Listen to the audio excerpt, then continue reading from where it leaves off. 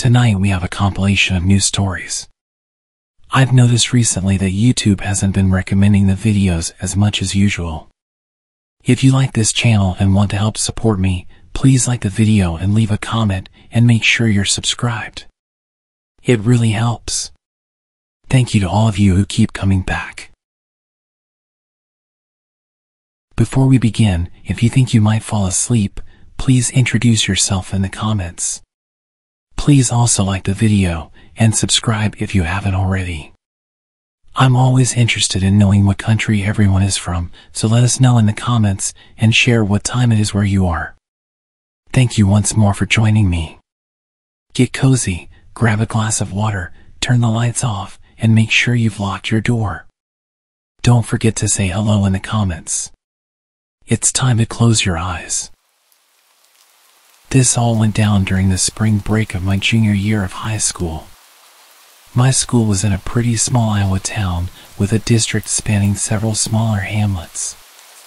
During the summer of 2014, a few friends of mine put together a film club that would make short films and compete in national film festivals against other schools. We were a pretty small group, and I found it kind of difficult to get together for any actual filming until spring break of 2015, when we made plans for a little excursion. 4 of us ended up going on the trip, myself and 3 members of the club, let's call them Jake, Bill, and Kyle. We ended up choosing to go camping at Mossy Glen Hollow, a supposedly haunted state park in northeastern Iowa.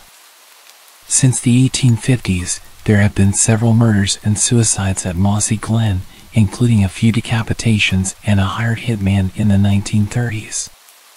Being the edgy teens that we were, we jumped at the chance to go hiking and camping somewhere like that.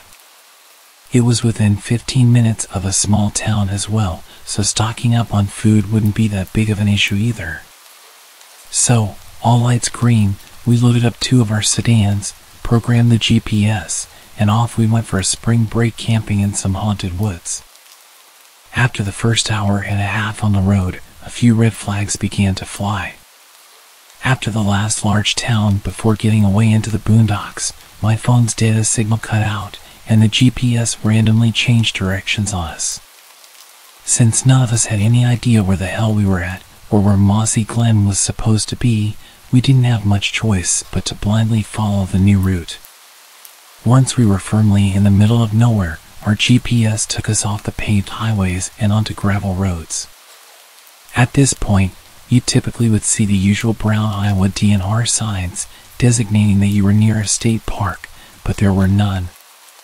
There weren't even any tree clumps to indicate that you were near some sort of forest.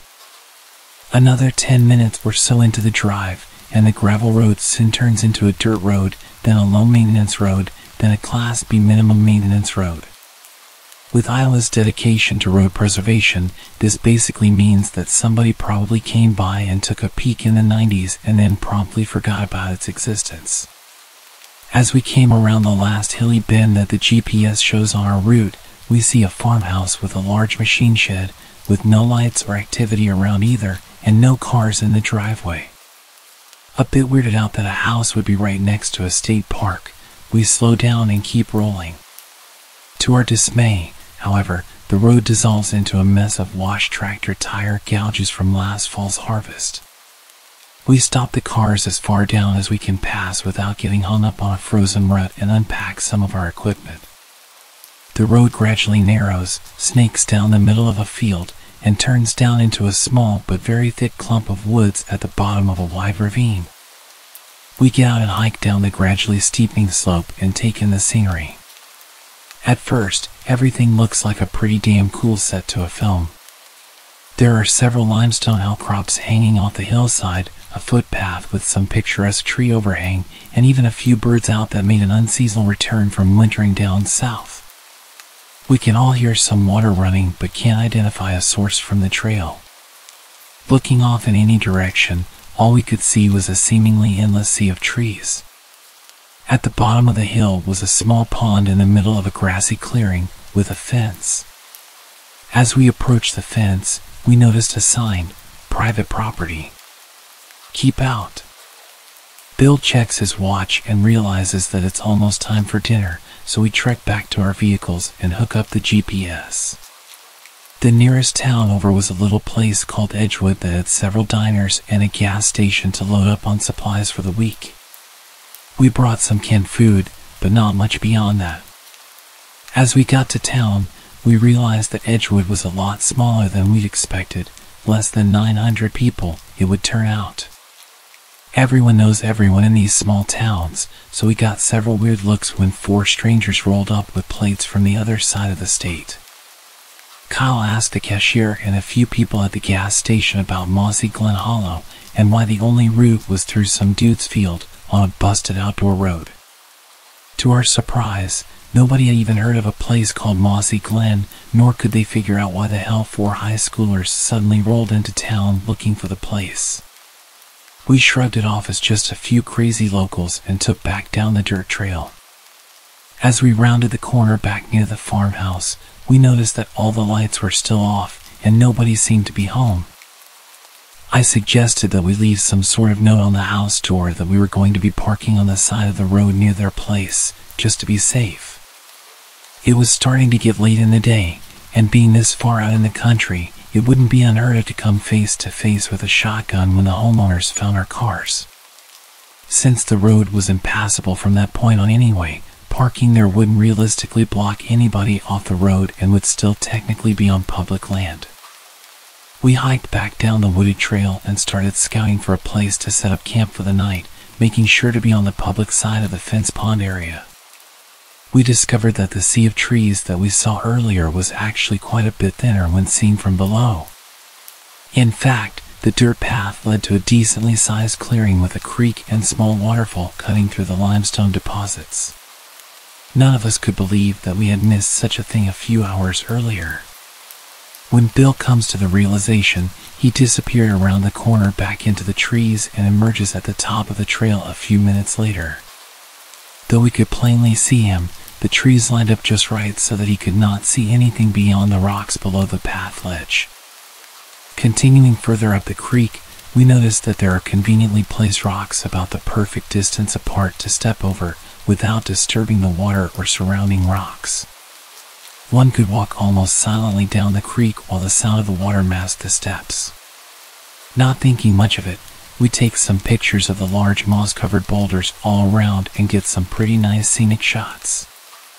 We find a place to make camp, and everything is going great until we approach the waterfall. Just before the waterfall sat a clearing without any large boulders or rocks, and an odd arrangement of logs. One set horizontal, supported at each end by 2 piles of rocks. There was a crude stone circle with a pile of burnt logs inside, a fire pit with a bench. Although a bit surprised at first, we shrugged it off as some weekend project that the people of the house put together. After all, with such a cool place just a short walk from home, why not? I have a similar fire pit set up at home, so I'm not too concerned. Hey, what the hell is this? Kyle yells from a boulder a few yards ahead.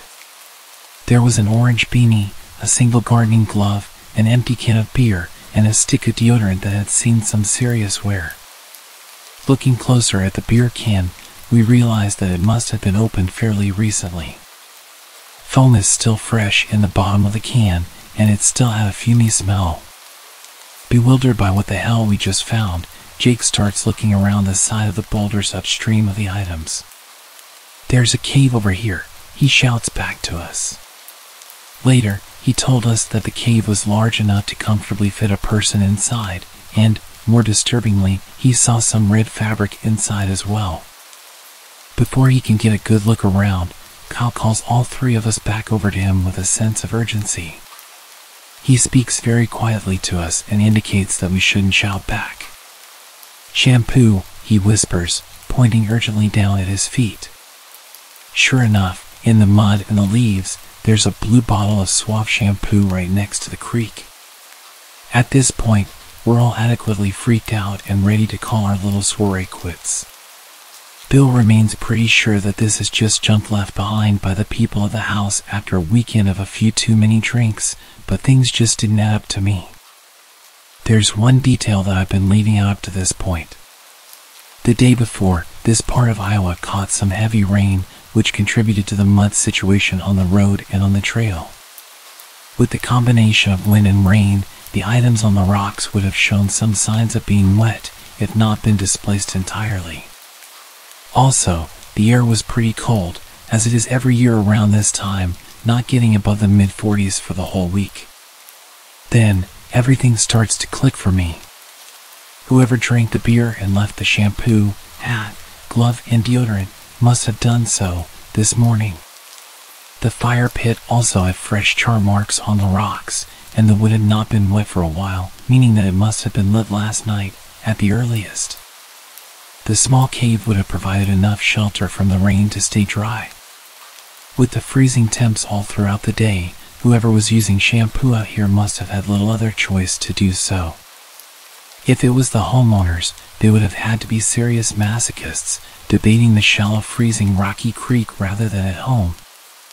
If it wasn't them, then we likely weren't alone right now. Whoever left these things out left in a hurry, and if they were here 4 hours ago, they would have been able to see us on the trail cliff long before we even knew they were down here. Remembering the arrangement of rocks on the stream, they could have even been leaving their camp just as we were coming down the dirt trail. As I processed this, I started to look around at my surroundings and realized that the small area was bordered by the thick trees on the trail side, several sets of huge boulders on the pond side, and limestone cliffs everywhere else. Due to the tree, rock, and hill cover, you could light a fire in the pit at night, and nobody around would ever know. If you were wearing brown or green, you could easily see down from the rocks on top to the camp below while blending in with the trees above. Coming to these realizations, I noticed something else, something more sinister. The birds and small animals that we previously heard were now quiet. Aside from the soft babble of the creek, the entire place was completely silent. As I started to explain this to the rest of the group, I saw the wheels turning in their heads as well.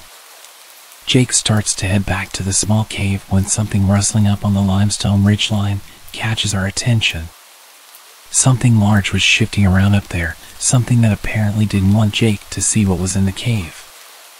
We all look up, and whatever made the noise starts shuffling down the ridge toward the makeshift camp. Because of the high cliff, the only way down to us would be by going all the way back down to the pond and then doubling back up the stream. Realizing this almost by ourselves, and how open we were, we booked it back up the stream, up the dirt path, across the field, and back to our cars. On the drive back to Edgewood, we all tried to process what just happened. I take a look at the satellite map, and the only really accessible way to the cliff where we heard the noise would be to walk up there from the pond. It was too craggy to approach from the adjacent field to the east. Whatever made that noise would have had to be large too, and a deer getting up there wouldn't necessarily be out of the question. It would have had some incredible timing to have started moving just as Jake started looking at the cave and whatever red fabric was inside. Kyle found a report of an escaped convict from a local prison a few weeks ago and was convinced that it was his camp that we found, though we were all doubtful at best of this idea. To satisfy his concerns, we agreed to report the strange things we found to the police anonymously, since we all wanted to really get home at this point. None of us followed up on them, and I doubt anything came out of it. A small town police department gets a report of strange sightings from some stranger, and the same day, some high schoolers roll up and park outside a farmer's house for a few hours. Doesn't exactly spell high-threat criminal activity to me. Still, things just don't seem to add up. Whoever came running down that cliff, if indeed it was a who, wanted to keep whatever was inside the cave hidden, but not enough to actually fight some teenagers. We figured he just wanted to scare us off since the noises seemed to stop once we reached the dirt path. I thought it odd that someone living out in the woods with something seemingly to hide would set up shop in a state park. That is until I checked my GPS again.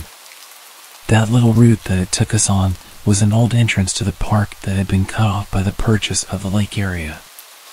The map records used for Google's navigation were updated and we couldn't see that. The place we were at was still public land, for sure, but not quite what we pictured.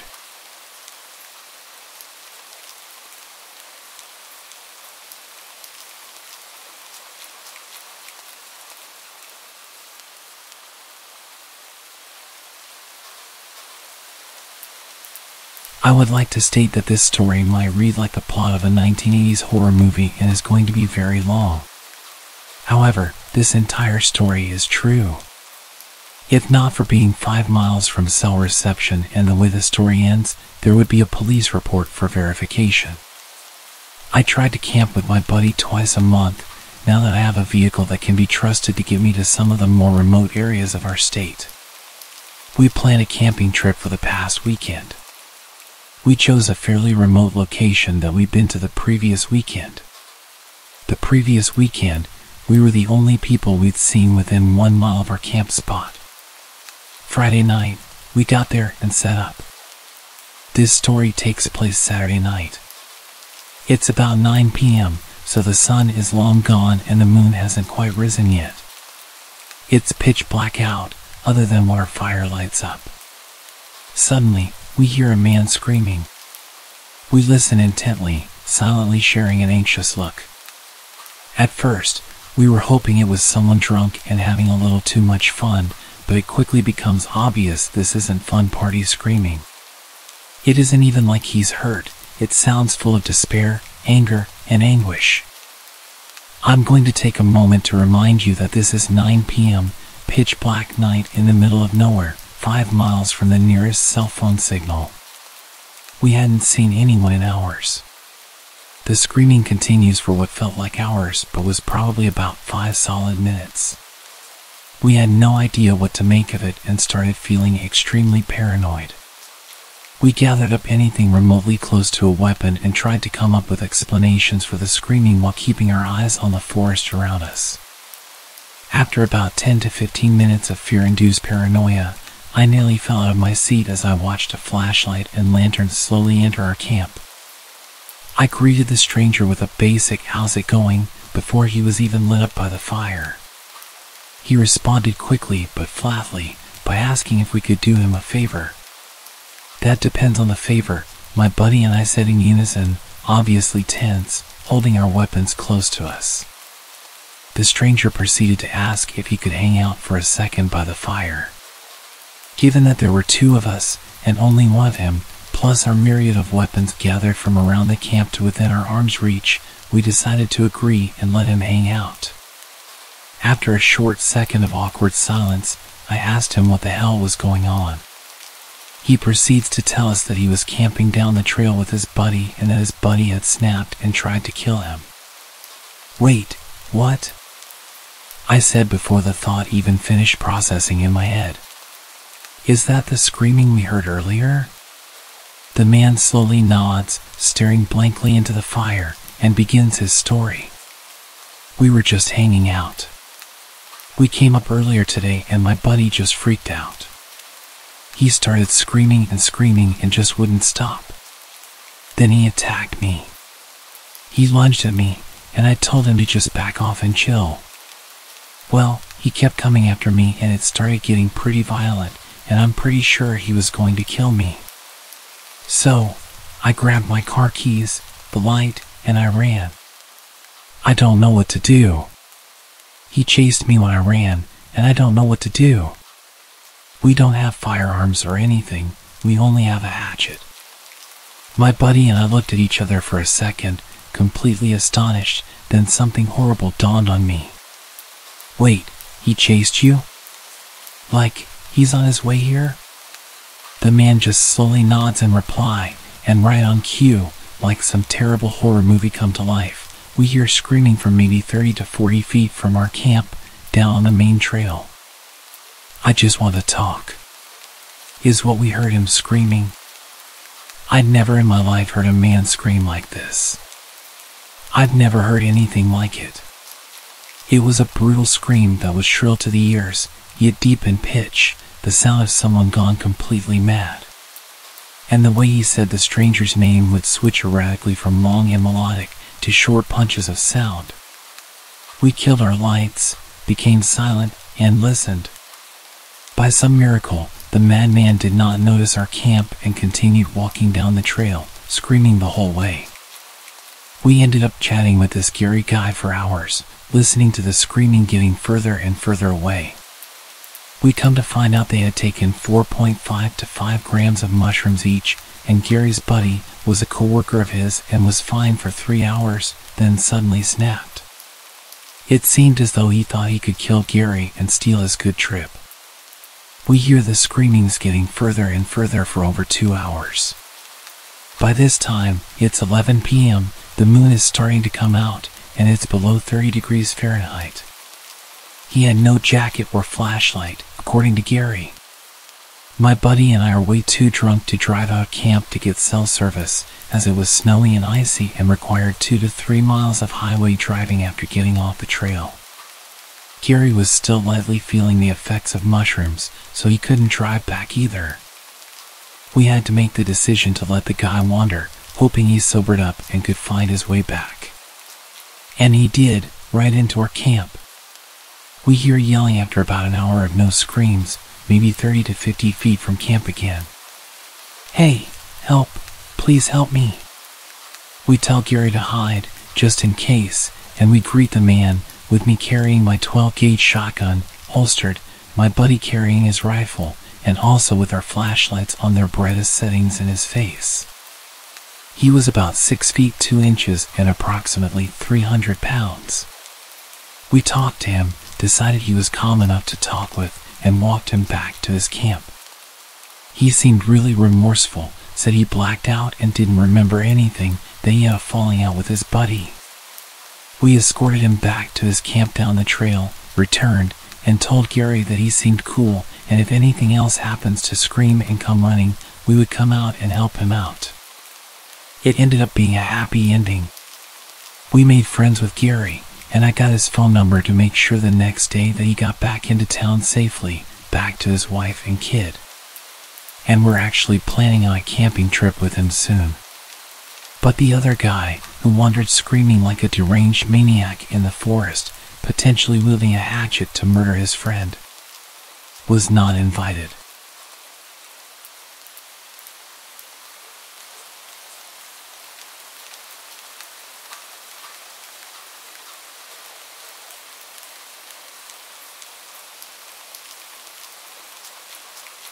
To understand my story, you need to know a bit about trespassing laws in our country. We don't have any.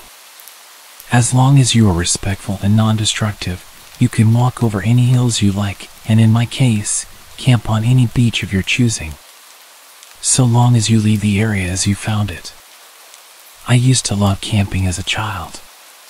Our family would go multiple times a year with a large group of my parents' friends and their kids. On average, there were maybe 10 of us at a time, which was a bit of a logistical challenge since we always headed out to this one really remote beach on the coast. Actually, we weren't the only ones. There were always yachts bobbing just off the shore with people in them, and other campers lining up the beach. Most of them also had children or teenagers, so it wasn't a wild party scene. It was very much an informal family holiday spot. There was even a small building with toilets and showers installed nearby, even though this was the middle of nowhere. I guess the local council must have figured it out, then got sick of people peeing behind bushes. We took a trip up in spring 2011. I remember this because I got my dog in winter 2010 after picking her out that November. I got her from the shelter as a birthday gift to myself, since I paid her adoption fee. She will be very important to the story later on. Let me tell you a little about Parmesan. Parmesan came to me as a 6-month-old puppy who had been rescued from a dog fighting situation. We're not entirely sure what breed she is, but my best guess is a Lurcher Staffy mix. She is a wonderfully well-tempered dog with people and most dogs, but you absolutely do not threaten her. By the time of this camping trip, I had Parmesan for a few months. She'd never come camping with us before, but as far as my family is concerned, dogs go on camping trips, so we all piled into the car, and she came with us. Unusually, none of the family friends could make it, so it was only me, my sister, my dad, and my mom. I didn't mind. I wasn't that attached to the other kids. I'd rather play with my dog, and I'd still have my sister. The drive took the best part of 6 hours, and because we left a bit later than normal, although I don't remember why, we arrived at sunset, not a good time to be building a tent. But we expected to arrive to other campers already set up, the beach illuminated by campfires. The beach was empty. In spite of this, my parents started taking stuff out and trying to build the tent. They asked us to fetch some of the lighter bags from the boot of the car while they sat, pointing a flashlight at the sand to see properly. I rolled down the window of the car for Parmesan before getting out. It was pretty hot for that time of year, and I wanted her to have air. I always got to be looking out for my furry little homie. As we fumbled about in the dark on a beach in the middle of nowhere, it was pretty spooky. The one road that led to this beach was circular and had a bridge over the water, meaning you could basically circle around the beach like a big O shape if you felt like it. I wasn't really paying any attention to the road. I was complaining I was tired, as kids do. But my mom was. After maybe 15 minutes of my dad trying to nail the tent into the sand, my mom asked him if he had seen that car drive around. It's been a few times. My dad kind of shrugged her off. He's sort of like that. I don't know if he said anything back to her, but after a few more minutes, a car pulled up next to ours on the road, and someone got out. It was maybe 15 or 20 feet from the cars to where we were, and the light was pretty low except for the torches. We weren't expecting to see anyone else out here at this point, and I think my mom said it must be security. I don't know why a random beach would have security, and I think what she meant was the Wildlife Trust or something, as they do occasionally come down to do their work. The guy was walking pretty unevenly. He must have been drunk or high because he had that stagger to him. There was absolutely no way this guy was sober. Cool, a junkie.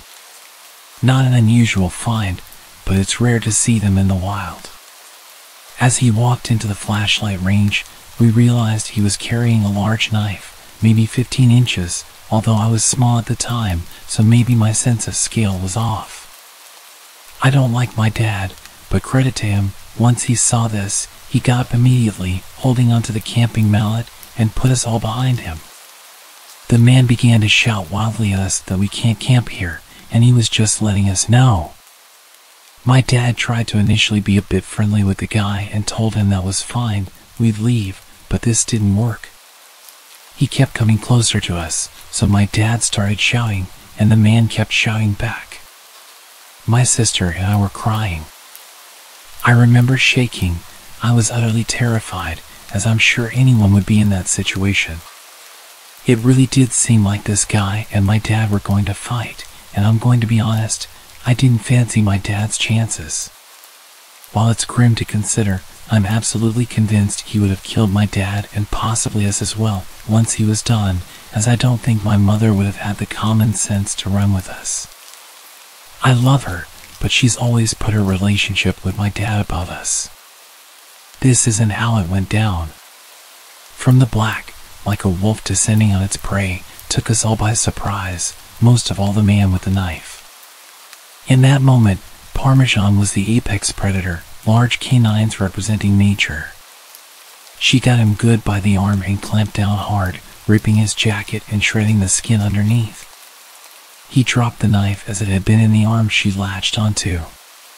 He kicked her, he punched her, and eventually got her off. He grabbed the knife from the sand and ran back to his car and drove off. Parmesan didn't follow him. She stayed with us, covered in blood. As quickly as we could, we gathered our things and all got back in the car, all pretty shook up by the incident. I looked Parmy over. She was okay, but the car's window was much more open than I left it. We think what had happened was when the shouting started, she must have put a paw upon the gap I'd left for her, as it was an old car and had the manual windows, not an electric button. We think she must have been able to hit it with her paws to force it down enough to squeeze out. this is not the end of my story.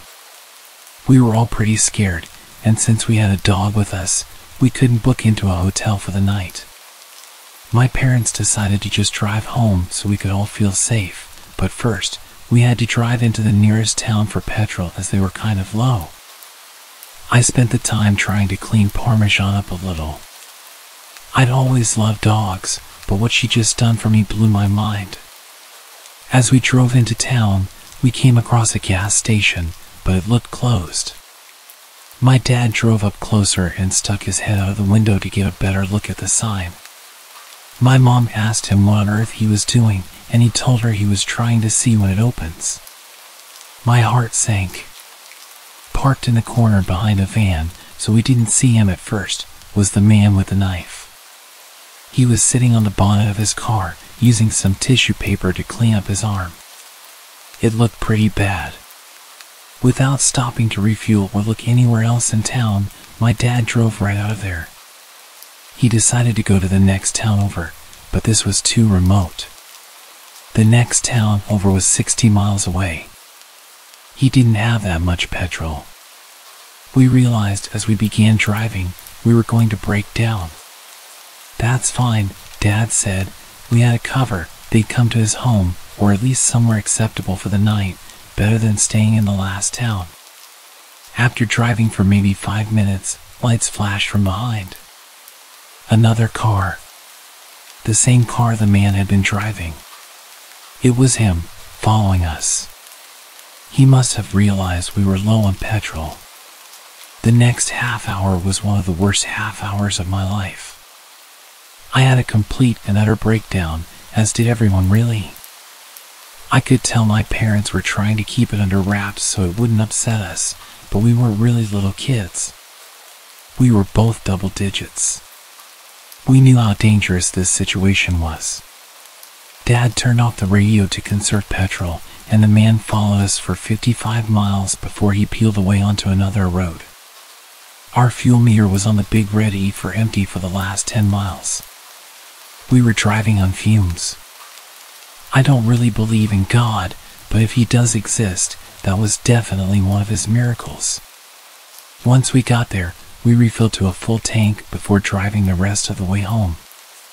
My sister and I slept in the car after that. I only woke up once we made it all the way home, just grateful nothing worse had happened than that. After getting some sleep, my mom phoned the non-emergency line for the police and reported what had happened, and they never got back to her after that. But apparently, the woman she spoke to said they may wish to in the future, as he matched the description of a suspect wanted in relation to a murder charge. No idea if he actually was that guy or just a random psycho. As I said, they never got back to her. So what's the takeaway then, other than avoiding the crazy man on the beach? Well, for me, it's that I love Parmesan. She's still with us now, old as the hills and twice as grizzled as one of my mom's friends likes to joke. I don't know why she did what she did that day, but I couldn't tell you what her thought process was. What I do know is that this poor puppy was born into an environment where they abused and neglected her, only to be rescued and taken shelter to where her mother and siblings all found homes before her. Despite how badly people had treated her, when I took her home, she forgave but never forgot. I think the saying is, I never trust a person who doesn't like a dog, but I always trust a dog when they don't like a person. They have a very good understanding of human body language, and I think she must have understood how much danger we were in. I paid £78 for Parmesan's adoption fee, which is a lot when you're a kid, but it chills me to my bones knowing if I hadn't been so insistent on a dog, I might have been killed.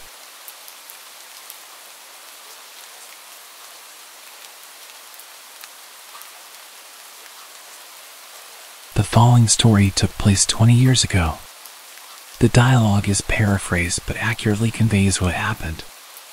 Every year during March, my family would drive roughly 2 hours into the city from our rural town to enjoy a college basketball tournament. We routinely stayed at a large reputable hotel and we were no strangers to the city. However, this year was different. There had been a rash of violent muggings, leaving many severely injured. I remember reading about these attacks in the newspaper. I've always enjoyed reading the news, even as a young child. The reports about the city would scare me more than usual because I wasn't used to the threat of violence so close to home. It was Saturday night around 11 p.m., and my mom, dad, and my little sister were winding down and preparing for bed. It's worth mentioning at this point that my mother is naturally paranoid, much more so than other moms. While it can be annoying at times, it often leaves us prepared for bad situations. Tonight would be one of those times. I was sitting on the second of two beds, furthest from the entrance to the room, when there was a knock at the door. "Room service," a voice called out. My parents glanced at each other, and my mom motioned for my dad to look through the peephole in the door. "We didn't order anything," said my dad, as he sized up the short, stocky male standing outside our door. He had with him a trolley with what appeared to be a meal on it and was wearing a green hotel uniform. "Are you sure?" he responded.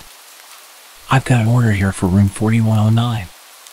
The guy at the door didn't sound pushy or out of place at all. In fact, if it wasn't for the recent violence in the city, we probably wouldn't have had our guard up in the first place.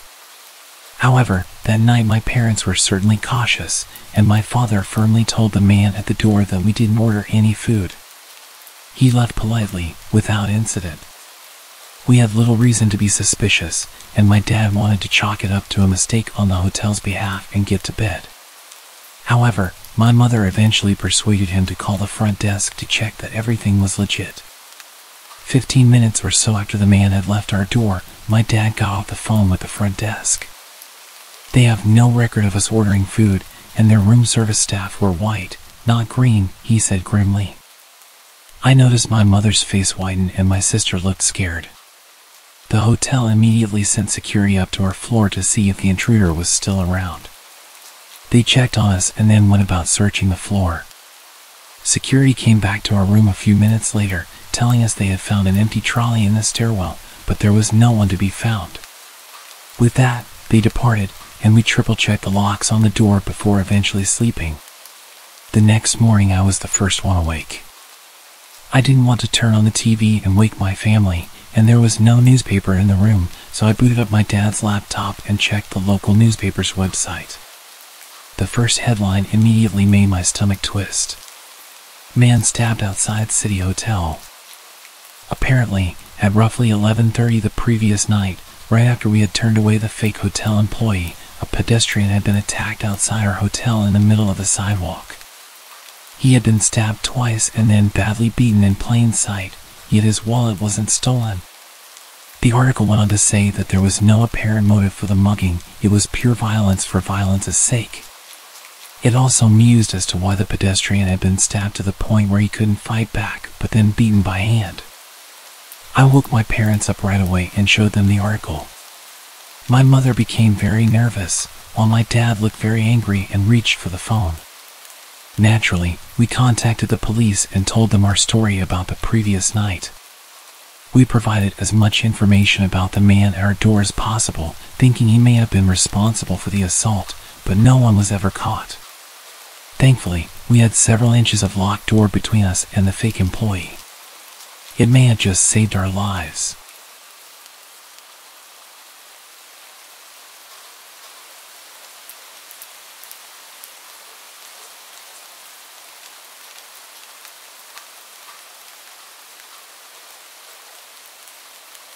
This happened to me during the summer of 2017. I was a 19-year-old girl at the time. I will be vague regarding details, country, origins of people, names of places, to avoid being recognized or causing a bad reputation to any community. While it isn't really scary, this story is still creepy, and the end is so crazy that I still can't believe it to this day. I was living in an apartment with my family. In the parking lot, there were always several guys repairing cars. I would often get home late at night and see these guys just talking. They would sometimes say good evening, and one time joked about keeping me a parking spot, but nothing inappropriate. I would just answer politely. I had noticed that one of them had a tuned-up sedan and must have been living in the same building, but used a different entrance, because in the morning the car was parked there. It was really recognizable. One morning, I was heading to work and realized this car was parked next to mine. Since he didn't live far, it wasn't that weird. But when I sat in my car, I realized the owner was actually sitting there, looking at me and smiling. Well, okay, it's 8:30 a.m., it's not completely out of the ordinary. I started to drive to work and entered a special roundabout where you have to stop inside if a car on the right is coming, so I stopped. I was looking to the right to see where I could go and realized that in the second lane, the car was there. As soon as I took the road to work, he was behind me. Even when we got close, he was still there. I was working in a mall with the biggest hypermarket in the neighborhood, so I thought maybe he was going for groceries. I got into the underground parking lot and parked. He did the same, right next to me. I chose to ignore him and headed for the escalator. He did the same and started to talk to me. Hello, I'm Steve. And you? I'm Anna. How old are you? I'm 19. I'm 27. Is that a problem? No, why would that matter? Okay, so you work here? We arrived at the place where I worked. Yes.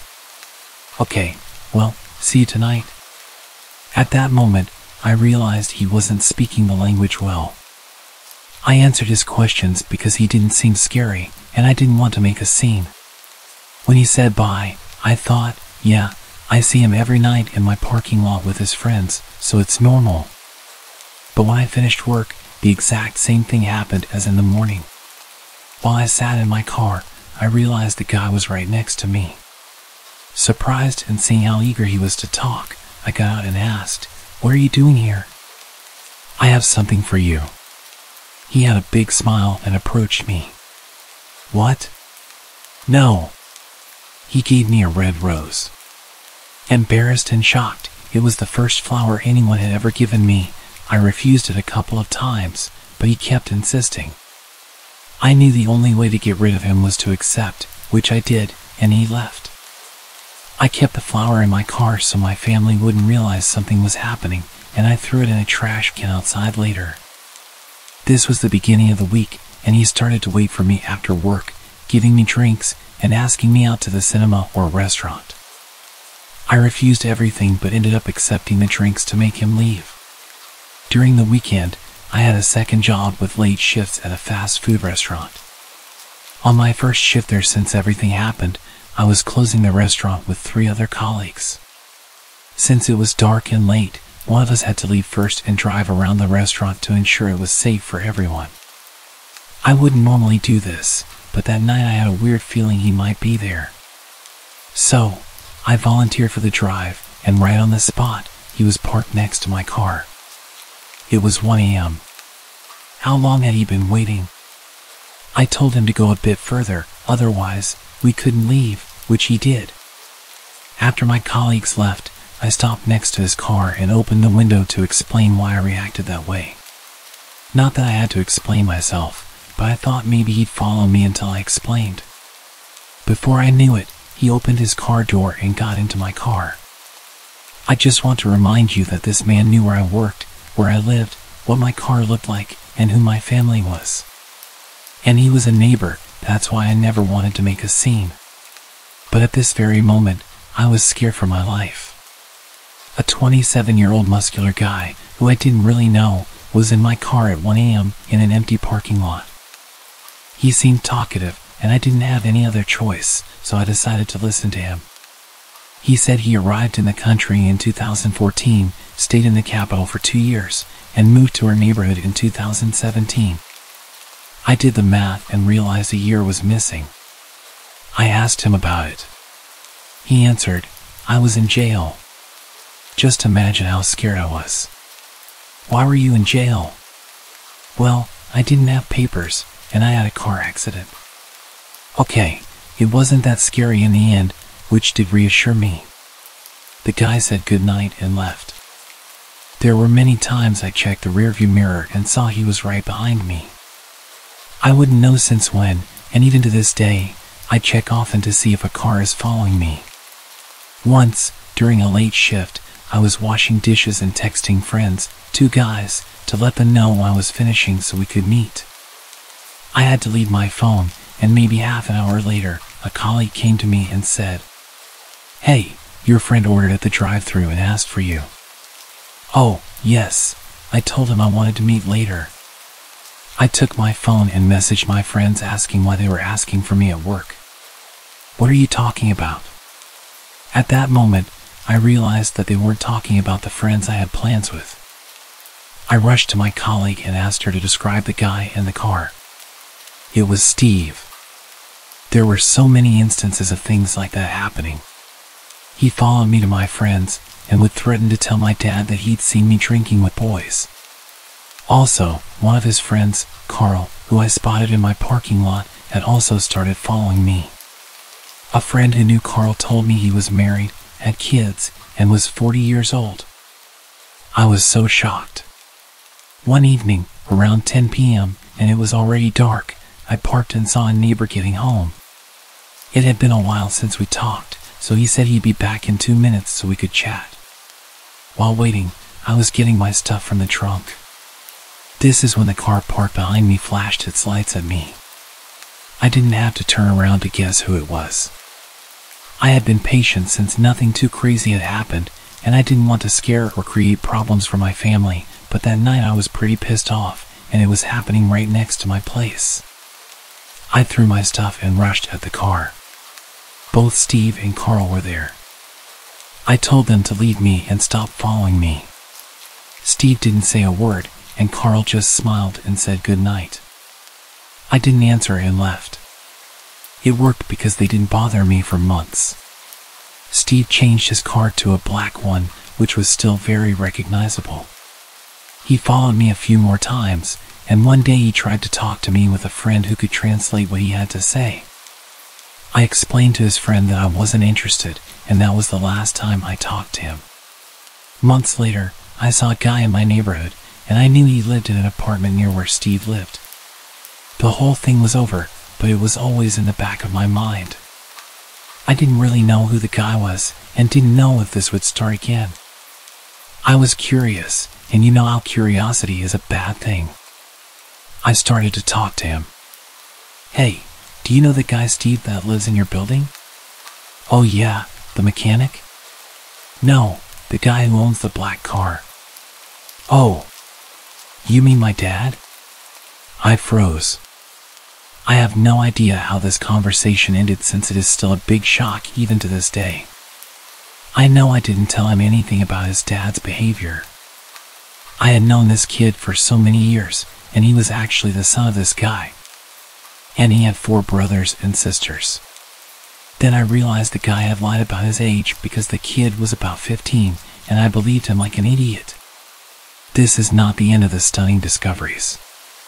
A few days later, I met a friend who knew about these events and told her that the kid was his son. She looked at me, shocked, and said, "All this time it was this guy?" "What? You know him?" "He left his country because he stole money from powerful people and joined his family here, but got jailed for suspicion of badly assaulting a woman." "What?" I remembered that when he followed me, he would stop when I drove in the direction of the police station. I thought it was because he still had issues with his papers. She kept talking and showed me a video. This is his wife here, and the second woman is his second wife. She was so tired of him talking to other girls that she went to their country to find a second wife. I want to clarify that my friend was from the same country as this guy, but she was born here, which is why she had this kind of information. Small community, so they kind of all know each other. I was very lucky that nothing happened to me. I still can't believe it, and I wonder how it could have gone if I had acted differently. I was young and naive back then and didn't want to be offensive to anyone's culture, but in reality I really should have reported it sooner.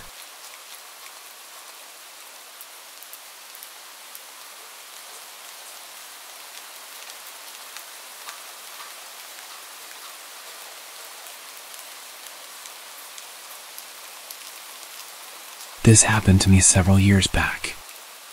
I was living with a friend at the time and was en route back to my apartment from a night with my family. I was kind of in a foul mood and was out of cigarettes, so I stopped at a gas station on my way back home. This gas station was dingy. I mean, just absolutely run down. The sad thing is that it was built that way. It was built to be barely functional. The lights outside didn't always work, and the place always smelled of burnt rubber. It was kinda sketchy during the day, but at 10 o'clock at night, it took on a whole different air. However, I was seriously in need of cigarettes, so I stopped. I got out of my car, went inside, grabbed a bottle of Gatorade, and made my way to the counter, only to notice that there was no one standing there. I'd stopped by this gas station before and had the same thing happen, figuring they were either in the bathroom or at their house. The employees were all part of a family who lived on the premises, so I hung around for a few minutes. Soon enough, the door to the restroom flew open, and out lumbered a rather angry-looking female. She rang me up for the Gatorade, and gave me attitude when I said I wanted cigarettes. Which I totally didn't understand. It's like, you never get business. So on the rare occasion that someone wants to buy something, you should be grateful. And with that awkward encounter, I was on my way. Total time that had elapsed from when I got out of my car to walking out of the door was maybe 5 minutes. I had a hanging light in my car that is always on when I'm driving. I was sure I'd left it on whilst I was in the store, but as I approached the car I noticed it was off. Not thinking much of it, I went to open my door and noticed that the car was unlocked. I never leave my car unlocked. But then again, I figured I was kind of in a hurry, so it was possible. I got in, started my car, lit a cigarette, and kind of blindly backed out while opening my Gatorade. I recapped the bottle, put it in the seat next to me, and was about to pull out onto the road when a hand reached out from the back seat. I was panicking, and my immediate thought was to turn around, but suddenly he says, "Don't turn around if you know what's good for you." I sat facing forward and asked him what he wanted. He said he wanted a ride somewhere. My phone was in my backpack on the floor of my passenger seat, too far to grab discreetly. I asked him where he wanted to go. He gave me directions to a well-known crack alley about 4 miles from where we were. I'd been to the area before. I used to deliver pizza in that part of town before switching to a relatively safer delivery area. As I drove, I kept trying to sneak glances at him in my rearview mirror, but it seemed like every time I did, his face was encompassed by shadows. We got to the place he wanted to go, and he rolled the window down, yelling out some guy's name. That guy came over to my car and sold this intruder some gear through my back window. The whole time he mocked me and called me his new driver. After about 15 minutes, they were done. Once the dealer walked away, the man in the back seat told me to bring him back to the gas station where he had gotten into my car. The stretch of road to get back there is not well lit or well traveled after dark. But it's not like I'd run into any more danger than I was already in. I just wanted him to get out of my car. As we drove back, he started trying to talk me up, which I thought was weird. I gave reasonable answers without revealing anything personal about myself. We were about halfway through our trip when he asked me to pull over on the side of the road. This stretch of road went over one of those man-made concrete ditches, which meant that there was a significant paved shoulder over that ditch. He had me pull over there and turn off the car. "Do you believe in God?" My heart started racing. "I'm not sure. If you died tonight, do you think you'd see God?" "I don't know. I'd like to think so." Close your eyes. Put your hands on the steering wheel, push your head forward, and let it rest on the wheel. Trembling, I did as he commanded. "Now count." "What? Are you deaf?" I said count. So I did. I started counting, slowly counting. My pace matched the seconds ticking by. I wondered how many more I'd have. I could tell he was shifting in the back seat. I thought I was about to die. Then he simply got out of the car and ran off. I kept counting. I counted to at least 1,000 before I felt it might be okay to look up. I didn't want to look up to him standing in front of my car waiting for me to disobey. When I did finally look up, he wasn't there. I sped off toward my apartment, grabbed my phone, and called the cops. Naturally, they said there was nothing they could do. I didn't have a description of the guy other than that he was a male. I thought he might be black because I think that was the color of the skin I saw when I initially started to turn around, but it was so fleeting that I couldn't be certain. He didn't take anything out of my car or leave anything. I learned a few things that day. 1. I never, ever leave my car unlocked. 2. I always check my car before I get into it. 3. I'm never stopping at the gas station again. I no longer live there, so that helps. 4. If someone still somehow manages to get into my car to try something like that again, I'm running full speed into the nearest light post. I'll be wearing a seatbelt, and I doubt that some hijacker would worry about putting their seatbelt on.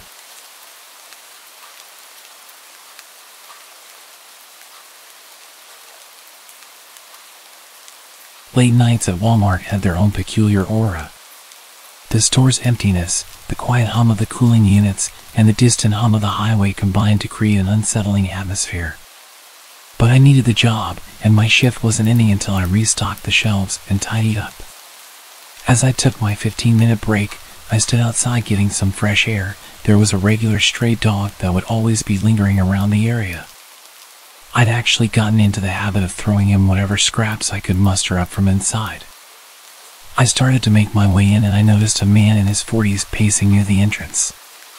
His eyes darted around, as if searching for someone. As I passed by, he looked at me, his gaze unnerving. "Hey, could you help me?" he called out, his voice almost too friendly. I hesitated, my instincts urging caution. "Just need a hand loading a couple of things into my truck," he continued, motioning to the exit. Despite my unease, I agreed, thinking it was a straightforward favor. As we reached the entrance, I noticed that his truck was parked in the darkest corner of the parking lot. My heart pounded. This felt wrong, but it was company policy to help people carry things to their car. He gestured to a couple of boxes in the bed of the truck. "Could you just hand me those?" he asked. My fingers twitched with unease, my gut telling me something was off. But I tried to push the thoughts aside and focused on helping. Just as I reached out to grab a box, a shiver ran down my spine. I heard the faintest whisper behind me, the rustling of fabric. It was the sound of movement, of someone stepping out from the shadows. Panic surged through me, and I glanced back. And that's when I saw them, 2 more men, emerging from the darkness, their faces obscured by shadows. My heart raced, my body tensing, and I dropped the box instinctively. My mind screamed at me to run, to get back inside the store, to safety. I turned to bolt, but the man in front of me grabbed my arm, his grip like a vice. "Where do you think you're going?" he sneered, his friendly demeanor now replaced with a menacing grin.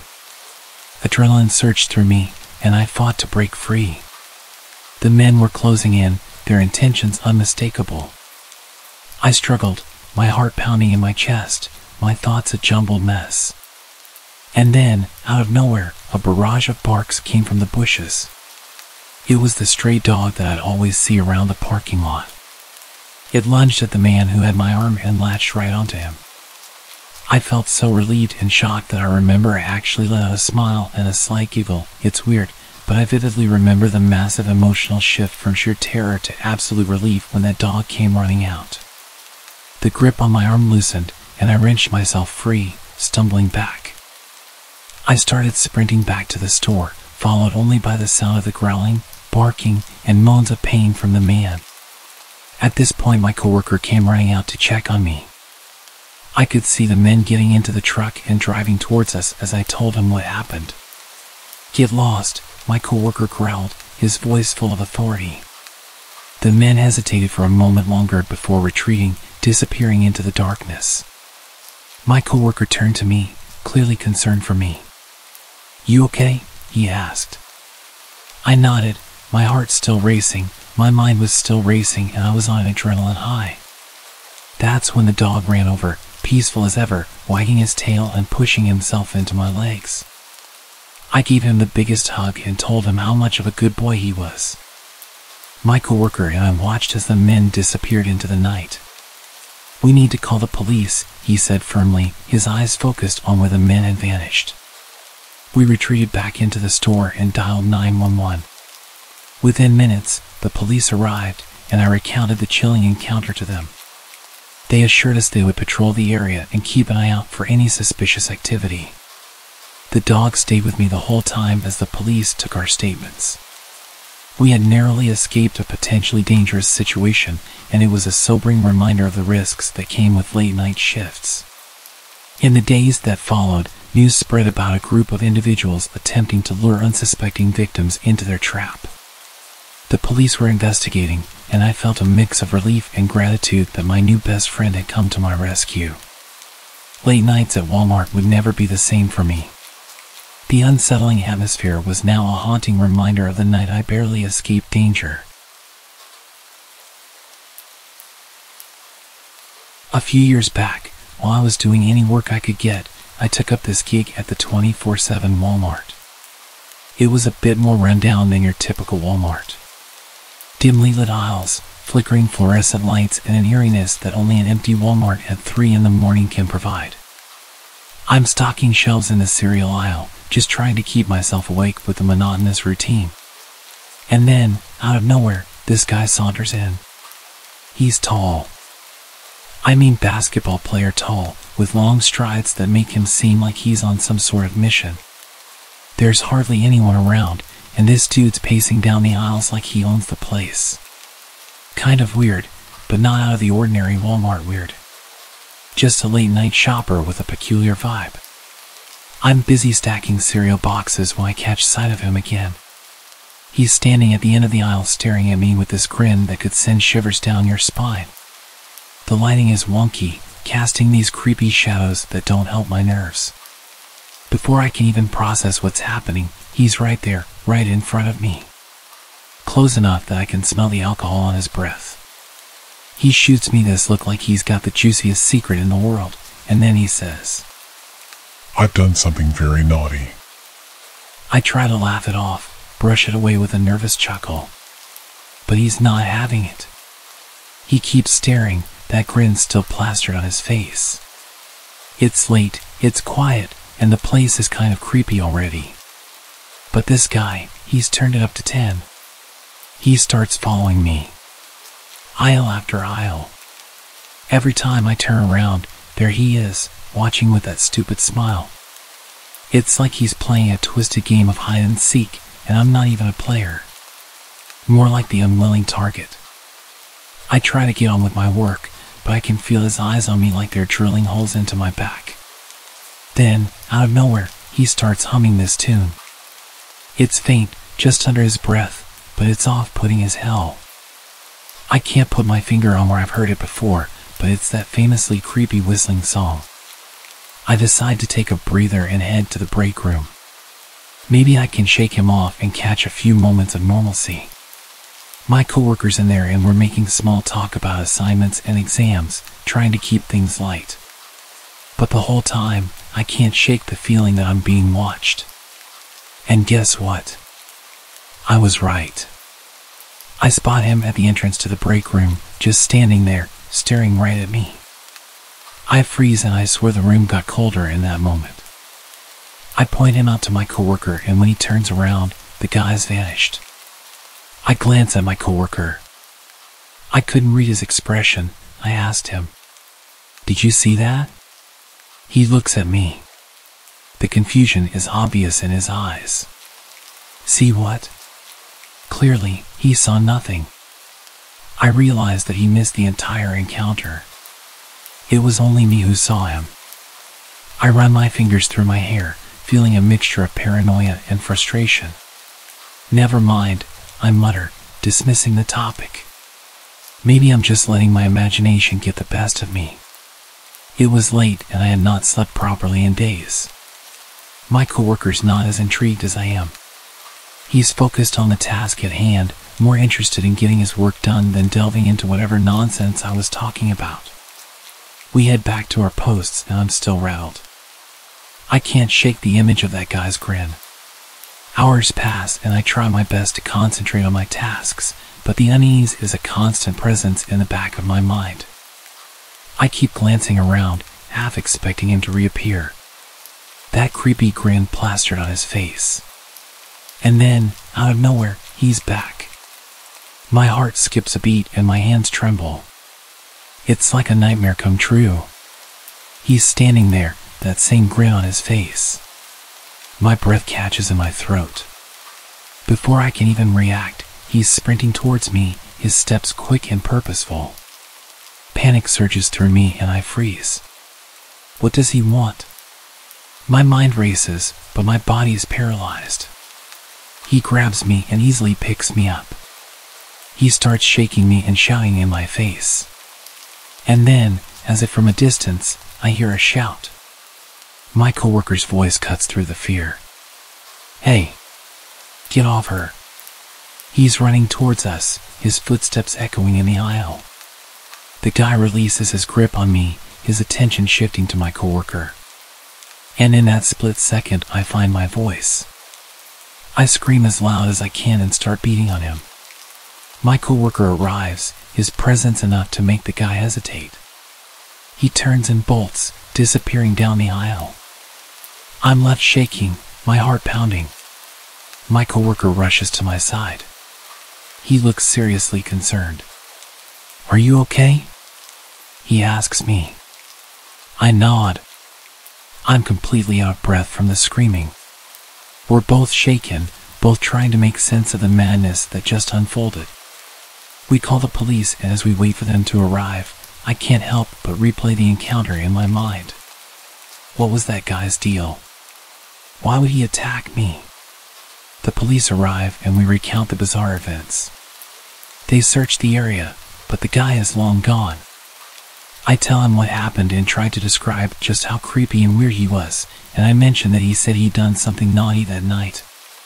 Suddenly there's like 4 more cop cars pulling up, and they're taking this real seriously. My manager sent me home for the night and told me I didn't have to come in tomorrow. I checked the news the next day and saw that there had been a hit and run nearby with a suspected drunk driver killing a family of 3. The description of the suspect was almost exactly the same as the guy who attacked me. What the hell was this guy's problem? As far as I know, they never found him. I check the news occasionally just to see if he comes up, but I've not seen anything since.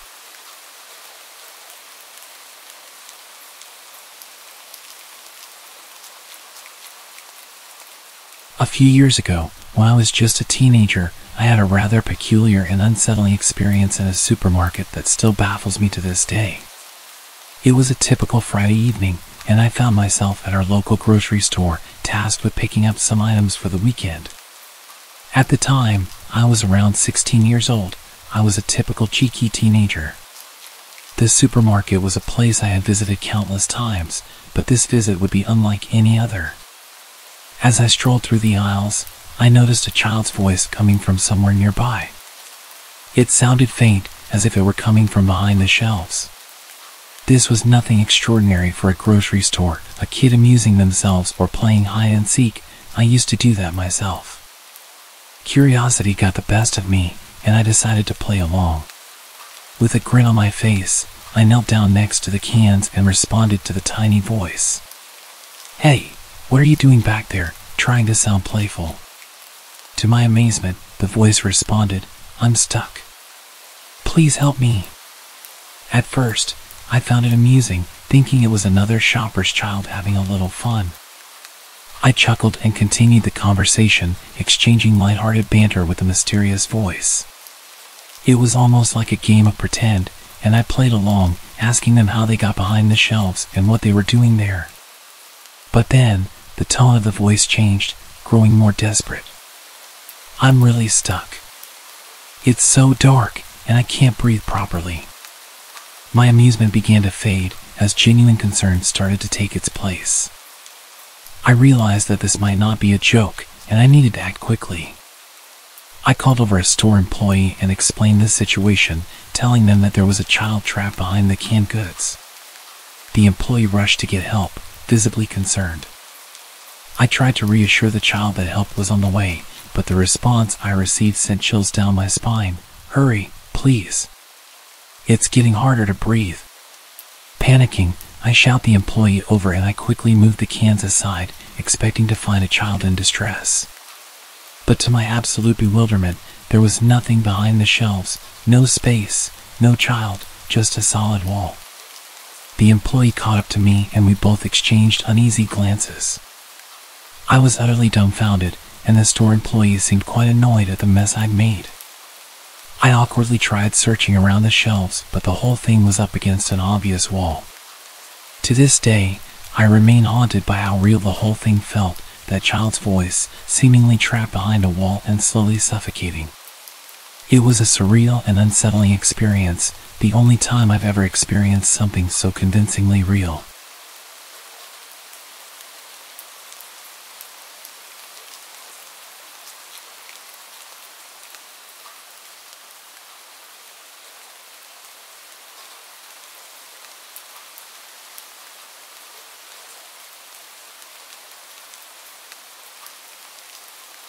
This all went down in the summer of my 8th grade year. I was on my way to finally becoming a high schooler, and it was legitimately one of the best summers of my life. I had 3 weeks of no school until I was officially in high school. I spent my time mostly playing video games, sleeping, or playing basketball with my friends. I was actually home alone for an entire week, and my parents thought I could hold down the fort. I was a relatively good kid, and they trusted me. So it wasn't really that big of a deal. Besides, I had a cell phone, so if anything were to go wrong, I would have a way of calling someone for help. My dad also gave me access to one of his credit cards for when I got hungry and didn't want to eat what we had at the house. I was really stoked about having the house to myself. I've had people tell me that it was pretty messed up for my family to leave me alone for that amount of time, especially considering I was only 14. They didn't expect anything bad to happen, and neither did I. It was a rare occasion that they were gone for so long. This wasn't something they did often. As a matter of fact, I still live with my parents now, and I've just turned 19. Ever since that day when everything went down, I haven't been home on my own for more than 24 hours at a time. It was a Friday night around 11 p.m. when I heard my phone go off. I received a text message from an unknown number, and all it said was, "Hey." I messaged them back and asked who they were, and they immediately became passive-aggressive, upset with me for not knowing who it was. I apologized to them, thinking it was someone I was close with. I had just gotten a new phone a few months prior and lost all my contacts, so I explained that to them, and they still seemed pretty upset.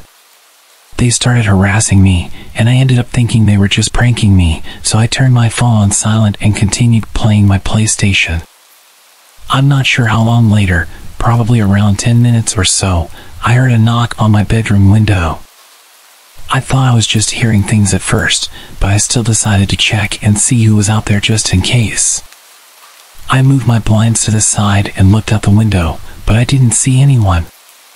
I wasn't convinced. I knew I heard a knock and was starting to become very paranoid. I looked through some of the windows throughout my house to see if I could spot anyone, but again, there was nobody.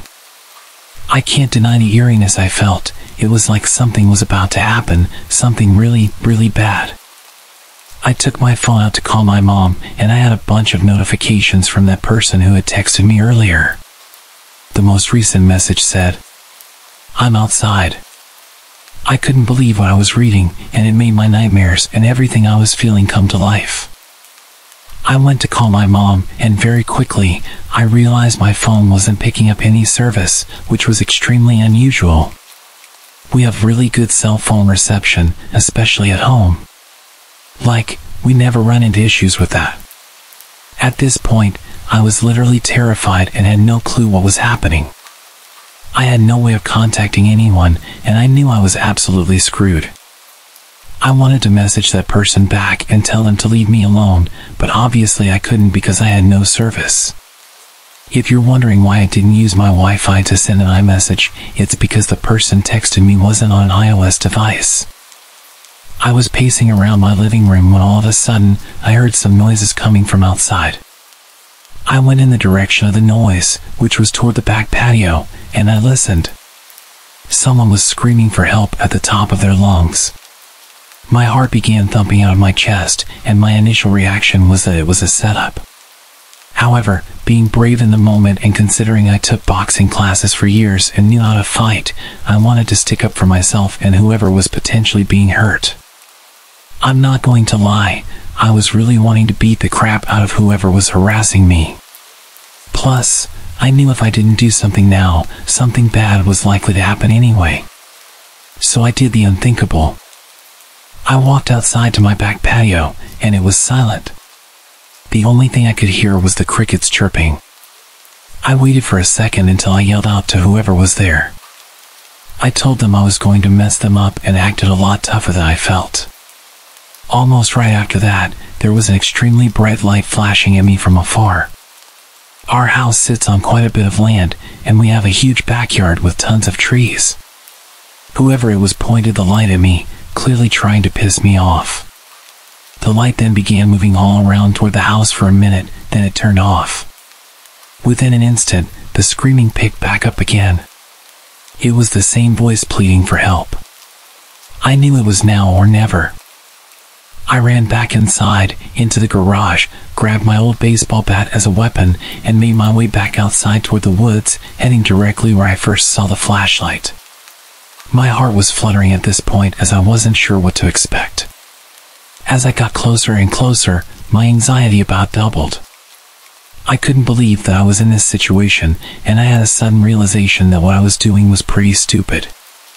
Right while I was about to turn around to go back inside, somebody from the woods that I couldn't see said something to me. It was so dark that I couldn't see anything. All I could see were the dark silhouettes of all the trees around me. I shouted loudly into the darkness, asking who was there. That was when the voice ahead of me whispered and told me to quiet down. He asked me to help him and said he was tied up to a tree and that someone had kidnapped him. Obviously, this alarmed me to the extreme. Despite me thinking it was possibly a setup, I went with my instincts and wanted to help him. It's going to be okay.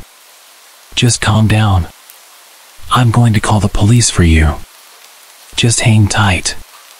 That's when he started yelling at me. No, help me now. You don't understand. He's going to come back in a few minutes and kill me, he said. I was in a really bad situation as I just wanted to do the right thing. Okay, I'm coming. I'm right ahead. Just keep walking straight. I can already see you. My heart was beating at an incomprehensible rate now, so much so that I'm surprised I didn't pass out.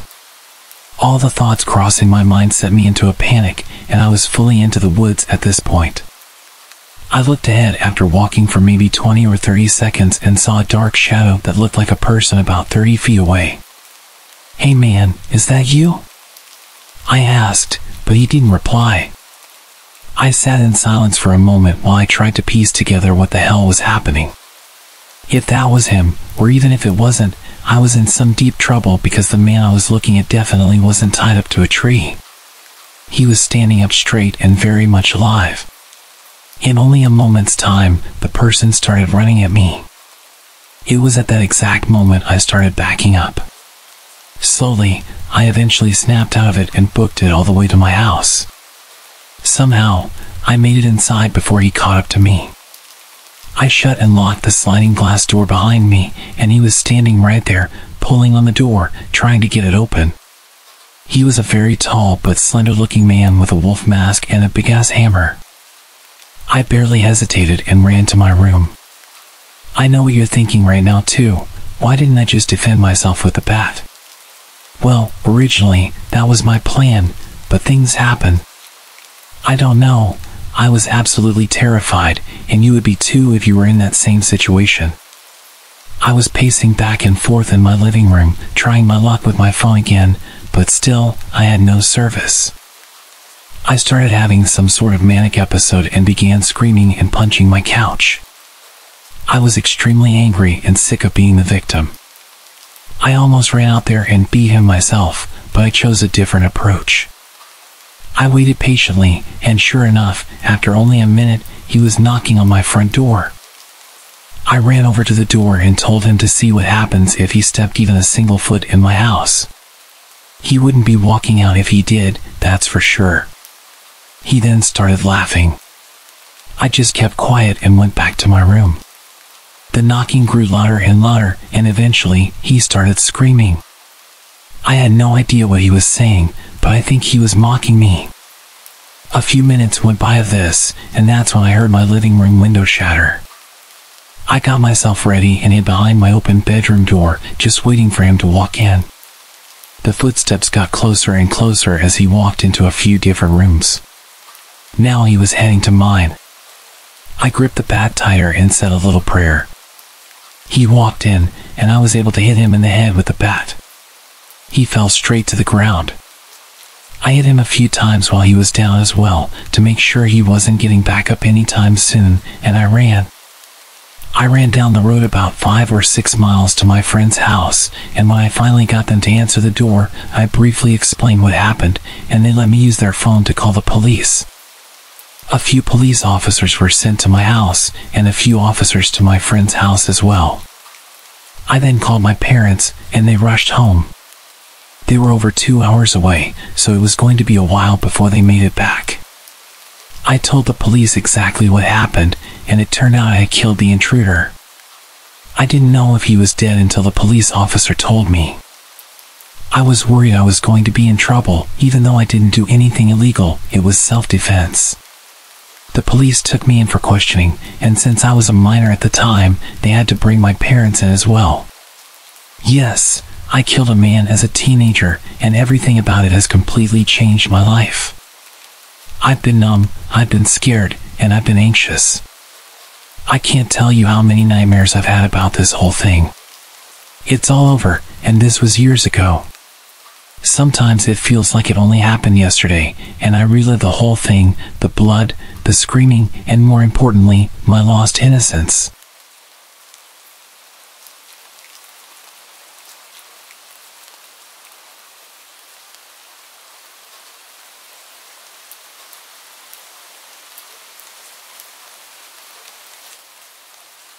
Back in 2012, I sat down with my girlfriend, and after 18 months of dating, I told her my family's deepest, darkest secret.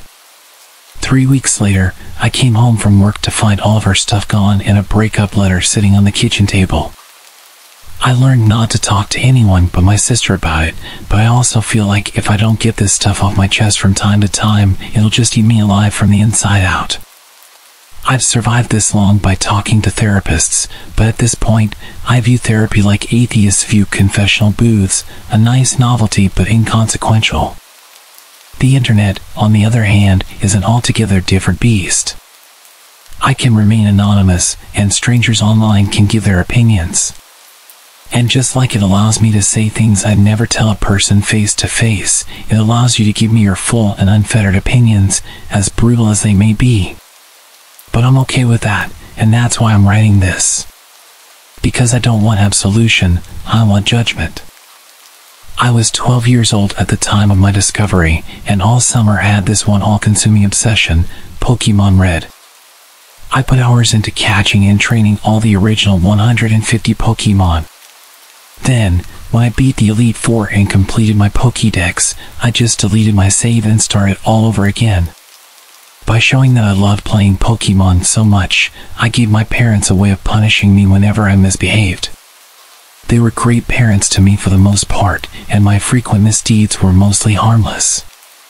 But whenever I failed to do my chores, or was rude to my sister, their go-to confiscation item was my Game Boy. It'd go like this: they'd hide my Game Boy somewhere, but I'd always find it, then get caught playing it and have it taken away again. This meant that I spent a lot of time snooping around their bedroom and my dad's office. Since it was still summer vacation, I had plenty of time to do it. It was during one of my little searching sessions that I discovered my dad had a secret space hidden away in his office. He normally kept it locked, but during one afternoon snooping, I found the key in his office. My dad had this big old antique cabinet that he kept all kinds of junk in, and I knew he sometimes hid my Game Boy in it. So after having no luck elsewhere, I began to search it. I remember sticking my hand into one of the bottom cabinets, leaning in just a little too hard, and then I heard a dull crunch of wood as the rear wall of the cabinet suddenly gave way. When I looked, hoping I hadn't broken it, I saw that there was a small hidden compartment. Due to the dim light, the only thing I recognized at first was the gun. But there was also something that looked like a letter and, more importantly, something shaped like my Game Boy. I reached out to grab it, but as soon as I touched it, I realized it wasn't what I was looking for. It felt leathery, not the plastic I was used to, and as curiosity got the better of me, I pulled it out of the hidey hole to see what it was. It was a journal, this old-looking leather-bound journal. When I opened it up, I recognized my dad's handwriting. I might have recognized his handwriting, but I definitely didn't understand most of what was written. The entries were clearly dated, but what followed was an unintelligible mess of abbreviations, words, and phrases. There were also these little hand-drawn diagrams of what looked like beds along with stick men that had their limbs contorted into unnatural positions. I didn't understand what I was looking at, but I just knew from the fact that it was hidden that it was some secret side of Dad that he didn't show us. I was so filled with grim curiosity that I felt compelled to check out the other stuff. First came the gun. It was much heavier than they looked in the movies, and it was much scarier. I held it like it was made of glass, not even daring to touch the trigger. I then put it back as slowly and carefully as I could. I saved the thing that looked like an envelope until last. I figured that it'd be sealed, but after retrieving it, I saw that it wasn't an envelope at all. It was one of those plastic wallets that 1-hour photograph developers give you, the kind that house all your photos and negatives tucked inside.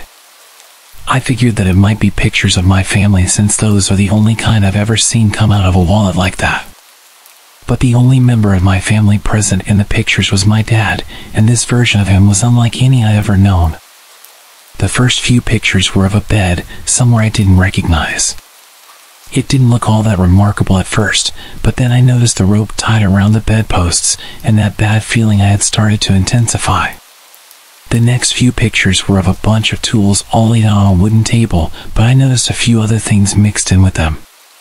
There was a hammer, a hand drill, a pair of metal pliers, all home improvement stuff, but there was also a scalpel and other surgical-looking tools that looked so sharp they made me wince.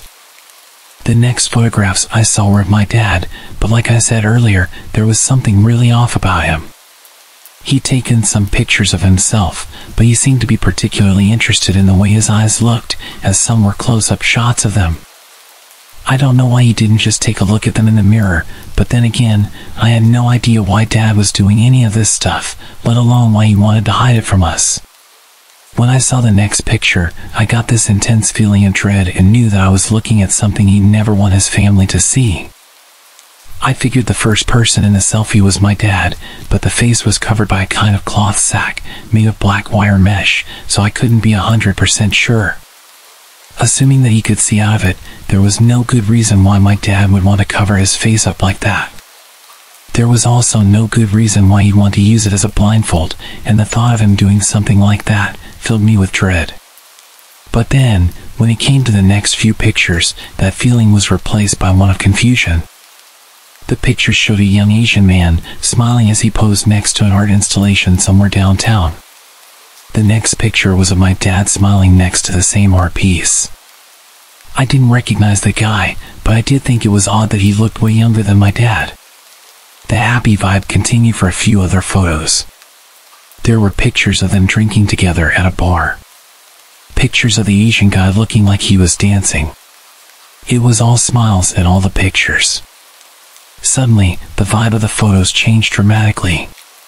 In the next picture, he was standing awkwardly with his arms by his sides, with a look of slight fear on his face. The next few showed him tied to the bed. He was looking up at the camera, and the terror on his face was even more pronounced. The final picture showed a man in that cloth mask leaning over the guy.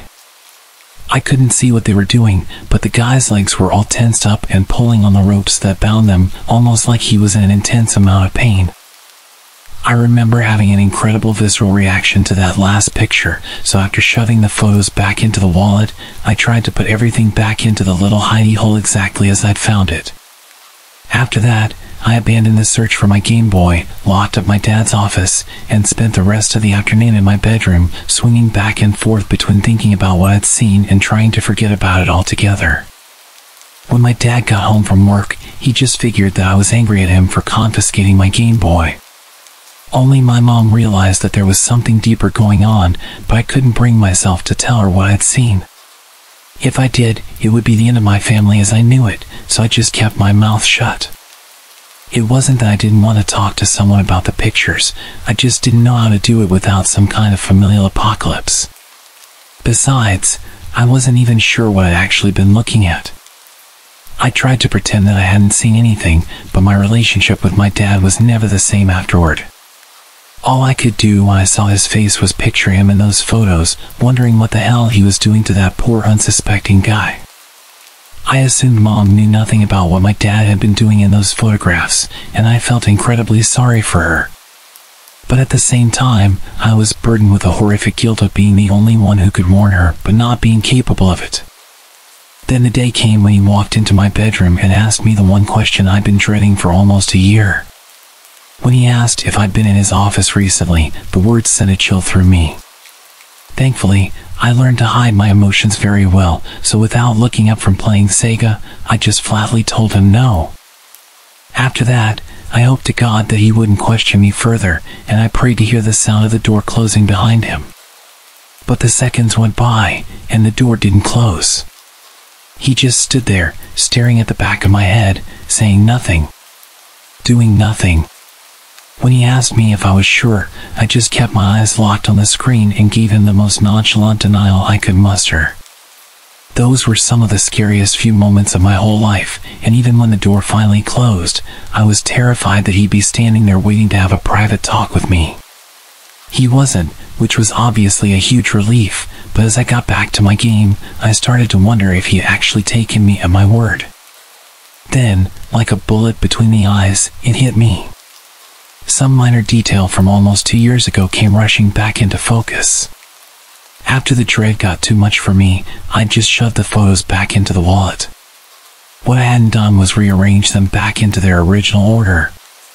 Someone who really knew those photographs, someone who put them together, would know exactly which order they were in. This was obviously a huge problem for me, but as I continued to think on it, I realized something. He couldn't actually accuse me of looking at the pictures. He couldn't just outright accuse anyone because if they weren't the guilty party, they'd know that he'd been hiding something. That little detail was the only thing that saved me from God knows what, for years.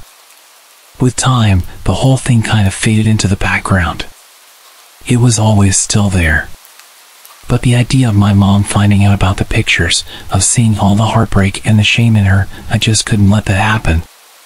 Don't get me wrong, I was in almost constant terror of my dad hurting us, but with each day that passed, it grew easier to reassure myself that we were fine. The next time the photos seriously got into my head, I was in my second year of college. I was on the opposite side of the country, studying at USC as far as my grades could take me. Moving away came with a fresh helping of guilt. I felt like I abandoned my mom and sister to whoever my dad truly was, or at least used to be. I just couldn't do it anymore. I'd spent 6 years swinging between anxiety and depression, and it had been years since he found out someone had found his little hidey hole, as I call it. If he was going to murder us all in our sleep, I figured that he'd already done it. Without all that stress in my life, my mind started to compulsively focus on the finer details. I ended up spending hours at a time poring through news articles that detailed missing persons or dead bodies that had been found from all over the Northwest. I didn't know what my dad had actually been doing to that guy, and sometimes I wish that I'd looked at the rest of the photos so I knew for sure. But I knew the guy's face, and I knew I'd be able to recognize him if his pictures were included in some missing persons or murder news piece. On multiple occasions, I considered how utterly futile it was spending hours at a time reading through random articles that listed the victim as having an Asian-sounding last name. It must have been hundreds from the past decade or so, and I didn't actually know when the incident in the photo had taken place. I realized that I was trying to find a needle in a haystack. But then, one day on some rainy Thursday afternoon, I found my needle. I don't want to tell you the poor guy's name because I don't want any of you reaching out to his family. They've definitely already been through enough. But like I said, I found him. I recognized the guy's face from a webpage, and it was a smile I swear I'd recognize anywhere. It was burned into my brain after having stared at those secret photos. The article gave a few details regarding his last known whereabouts, but mentioned that the guy had talked about visiting a friend in the weeks before his disappearance. They went on to plead for any information, basically saying that the police had no idea what had happened to the poor guy. I'd known for years. I just didn't quite realize it. Incidentally, the answer to my fixation brought up a whole new question. What was I going to do with this information? The answer was simple: nothing. There was nothing I could do that wouldn't have a devastating effect on my mom and sister. My sister wasn't very old, definitely not the age to process the fact that her father was at the very minimum involved in the disappearance of another human being. There was nothing I could do right then. Nothing I was okay with. But now that I had my answer, I could at least plan to do something in the future. I didn't quite know when that might be, and I wasn't quite sure how I'd go about it, but I knew I was going to confront him about it at least before he died. Yet, as it turned out, it wasn't my dad's impending death that prompted me to put my plan into action. It was my mom's. 2 years after I graduated college, I was living in Charlotte, North Carolina, when I got a phone call from my little sister. Mom had cancer. It was terminal, and it was aggressive. She had a few months tops. That's what the doctor said anyway. I plan on spending as much time as possible with her during that time. When she finally passed and the truth of what my dad had done could no longer hurt her, I made my move and did something I should have done more than 10 years prior. I called my dad for the first time in what felt like forever, and I gave him an ultimatum. I told him that I knew what he'd done, that it was me who had found the pictures all those years ago. I told him the only thing that stopped me from saying anything was not wanting to destroy our family, and that I wanted Mom to live a life of blissful ignorance before I finally tore apart his legacy. I gave him two choices. He could turn himself into the police and do the right thing, or I'd tell them everything I'd seen and how I could link it to the missing persons case from the late 90s that I'd found. The next day, I got another call from my sister, marking the second time she'd been the bearer of bad news in less than 6 months. My dad had taken his own life. It came as a shock. I considered the possibility that he might take his own life before I put my plan into action, but decided that he just wasn't the type. I figured he'd go on the run, try to move up to Alaska and change his name or something, maybe even leave the country. I guess it showed how little I really knew him, even up until the day he died. The only thing was, the whole thing didn't die with my dad. There was still more work to be done. I went back home to check his office for the pictures, intent on handing them to the police, but they were gone. I turned the house upside down, even checked the trash for ashes or things of that nature, but I found nothing. He must have destroyed them or disposed of them somewhere. But that wasn't good enough. He must have known that sooner or later, the cops would get him for whatever he'd been a part of, so he just decided to end it all and rob his victim's family of the justice they deserved. I went to the cops anyway, told them everything, and eventually received a call back from 2 homicide detectives. They called a handful of times over the course of the next few weeks, a few questions here and there. Eventually, I realized how difficult a task they were faced with. After DNA swabs of his office yielded no matches for their victim, there was very little they could really prove. Even if I did manage to turn over the photographs, the only person they showed committing a crime was a man in a mask. All they could do was speculate. Yet, I know it was my dad under there. In my mind, there's no reason why he'd take his own life. He cultivated such a wholesome facade over the years, having successfully concealed a past blackened by death, that no one thought him capable of such things. He was far too proud to watch it all crumble in front of him. But even now, it's still not over. My dad has since been considered a suspect in the disappearances of multiple young men throughout the 90s and early 2000s. I've still yet to hear anything from the police or FBI regarding it, but it's still something that's being actively considered. All these years later, I'm faced with the possibility that my father was an actual serial killer and that my silence following the discovery of the photographs enabled him to continue killing. I could be responsible for an untold number of unsolved murders all over the Northwest. But I tell people that it's not enough to hear platitudes anymore. So judge me. Pour your scorn upon me. I promise you I can take it. As far as I'm concerned, I deserve far worse.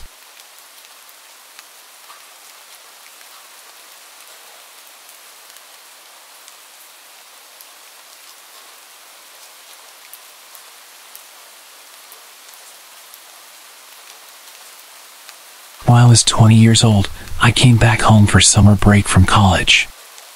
My good friend Becky and her boyfriend had just found new jobs. They had a house all to themselves, sitting at the top of a very steep hill. A bit about Becky, she gets really nervous and anxious all the time. I get anxious too, but I've gotten used to living by myself and dealing with my worries. But she wasn't used to it at all. Their house had a back door in the kitchen. If you were sitting on the sofa in the living room, you could see straight into the kitchen. Right outside the kitchen door, about as high as your shoulder, there was a light that turned on when there was any movement. It's important to mention that Becky's backyard was pretty high up. To get into the yard from the low walkway in front of the door, you had to go up a few steps. The yard was made this way so it wrapped around to the front of the house. So, this motion sensing light would only turn on if something moved on the walkway, not for any animals in the yard. The yard itself was tiny, with thick wood stretching down from the end of it. Becky was by herself because her boyfriend was working his first or second night shift and she couldn't fall asleep. They were trying to save money, so all the lights were off. Then, she saw a light come through the kitchen window. It was the motion sensing light. This really scared her, but she tried to just ignore it. However, the light kept turning itself on at different times. She called me early at about 3 a.m. until I finally picked up. I talked to her on the phone, trying to calm her down until her boyfriend came back in the morning. He had the next 3 days off, and nothing happened with the light during that time. Her dad warned her to be careful, suggesting it might have been thieves checking out the house, especially since there had been some break-ins recently on a street close to hers. The next time her boyfriend had to work at night, Becky asked if I could stay over. I said yes. The evening started off pretty normally. We watched movies until about 11. Then, we decided to drive out to the nearest shop and grab some food from McDonald's. Where we live, it's pretty much in the middle of nowhere, so getting there and back took us almost an hour and a half. We got home around midnight and set up the air mattress in the living room where we planned to sleep. Around 1 a.m., that motion-sensing light outside turned on while we were sitting on the mattress. I tried to calm her down by saying it was probably just an animal, maybe a bat or something flying by. Becky wasn't so sure.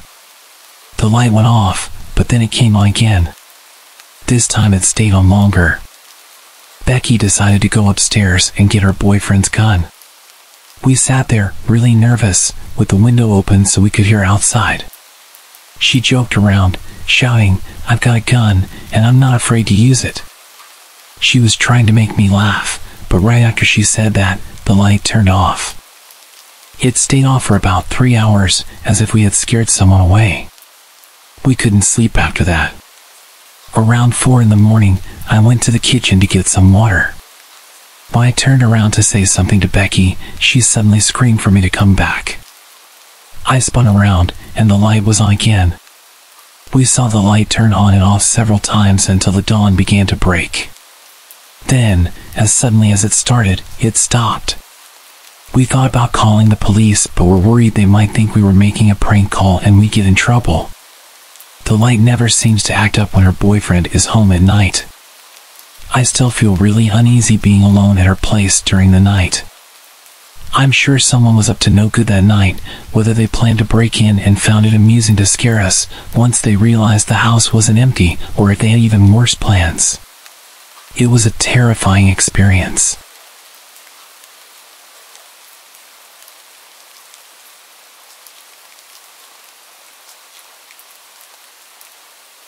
This happened about 20 years ago, and I don't think I will ever forget it. Back in those days, I was an apprentice hairdresser for one of the top 5 ranked stylists in Japan. Training in that profession at that level was very strict, and beauty standards were a bit different. You probably don't need me telling you that, but it's probably worth keeping in mind. Back to training, it was long, and the time off between sessions was pretty much non-existent. We were expected to be at training even during national holidays. I'm not sure if that was strictly by the books, but as impressionable young stylists, we couldn't be seen refusing training. I think I had about 3 or 4 days off for summer. I took them all at once, and a lot of my friends and coworkers used that time to head back to their hometowns and see families. Since I lived really close to where I was studying, I didn't want to use my time off just hanging around at home. I could do that any time. So, I accepted an offer from one of my seniors to visit his hometown. It was really late by the time I finished work, and we managed to get to my senior's hometown at around 2 a.m. The satellite navigation system told me that we were about 15 minutes away from arrival. The roads were dark and empty. We were the only ones on the road that late. He lived in the middle of nowhere, so that could have been a reason. I remember seeing empty fields on either side of the road.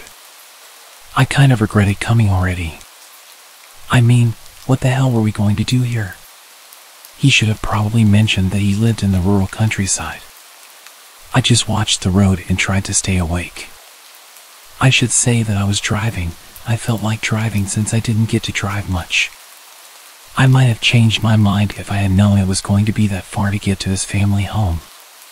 Then suddenly, something appeared out of the darkness in front of the car. A woman with no clothes came running down the opposite lane of the road towards us. I slammed on the brakes because I thought that I just witnessed the paranormal. She ran past us.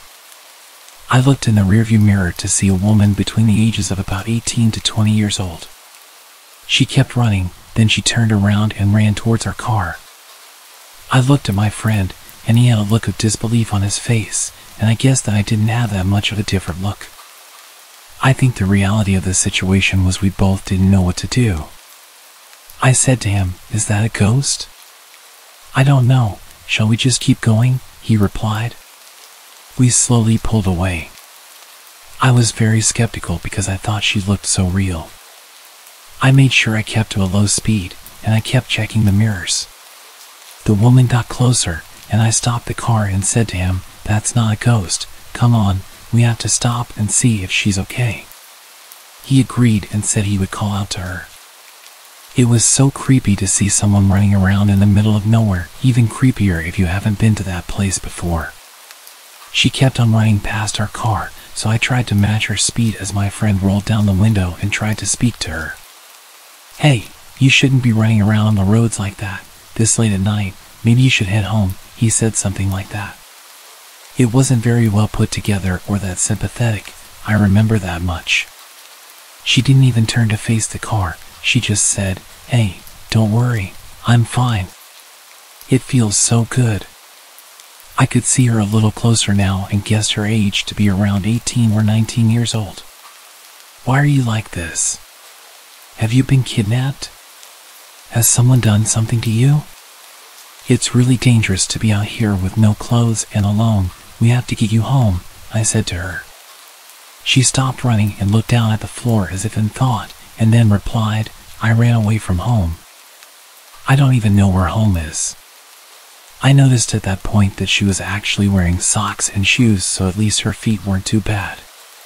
She stood there with her hands behind her back, looking completely lost and confused. It was very odd. I couldn't leave her out here. I told my friend in a hushed voice that we had to help her, and he sighed but then nodded. We decided to take her to the nearest police station. I had a dress that belonged to one of my female colleagues at work in the back of my car. Long story short, I told the woman to throw it on, and she reluctantly agreed.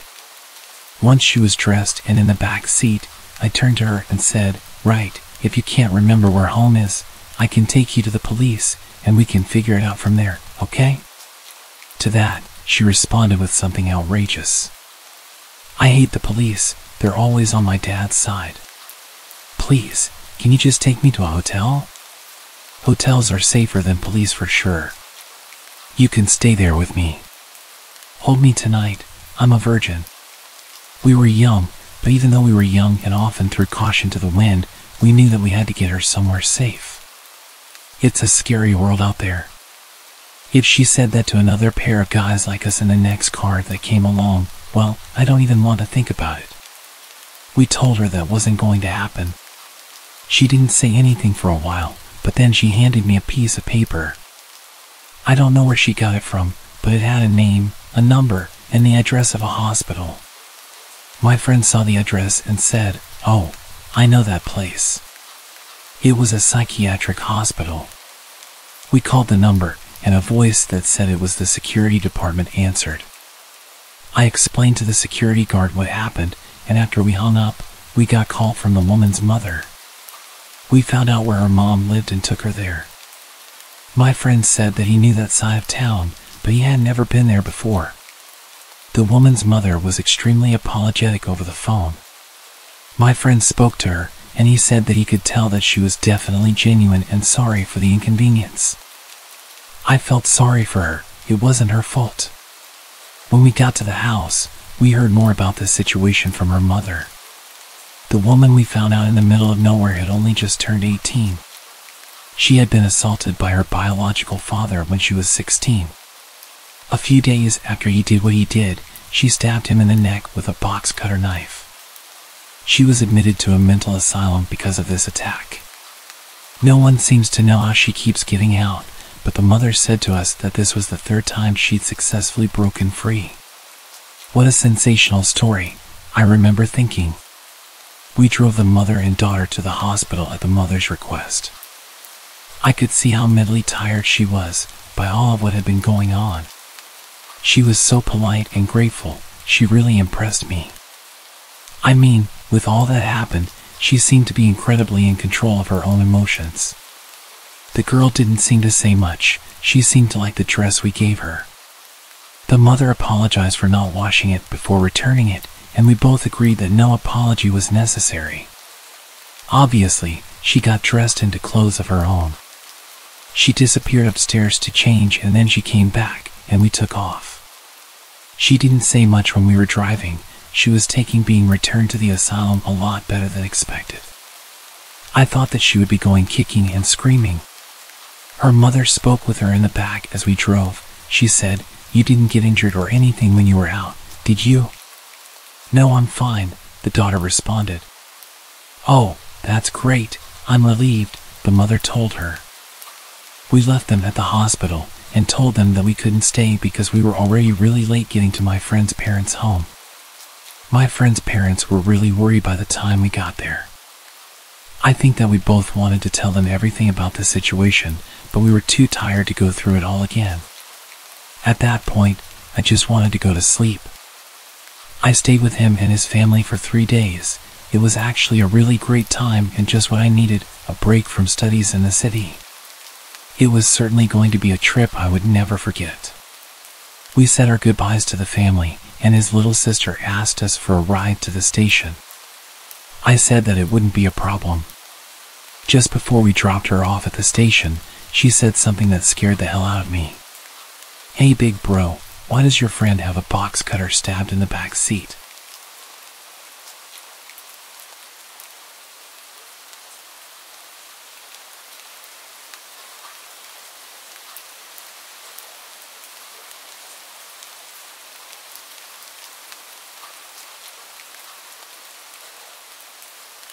So, a quick backstory. I used to live in a very small town, predominantly safe for kids, with only some drug issues. My house was located in a small upscale part of the town. Most people who lived there were families.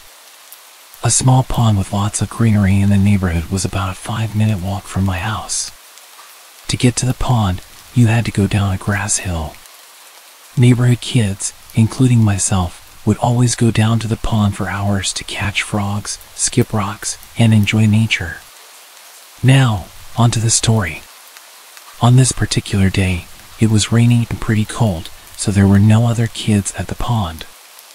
My best friend, her brother, who was 1 year older than us, and myself, decided to head down to the pond for a bit. After about half an hour, we saw a minivan pull up at the top of the hill. We thought nothing of it, assuming it was probably someone stopping at the neighborhood mailbox.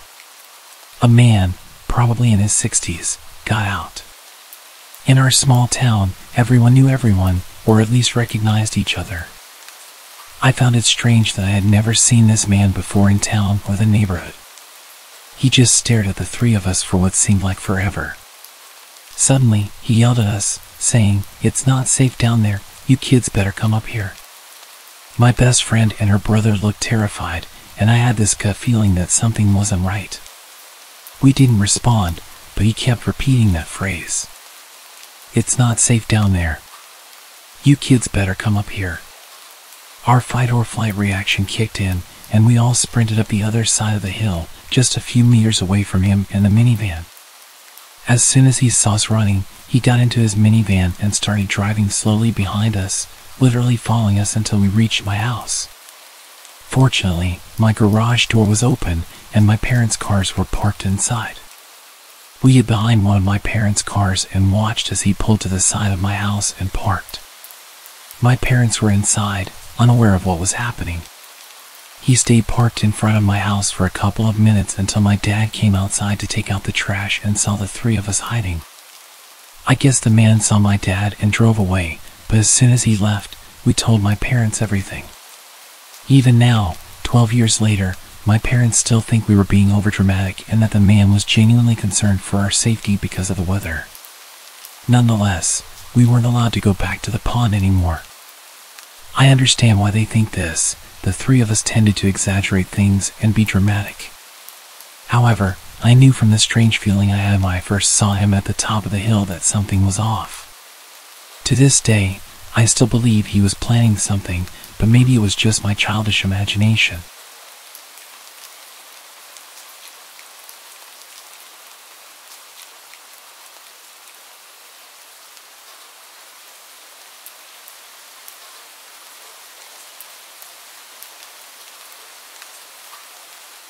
I used to work in a hole-in-the-wall gas station out in the sticks of North Carolina. I was freshly 18, had a new car, a rundown Chevy, but it got me from point A to point B, and was newly promoted to assistant manager, so I was working many late nights by myself. Truthfully, I loved working alone. My boss was super laid back, and his philosophy was, as long as the work gets done, do whatever you please. We even had a shotgun behind the counter, which he taught me to shoot on my first day there. So even though I would be there late, I always felt safe. On this particular night, it was extremely dead, so with my boss's permission, I closed the store early and hopped in my car. It was probably 11:30 to 12 a.m. at this point. Other than being able to get out of work early, this was my usual routine. Nothing seemed out of the ordinary. I texted my roommate to let her know I was getting home early. We always looked out for each other like that, lit up a cigarette, and then started on my way home. For those of you who don't know North Carolina very well, I'm going to provide a little bit of detail regarding the terrain. From where I worked at the gas station to where I lived, I had to drive down the back roads. These roads consisted of very dense woods on both sides. Sometimes, the woods would seem so thick that you really couldn't tell where you were, especially at night. This could be intimidating to those who don't know the area, but honestly, I was more worried about deer jumping out in front of me, which was a common occurrence in this area. I'm driving down the road, blaring Nirvana, my favorite band at the time, and just being a typical 18-year-old grunge kid who had newly discovered the freedom of being an adult and getting off work. When all of a sudden, I see something in the middle of the road, probably 75 to 100 feet ahead. At first, I thought it was a deer, but it looked too small. So I started to gradually slow down, ultimately coming to a stop. I have to wear glasses when I drive. I mainly need them at night, but my eyesight isn't terrible enough for me to make it a habit. I grabbed my glasses and put them on. Now being able to see much more clearly, I almost shat myself at what I saw. It was a woman. An older woman, wearing what looked like a nightgown of some kind. Her hair was in disarray, she had her hands behind her back, and she was just standing there, in the middle of the road, just staring at me in my car. Let me remind you, we are practically in the middle of nowhere. There are trees as far as my headlights can shine, and it's midnight. I'm naturally paranoid, so all sorts of questions were running through my head. Who is this woman? Where did she come from? It's midnight. Are my doors locked? Why is she out here at midnight? Should I honk my horn at her? Should I call the police? What if she has Alzheimer's and doesn't know where she is? Or what if she's an escaped patient? Even though the closest mental facility was 3 to 4 cities away, I didn't exclude that possibility. I thought about calling the cops, but I got my phone and of course, there was no cell service. This encounter went on for a while, just sitting in the middle of the road, mentally questioning what was happening. It's now way past midnight. She's still standing there, just staring at me with this zoned out look, hands behind her back as if she's observing me. I'm starting to get tired of this, considering that I had to be up early for work the next morning. So I honked my horn at her. I didn't expect what happened next. This woman's face turns from being spaced out to complete rage. And she raised her arms up. It looked like she was holding something in her hand. She lets out this horrid animalistic scream and charges at my car. As she ran closer, I realized she was holding something sharp. It looked like a kitchen knife or a piece of jagged glass. During this moment of horror, I had a brief flashback to my stepdad giving me advice when I first got my license. If an animal ever runs out in front of you, turn it into a speed bump. I love animals, so I couldn't bear to hear that. But this time, I was taking my stepdad's advice. I was going to turn this psycho into a speed bump. Serve the Servants by Nirvana started playing on the radio. I mention this because the song has much to do with the aura of the moment. As if it was in sync with this instance in time, the intensity of the song enabled me to let out the most intimidating primal scream that I could. Loud enough for her to hear it. The window was open because I had been smoking, and I hit the gas. She was running towards my car like she was going to jump on my hood. I guess she realized I had the utmost intent to hit her, in which at this point, the woman zigzags away from my car and runs off into the woods. Still in fight mode, I didn't question where this woman went. I was just glad that she was gone, so I accelerated on the gas and sped the entire way home. I got home at almost 1:30 a.m. My roommate was still awake, waiting up for me the entire time. She was extremely worried because it was way past the time I said I was going to be home. She had been texting and calling me. When I pulled up to her house, I got all of her texts and missed calls at once, so I started to explain to her what happened. My body went from fight mode to panic as I was recounting everything that happened. My roommate's mother was a 911 operator who also happened to be working that night. So she decided to text her mom to see if there were any silver alerts in the area. Immediately, her mom texted back and said there wasn't. That alone gave me goosebumps to the core of my being. There was no explanation as to where this lady came from.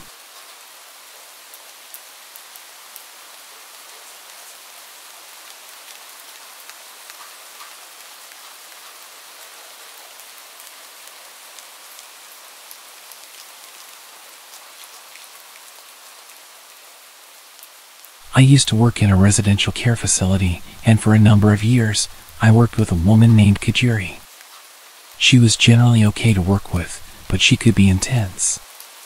The sort of joking flirtation that often found its way into high-pressure environments was common throughout the whole team, but when she directed it at me, it didn't seem so jokey. It took me forever to realize, because I usually didn't notice someone flirting with me until someone else pointed it out 6 months later.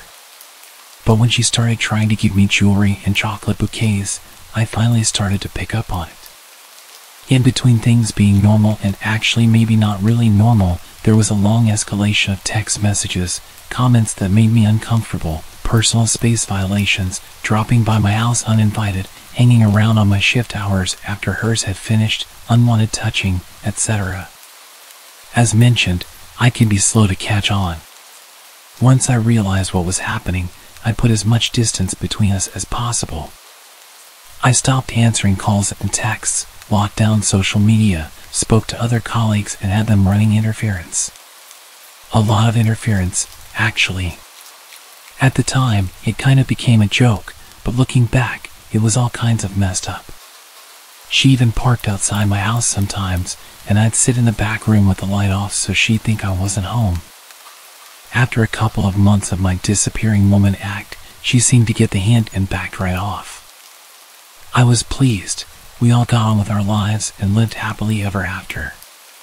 Yeah, not quite. A few months after it died down, I heard through the grapevine that Kajiri seemed to have focused her attentions on another coworker, Linda. Linda and I had a close mutual friend, but didn't know each other well. I didn't think much other than good luck, you poor sucker.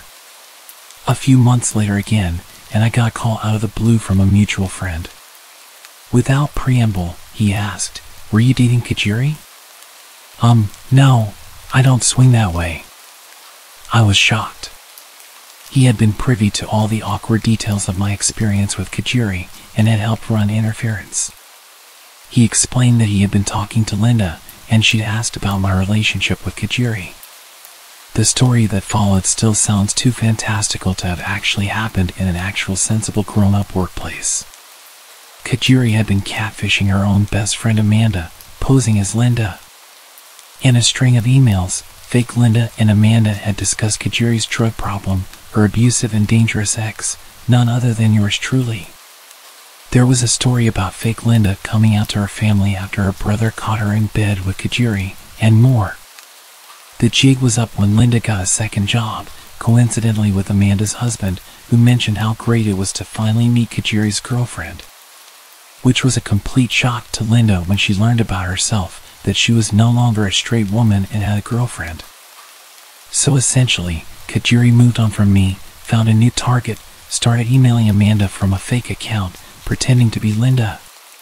She told all these stories about being with Kajiri, about how I was an abusive ex, and how Linda was caught by her family being with a woman and all the drama that it caused. She made up a bunch of insane stories to justify her creepy obsessive fantasies and was telling them to Amanda and other people from a fake email to make it sound like the stories were from the fake girlfriend and Kajiri couldn't be accused of making it up. Here's some highlights of the stories Kajiri had been telling to Linda, her friends, and other coworkers I wasn't close to. She picked her audience very carefully. That Linda and I had physically fought at work over Kajiri. That I had an orgy in the staff office on a night shift with Kajiri and 2 male coworkers. That Kajiri and I had broken up after I cheated on her with another male coworker, not one of the orgy ones. I was really getting around apparently. That I would drug her against her will. That we had planned to have children using a sperm donor, but that I couldn't decide who would have the baby. This woman had been living out a full-on soap opera and using her coworkers and friends as characters. Linda and I reported her to management, and she was immediately suspended, pending investigation. She quit 2 days later. Unfortunately, HR decided they needed to continue their investigation of the allegation that I had an orgy at work, because that was totally plausible and not at all made up by a crazy woman. They put me through hell investigating this imaginary story about me and 2 men and another woman, even though the only men in our department are twice my age and happily married. It made me never want to trust HR again. I left that job a month later myself, and when I interviewed for my current job, she had interviewed half an hour before me, and they were looking to hire 2 people. She didn't get the job, but there have been 2 other openings since, and she applied for both of them. I'm terrified of meeting her again. It turned out she has a history of inpatient psych treatment for delusional behavior and was known to be obsessive about people she took a liking to. According to Facebook, Her current girlfriend has a similar first name as me and shares more than a few physical similarities. She still knows where I live. So I'm pretty sure that the current situation is that she's still telling people that I'm her girlfriend, all while she's desperately applying for any job she can get at my new workplace.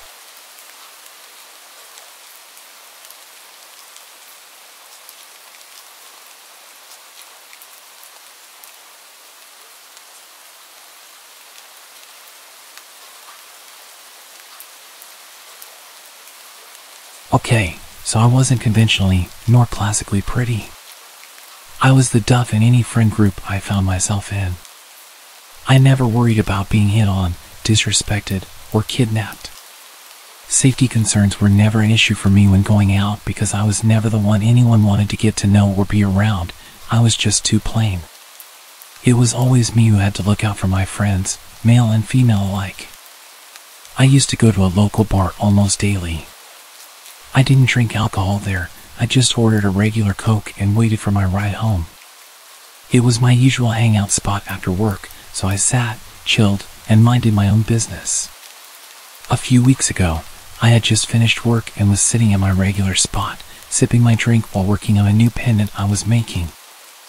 I had started wire wrapping crystals into jewelry. I didn't expect anyone to strike up a conversation with me, knowing I basically blended into the walls, despite the staff knowing me and paying me slight attention and being nice to me. But this weird guy I'd never seen before came over and sat at my table across from me. I was surprised and engaged in a small conversation that I can't even remember how I started, but he began asking me a few questions about myself that seemed normal and flowed together, so I didn't think much of it. Again, being plain, I didn't think anyone would take interest in me. By then, I had drunk 3 glasses of soda and needed to use the restroom, so I grabbed my phone and purse and went. When I returned a few minutes later, I resumed working since none of my stuff had been touched. I called a waitress over, asked for a new drink, and she nodded. It had always been ingrained in me that you never leave your drink unattended. If you do, either have it remade or leave it to the bartender.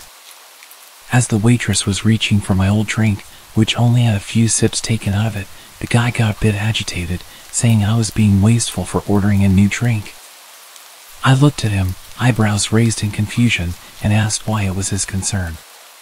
It was my money after all, and refills were free. He then accused me of making more work for the waitress for no reason. Annoyed, I told him firmly that it was my business and if he didn't like it, he could leave. He attempted to wave off the waitress changing my drink, but I had enough of his nonsense and flatly said, "You drink it, if you think it's such a waste." It seemed to catch him off guard. He looked shocked, then a bit angry, before storming off.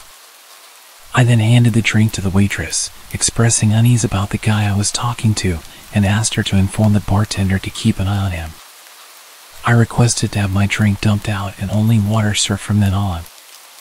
I left for home after being picked up shortly after, and the next day after work, I found out he had been arrested for assault. I only found out today what exactly had happened. Apparently, he had gotten into a fight with the bartender working that night. The bartender caught him tampering with the girl's drink while she wasn't looking and prevented her from drinking it. The guy got angry, leading to a physical altercation. The cops were called, and now he's awaiting trial. It turns out he was trying to see if he could take advantage of someone like me, someone who always let her guard down due to low confidence. He thought I'd be an easy target with just a little attention. When I didn't consume my drink upon returning, he targeted another girl. If he truly was targeting me, I had to question his sanity and sobriety.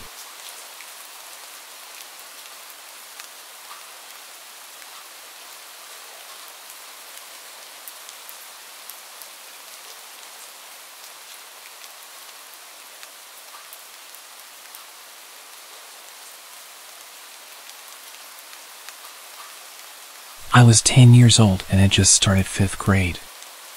I made a new friend in school, Yanni. My parents allowed me to go for a sleepover at her house after they met her mom once. My mom and dad were pretty laid back because I was their last kid. My sisters were more than 10 years older than me.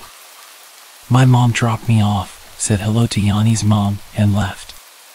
Yanni and I started playing karaoke when her mom decided she was going to leave. She said goodbye to us, gave us kisses on the cheek, and I remember thinking she smelled like black licorice. Yanni and I were left to do whatever we wanted for the next 5 hours.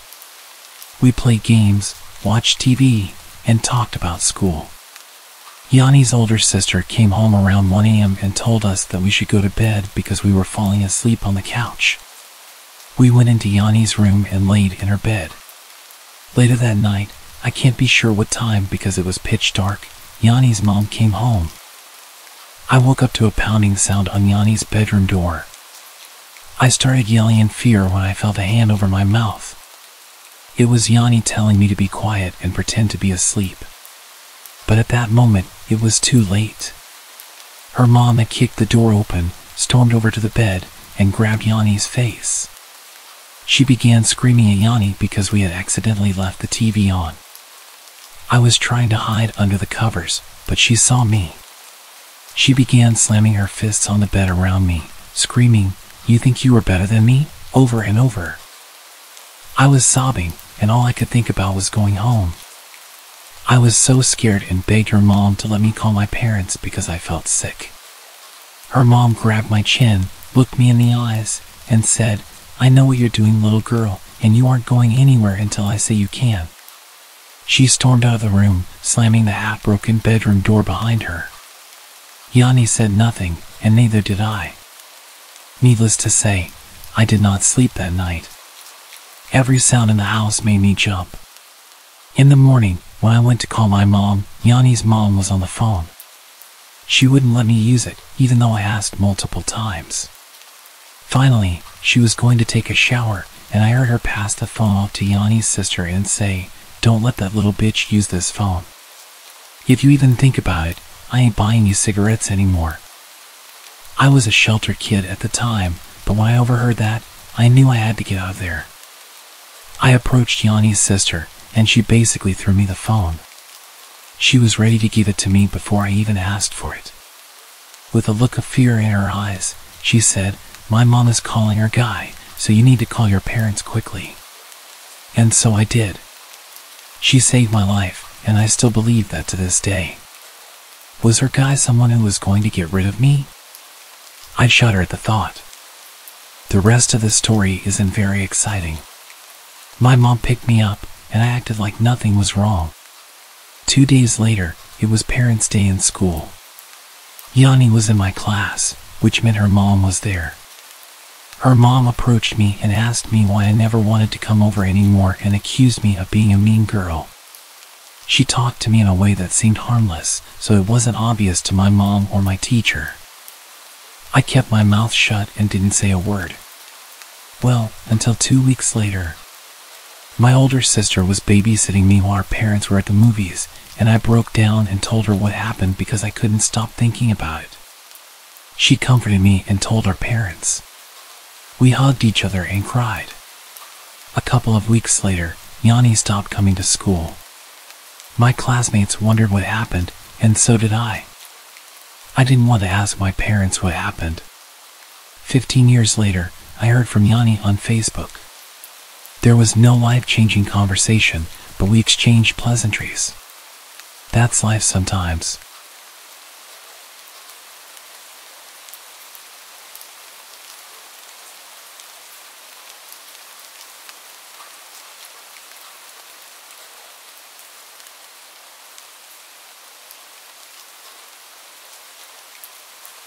In the summer of 2019, my friends and I were having a sleepover in honor of one of our friends' 17th birthday. Rihanna had invited our friends to come over to swim in her pool and have some drinks and hang out with some boys and sleep in her trailer so we didn't wake up her parents. We would sleep in the trailer on her driveway.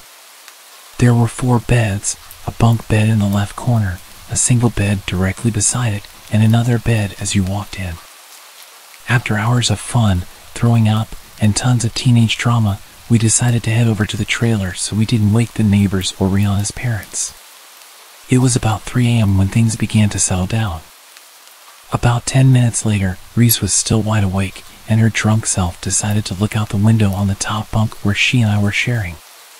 She recalled seeing a teenage boy quickly walking on the sidewalk beside us, repeatedly looking behind himself to watch another guy quickly following him. She decided to stick up for the first boy and yelled random things to get the second guy to stop following him. The second guy, noticeably not sober, instantly heard the screams from Reese and Rihanna, and it caught his attention. Scared, she stayed quiet beside me while I was trying to sleep. About a minute later, Reese decided to check again, and there the guy was, right in front of the trailer, investigating the noise. He was getting really close to the door when Reese then told me, "Hey, don't freak out, but there's a guy right outside the trailer." I sat up quickly to look outside, and he was there, wandering around right beside us. By now, Reese had announced to everyone else as quietly as she could that there was a guy outside the trailer.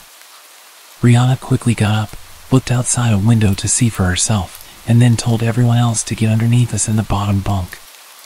We were all huddled in the bottom bunk when Mackenzie, our smallest yet fearless friend, decided to stay outside and check the windows. The man, still not sure of where the yelling came from, was gone. We sat for a few minutes in silence, contemplating calling someone, until Mackenzie decided to look out the window of the bottom bunk. This window faced the garage. She quickly announced that he was standing right beside the window. She could only see his legs though. Quickly closing the window, we sat scared once again in silence.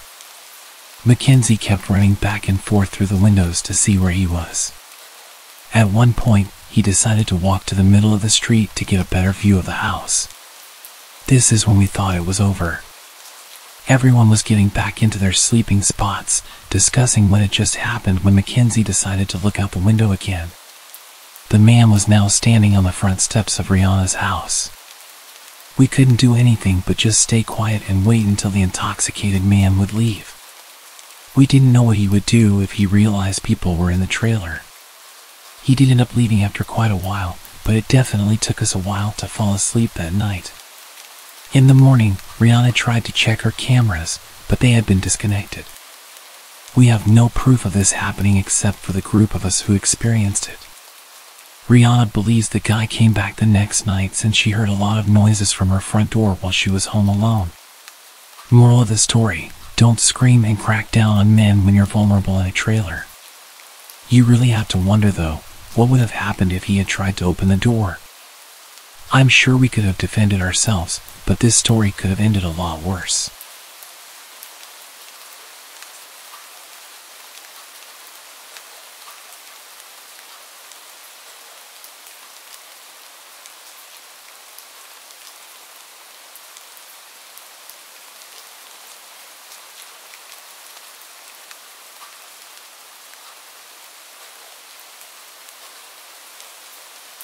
This happened during August this year. To start off, this happened with my best friend Hazel. We are both 14, turning 15 this year. When Hazel came back from vacation, we immediately decided to have a sleepover at her house. She has a big closet inside her room that she uses as a makeup room, which will be important later. We were just relaxing and talking in her room when the idea of using a Ouija board came up. We often joked about how we should try to use it and summon the serial killer Richard Ramirez to see if it could actually happen. After that idea came up, she brought it out and set it up with the lights off, except for her TV, which we were using to listen to old music while playing.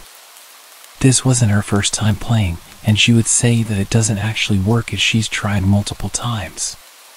But this was my first time playing with it. We would always talk about the Ouija board in her house because creepier stuff always seemed to happen there. She also has an old house built in 1935 with creaky floors.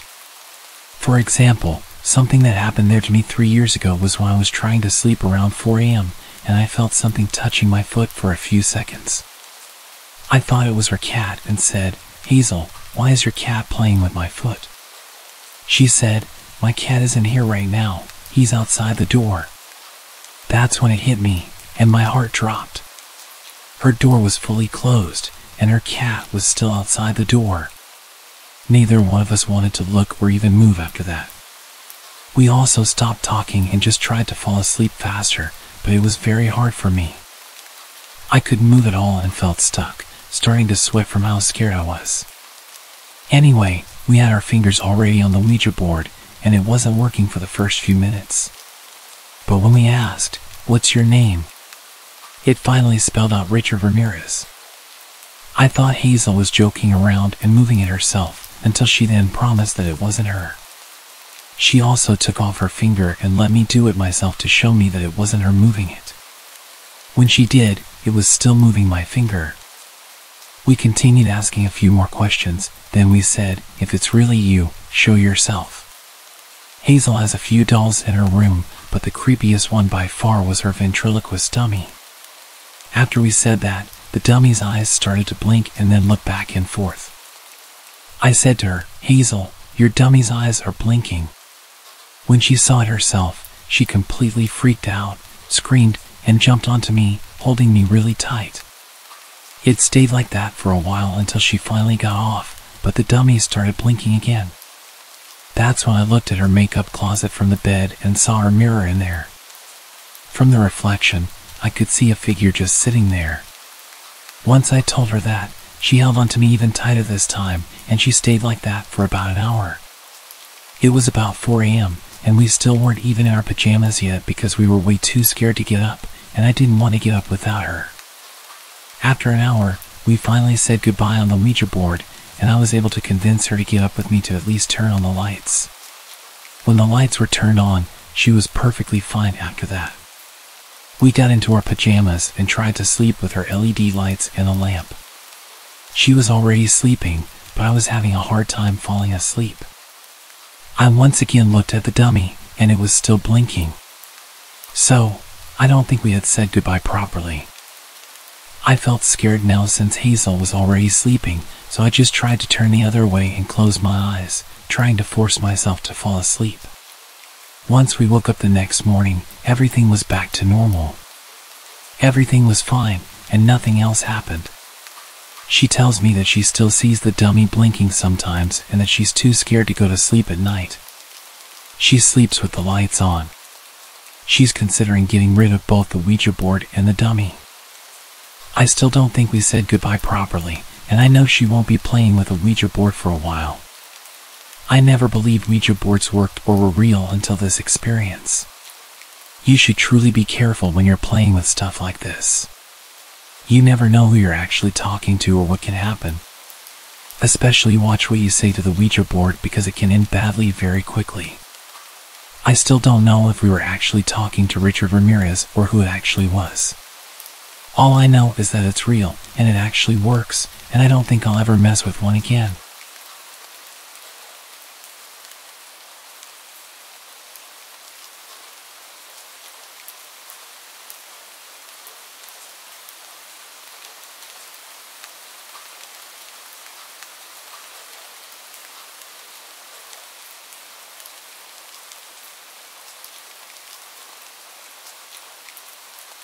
This story is genuinely still one of the weirdest experiences I've had with a friend. It's a huge factor in me having trust issues with friends to this day. I'm 18 now, but at the time of the story, I was about 13. I had just become very close friends with this girl from my school. For this story, I'll call her Sasha.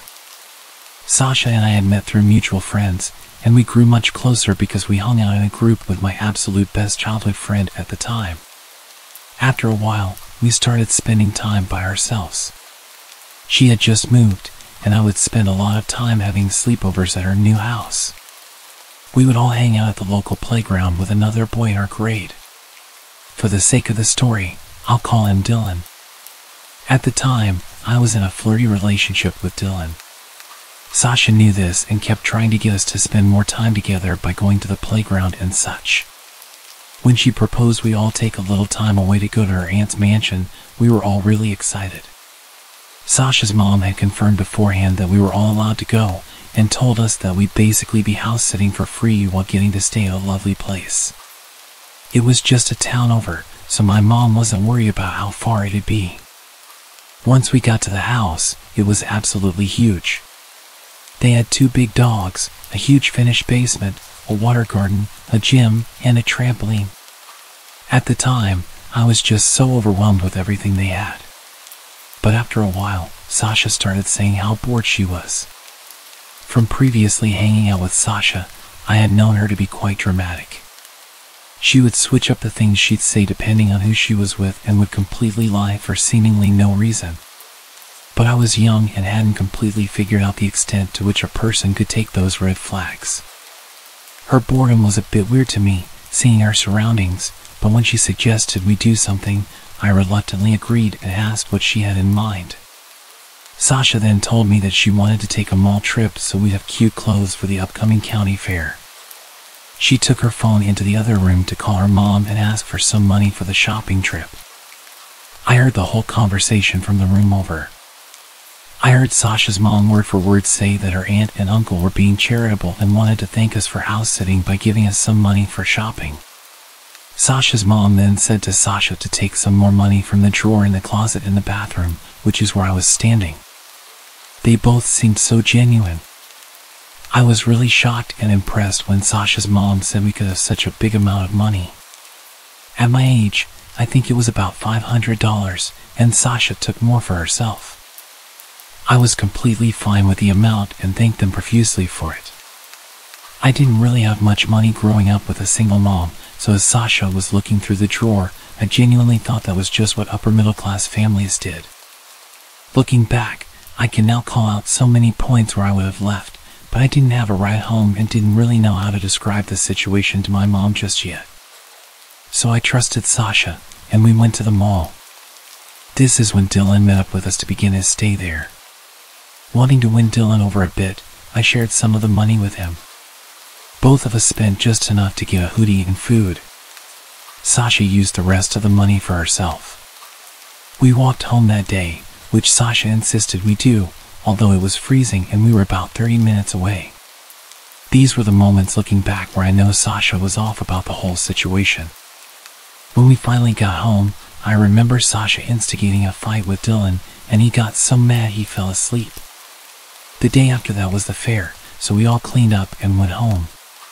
Sasha's parents provided us all with transportation. Once we got to the fair, I remember Sasha having to leave early because she and her mom were having problems. But I tried not to ask questions because, again, I was aware things were a bit off in their situation. A few days later, my mom got a random Facebook message from my previously mentioned best friend's mom. She had sent my mother a message describing how awful of a child I am and making several shocking claims with an attached article from the police.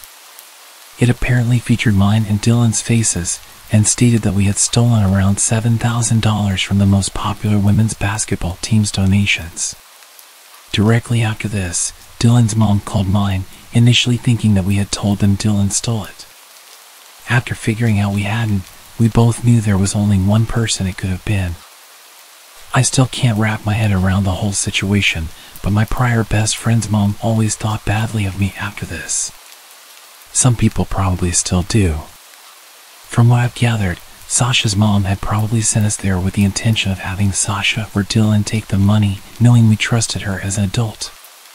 Since Dylan and I are black and Sasha was a white girl in the area we live in, everyone would believe Sasha was completely innocent, especially the police. Unfortunately, situations like this happen a lot, and kids like us are always blamed, even by the people I trusted, like my best friend's mom. Luckily, my own mom immediately believed me. The police and basketball team ended up dismissing everything they said, as Sasha's mom presumably confessed everything to her sister and brother, who owned the house and basketball team. Luckily, Dylan and I ended up dating after this, and we cut off Sasha completely. Although I sometimes still see her face on Instagram, I hope she's doing well, but I would only like to know that from a distance.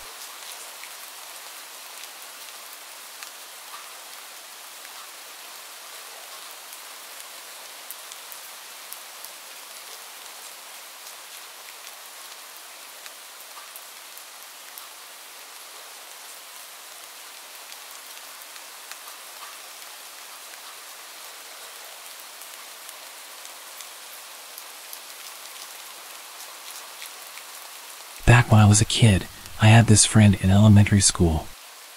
We were super close, sat next to each other in class, and hung out every recess and lunch.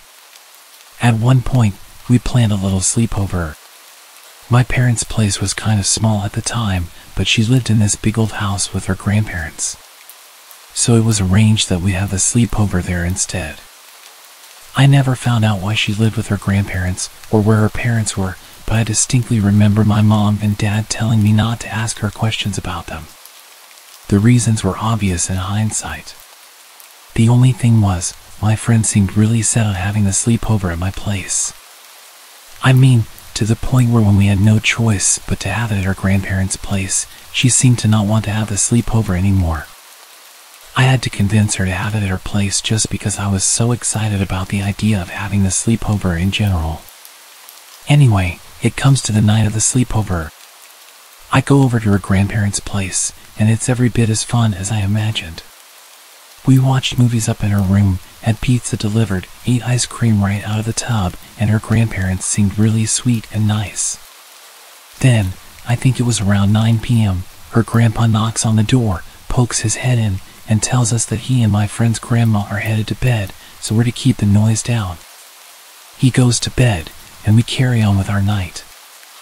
A little while later, I head over to the door, telling my friend I needed to use the bathroom. She jumps up, throws herself between me and the door, and is like, "You can't go out there, you'll wake up Grandpa." I tell her not to worry, and then I creep down the hall on tiptoes so as not to wake him, but my friend still refuses to let me leave the room. I think she's actually playing around for a second. I try to get past her, but she actually shoves me back away from the door with this angry look on her face. I didn't want to start a fight with her. After all, the whole objective was to keep as quiet as possible. But still, I needed to use the bathroom, so I asked her where I'm going to go. And get this, she reaches under her bed and pulls out one of those plastic stationery trays. She points at this plastic tray and tells me to just use it. Again, I think she might be playing a cruel trick on me, but she's deadly serious. She actually wanted me to pee in that stationery tray. So I did. It was super gross, but I did it, and instantly the mood is just destroyed. I had nothing to clean myself up with. I'm pretty sure I peed a little on my nightgown. It was just all kinds of disgusting, but still, my friend wouldn't let me go use the bathroom to wash up. The weirdest thing was she acted like it was normal. She never did anything like that at my house, and she definitely didn't seem like that kind of kid. She wasn't known as the stinky kid in school. The whole thing just kind of blew my mind, and although I didn't let it affect our relationship, I definitely didn't like to stay over at her house again. We stayed close for a long time after, but ended up going to different high schools because she moved in with her aunt over in St. Paul. We kept in touch using MySpace back when that was still a thing, but I never got to the bottom of her weird nocturnal bathroom habits. Not until well after her grandpa passed away. When he died, she seemed to take it really badly. When I called her, she broke down crying so much that she had to hang up, and she wouldn't return any of my texts no matter how much I begged her to get in touch. In the end, me and my mom looked up her aunt's home phone number and called ahead before we drove over. The aunt seemed more than happy to talk to us, but with the caveat that she had something very, very serious to tell us. My friend's grandpa had attacked her multiple times in the night. It was a little more complicated than typical abuse. He was a veteran and suffered heavily from post-traumatic stress. Every few nights he'd be found patrolling the house, apparently sleepwalking or having a mental episode.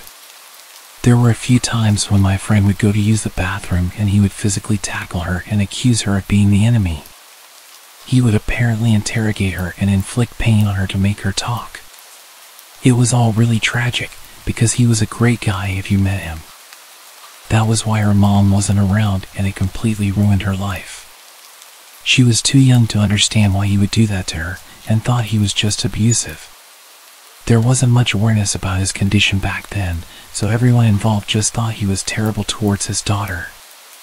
She ended up with an addiction problem, which is why she wasn't in the picture. She insisted on not letting the judge give the grandparents custody, but the judge ignored her because she was obviously an addict. I think they were just so terrified of him that they just couldn't talk about it ever, and it was only after he died that it all came spilling out in various forms. The aunt that she was living with was her mom's cousin, so obviously wasn't around for what was happening when they were kids. It was absolutely horrifying hearing about it just as her friend, so I can only imagine how terrible she felt. Knowing she was so close to the abuse, but just not being able to see it. And then it all made sense to me why she didn't want me walking down the hall at night. Why she'd taken to peeing in a stationary tray that she kept hidden under her bed. She wasn't being mean or weird when she made me do it, she was protecting me. No wonder she didn't want me to have the sleepover at her place. And I'm really not trying to make this whole thing about me when I say this, but I feel horribly guilty for not saying anything to my parents at the time. I didn't want to embarrass her, she was my best friend. But that's just the thing about being a kid, isn't it? That naivety. You do dumb stuff even if you don't mean to, and that's what my therapist tells me. I try to believe it, I really do, but part of me will forever remain convinced that somehow I'm to blame.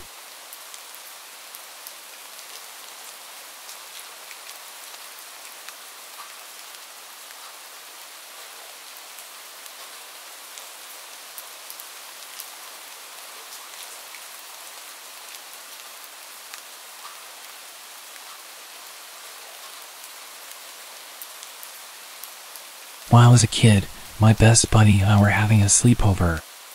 His parents had gotten a divorce a couple of months prior, so to counter all the stress, he pretty much got whatever he wanted.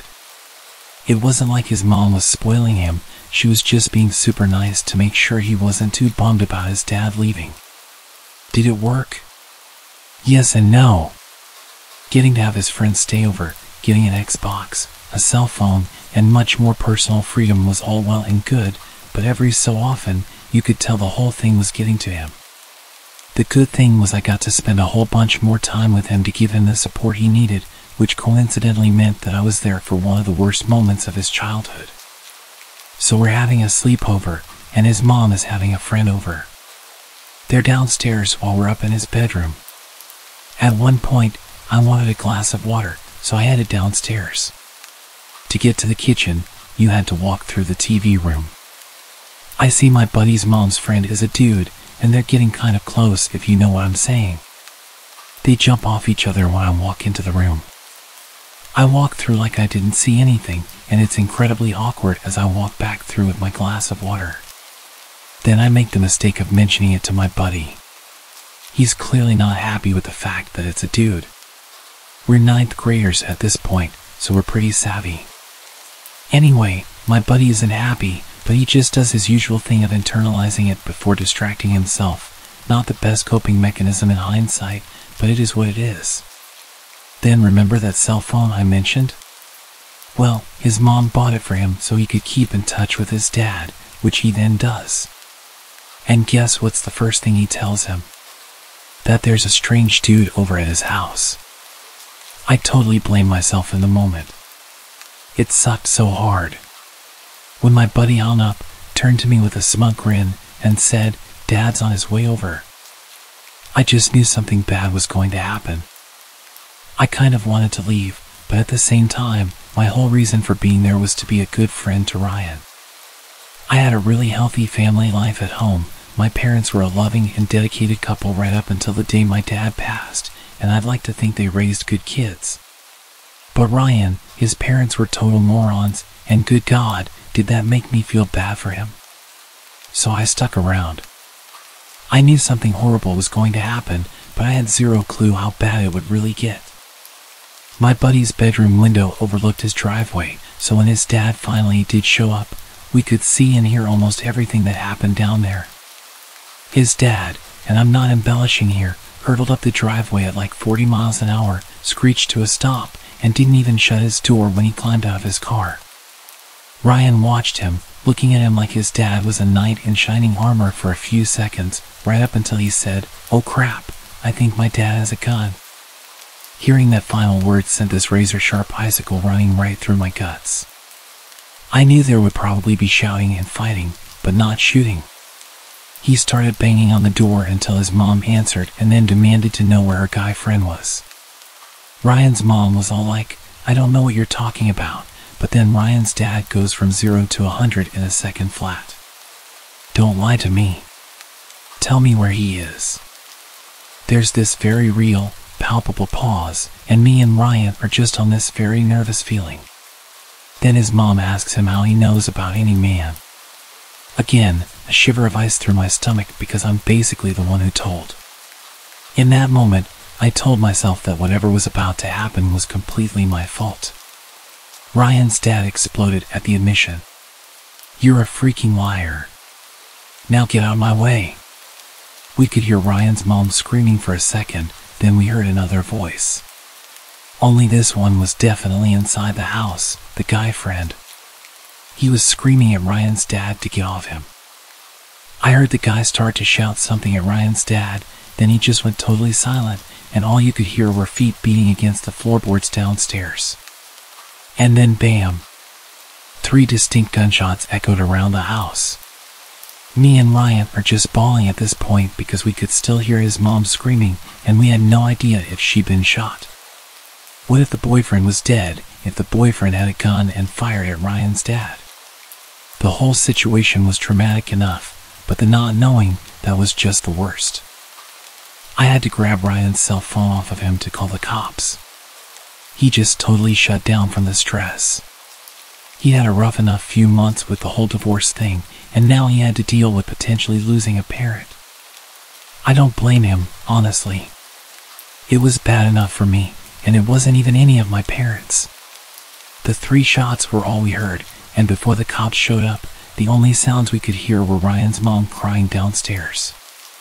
We should have gone to check on her, I know we should have, but the dispatcher told us both to stay put because we didn't know if there was still an active shooter, so we did as we were told.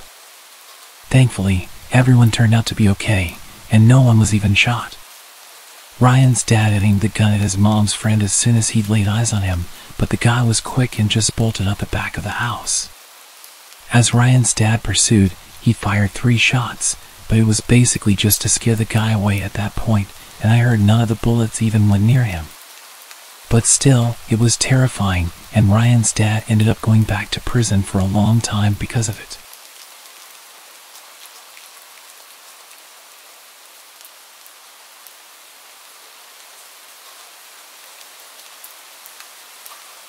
When I left home to attend university in the UK, I knew I was in for a big change. I moved quite far away from family and friends, leaving behind the familiar comforts of home. Always a social person, this new environment was a challenge for me. My student studio apartment felt empty, and my course had fewer sociable students than I'd expected. Desperate to make friends, I turned to Tinder and Instagram, hoping to connect with like-minded people. However, luck wasn't on my side. Conversations often fizzled out, and it felt like a struggle to find genuine connections. Then, out of nowhere, a ray of hope emerged. A cute girl, Emily, added me on Instagram. I'd linked my Instagram handle in my Tinder bio, and she must have seen it there. She was stunning, and I couldn't believe my luck. We started chatting, and it seemed like we hit it off. She mentioned wanting to meet up, and without much thought, I gave her my address. The excitement of potentially making a new friend overshadowed any reservations I might have had. However, as we continued chatting, something didn't quite add up. Emily's Instagram photos didn't seem to be taken anywhere near the city I was in. Moreover, she was far too attractive to be interested in a guy like me. I noticed that her comments and followers were predominantly men. Doubt crept in, and I began to suspect that I'd given my details to a random catfish account. My anxiety peaked, and I decided to block her immediately. It was the only sensible thing to do. I hoped I dodged a potential scam. But then, things took an even more unsettling turn. Another strikingly attractive girl, Sarah, began messaging me. The conversation started precisely where I'd left off with Emily, as if it had never stopped. Alarm bells rang in my head, and I knew I'd messed up. They had my personal details, including my address. With a heavy heart, I asked Sarah to leave me alone and blocked her as well. But it didn't stop there. Soon after, yet another attractive girl sent me a friend request.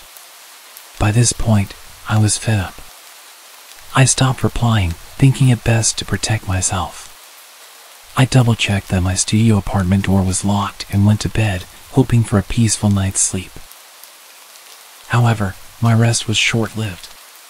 In the dead of night, I heard someone trying to force their way into my room, shouting my name. Panic surged through me, but I couldn't move.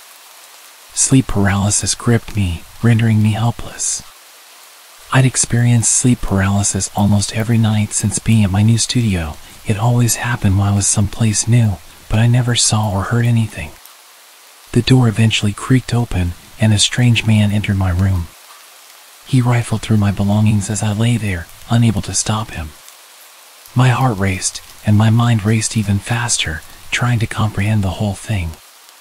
After what felt like an eternity, the intruder left, shutting the door behind him. My sleep paralysis gradually released its grip, and I awoke in a cold sweat, scanning my room for signs of the intrusion. Everything appeared normal, and I couldn't be sure if anyone had actually broken in. I reported the incident to university security, but they found no evidence of a break-in. I genuinely didn't know if I'd imagined the whole thing. The next chilling discovery was that both the accounts, Emily's and Sarah's, had disappeared entirely. It felt so real. There was absolutely a man in my room going through my stuff. I saw it with my own eyes. I've had sleep paralysis many times, and I was always able to accurately recount what was going on around me, so why would I be wrong this time? I removed my Instagram from my Tinder bio and made sure to barricade my door every night. My social life was pretty much dead for the rest of the year, and I didn't sleep well at all. I used to be an avid Twitter user. It used to be my go-to app for wasting time, scrolling through tweets, and catching up on the latest memes. Over time, I had grown somewhat immune to the occasional creepy direct message. I had learned to ignore them, to just brush them off as part of the experience. One evening, I received a notification about a new follower. It was a name I didn't recognize, and the profile picture was a little blurry, but nothing immediately sent alarm bells ringing. I followed the account back as I usually would and immediately received a message. I decided to open it, even though I was sure it was spam. Inside the DM was a link to another Twitter profile, Secret Tweets. My curiosity got the better of me, and I clicked on the link. The profile was filled with a series of photos, each featuring different people seemingly caught off guard. Some were on public transportation, others on park benches, and a few even seemed to be in the privacy of their own homes. What made it weird was that none of these people appeared to be aware they were being photographed. As I continued scrolling through the account, expecting to find crude or inappropriate comments, I was met with an odd sight. The comments on the posts were not what I expected. The comments were all just numbers getting gradually higher and higher, stuff like 700, 750, 800, 1000. This was the same under every single post. People writing slightly larger numbers in reply to the last person. The oddest part of all was that every single account that commented appeared to be spam accounts. No profile pictures, no followers, they were just anonymous accounts with no profile set up. I decided to report the account and sent the link to my friend Becky. Still, I didn't give it too much thought, and I continued with my day, attending classes and getting lost in assignments. It wasn't until later, after school, that Becky finally replied to my message. Her response was a mix of shock and concern, urging me to report it to the police right away. Her reaction bewildered me, and I questioned why she was so alarmed. Her reply was chilling. "Why are you not worried about someone posting pictures of you on their Twitter?" I quickly returned to the profile, my heart racing. Amongst the unsettling images, I found photos of myself, pictures taken without my knowledge while I walked home from college. I remembered seeing a parked car that day, but I didn't think much of it at the time.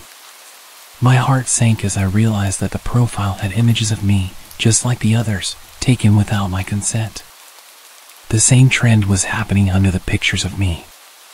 Faceless accounts writing numbers, 1300, 1400, 1800. I kept refreshing, watching the number of replies come through, and that's when it all clicked. 2000, with a $sign next to it. My heart dropped and I refreshed again. The tweet was deleted and replaced with just the number 2000. They were bidding. They were offering payment, but for what? Fear gripped me as I comprehended the gravity of the situation. I reported the account to Twitter and contacted the police, providing every detail I could recall. With trembling hands, I locked myself in my room, talking to Becky over the phone, all while being home alone. Hours crawled by, and when I eventually refreshed the Twitter page, I was met with an unsettling message. This page does not exist. My heart pounded in my chest. Becky confirmed the same result. To this day, I don't know if Twitter removed it or if the person behind the account deactivated it. The cryptic numbers in the comments remain a mystery. But one thing's for sure, it felt like a twisted setup, and I'm grateful not to know any more about what was happening with that Twitter page. A year ago, I used to post my entire life to Snapchat. It was my go-to app for sharing bits of my life with friends and family. But then something happened that made me reconsider my online presence. One day, out of the blue, I received a friend request from an unfamiliar username. I didn't think much of it at the time and accepted the request without a second thought. It was just another random person, or so I assumed. Months passed, and I forgot about that peculiar friend request. My life went on, and I continued sharing snippets of my daily activities on Snapchat. Little did I know that someone was watching, very closely. It started innocently enough, with an unexpected snap. I opened it, thinking it was probably a friend sharing a funny meme or a cute pet photo. But as the image loaded, my heart skipped a beat. It was an eerie, edited version of an old Snapchat story I had posted months ago. Floating love hearts surrounded the image, and the caption read, "Can't wait to see you." The chill running down my spine was hard to ignore. How did someone get access to my old stories? Who was behind this?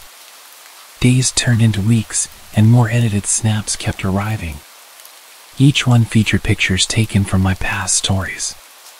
The captions became increasingly unsettling, referring to my personal life. "How was your McDonald's on Friday?" And another said, "I loved that movie you watched last night." The sense of being watched was inescapable. I felt exposed and vulnerable, as though a stranger had invaded my privacy. It wasn't long before I decided to check Snap Maps, the feature that lets you see the real-time locations of your friends. My heart raced as I zoomed in on the map. There it was, a bit too close for comfort, the location of this creep. He was nearby, and the thought sent shivers down my spine. I couldn't shake the feeling that this was no ordinary prank or trolling. It felt personal, like someone was playing mind games with me. Fear gripped me as I realized the mysterious friend was getting closer to my location. I knew I had to act fast. I began taking screenshots of the disturbing snaps for evidence. Then, I contacted the local authorities and reported the unsettling situation. The investigation that followed uncovered the identity of the creep. To my shock, it turned out to be someone I met at a party months ago. I'd been warned about how creepy and weird he was. He would just invite himself to parties and nobody wanted to be rude and kick him out, so we just tolerated him. To be fair, I had no issue with him and spoke with him a little bit throughout the night, but didn't see much of him. I guess being nice to the social outcast when everyone else kept him at arm's length was enough for him to become obsessed with me. They didn't end up charging him with anything, but they told him to leave me alone and explained to me that I could get a restraining order, but it seemed pointless.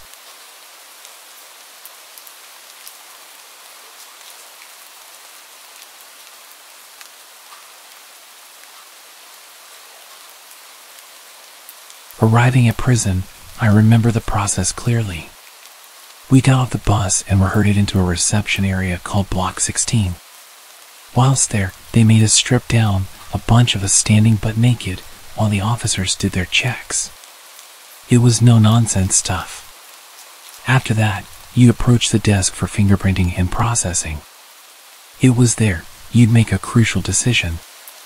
Some guys, like this one I saw, they'd come up to the desk, look the officer dead in the eye, and say something like, "I don't think I'll make it in general population." At that point, the officer would ring a bell, and they'd be moved somewhere else, away from the regular crowd. But if you stayed quiet, like most did, you'd be led to a cell with a cage attached. In that cage, you'd sit for hours, sometimes the whole day, as they sorted you out. I remember the bell ringing often. People freaking out and rushing to the desk to ring the bell, only to end up in a smaller, darker cell out of earshot from the rest of us. It was scorching that day, probably over 100 degrees outside, and you're just cramped inside that cell. Lunchtime came, and we got sandwiches. I'll admit, the food was better than the county's cheap stuff. I recall one meal particularly, chicken enchiladas with green sauce. It tasted real, like something that might actually fatten you up. There were some wild characters in there, no doubt about it. They knew there was a white guy among us. They'd seen him on the bus. This guy named Reggie, he didn't have any weapon. We'd just come on transport, but he was busy sharpening a pencil like a man on a mission. He took his sweet time, and when he was good and ready, he jammed that pencil right into the neck of another guy. It was the first day in reception, and he just went at it, puncturing holes in the other guy's neck, and that guy went down fast. I was there, watching it all, thinking this trip was going to be one heck of a ride. In those cramped cages, we'd munch on our sandwiches, the stifling heat suffocating us. It had to be a scorching 110 degrees, at least. Finally, they'd come to move you from that holding cell to your assigned one. That's when it got real. You'd be alone in that cell for 10 long days. No contact with anyone. Reception was like a test. They needed to figure out who you were and where you belonged. Everyone always asks about the first day in prison, and this was the reality. The real deal, right there in reception. You'd roll in, be herded into that cramped cell with a bunch of strangers until they processed you, and then you'd be placed in your solitary cell, waiting for your fate to be decided. During my 2 weeks in that cell, I noticed some graffiti on the wall. Someone had drawn SpongeBob SquarePants and scribbled the lines of the theme song. It made you think about the kind of people you were about to join. 2 weeks of isolation were the norm. I had to be patient until they figured out my custody level, who I was, and where I was headed. Meanwhile, I thought about the simple things, like how that sandwich I had in reception was a rare taste of normalcy. Block 17 is within walking distance of reception, and this block was a constant source of trouble. I end up with this standalone skinhead as my cellmate. He claims to be a skinhead but isn't officially affiliated, he just labels himself. And let me tell you, we had our fair share of issues. This guy used to be a massive dude, easily tipping the scales at 260 pounds, but he lost a ton of weight, way too fast, leaving him with all this saggy extra skin. Initially, he seemed alright, but then he ended up in debt with the wrong people and started acting out. Him being in debt was bad for me, because the trouble would come to my cell, and I didn't want that. Every time food came around, I'd wolf down as much as I wanted, even if it was his. That's where the real problems began. He got all worked up because of some peanut butter. I wanted that peanut butter all to myself, and I made it clear to him, saying, "Hey, buddy, none of this is for you. It's mine. Get lost." Well, he didn't take too kindly to that. From there our tensions boiled over, and I can't even remember how it escalated, but we started throwing punches. Then, this overweight fellow managed to get me in some sort of guillotine chokehold, shoving my neck down while applying pressure to the back of my head. I was furious. I yelled, "I'm going to murder you when you release me, fatty." My neighbor, Scooby, heard the commotion through the vent. He hollered over, asking if everything was all right. I replied, telling him Mike's got his fat titties choking me out. The moment he frees me, I'm going to lay a beating on his fat ass. Mike finally started easing up on my neck, cautioning me not to do anything stupid. I snapped back, "Nah," the second he lets go, I'm unleashing hell on this bitch. Eventually, he released me, and, as expected, I swung at him, landing a few solid hits.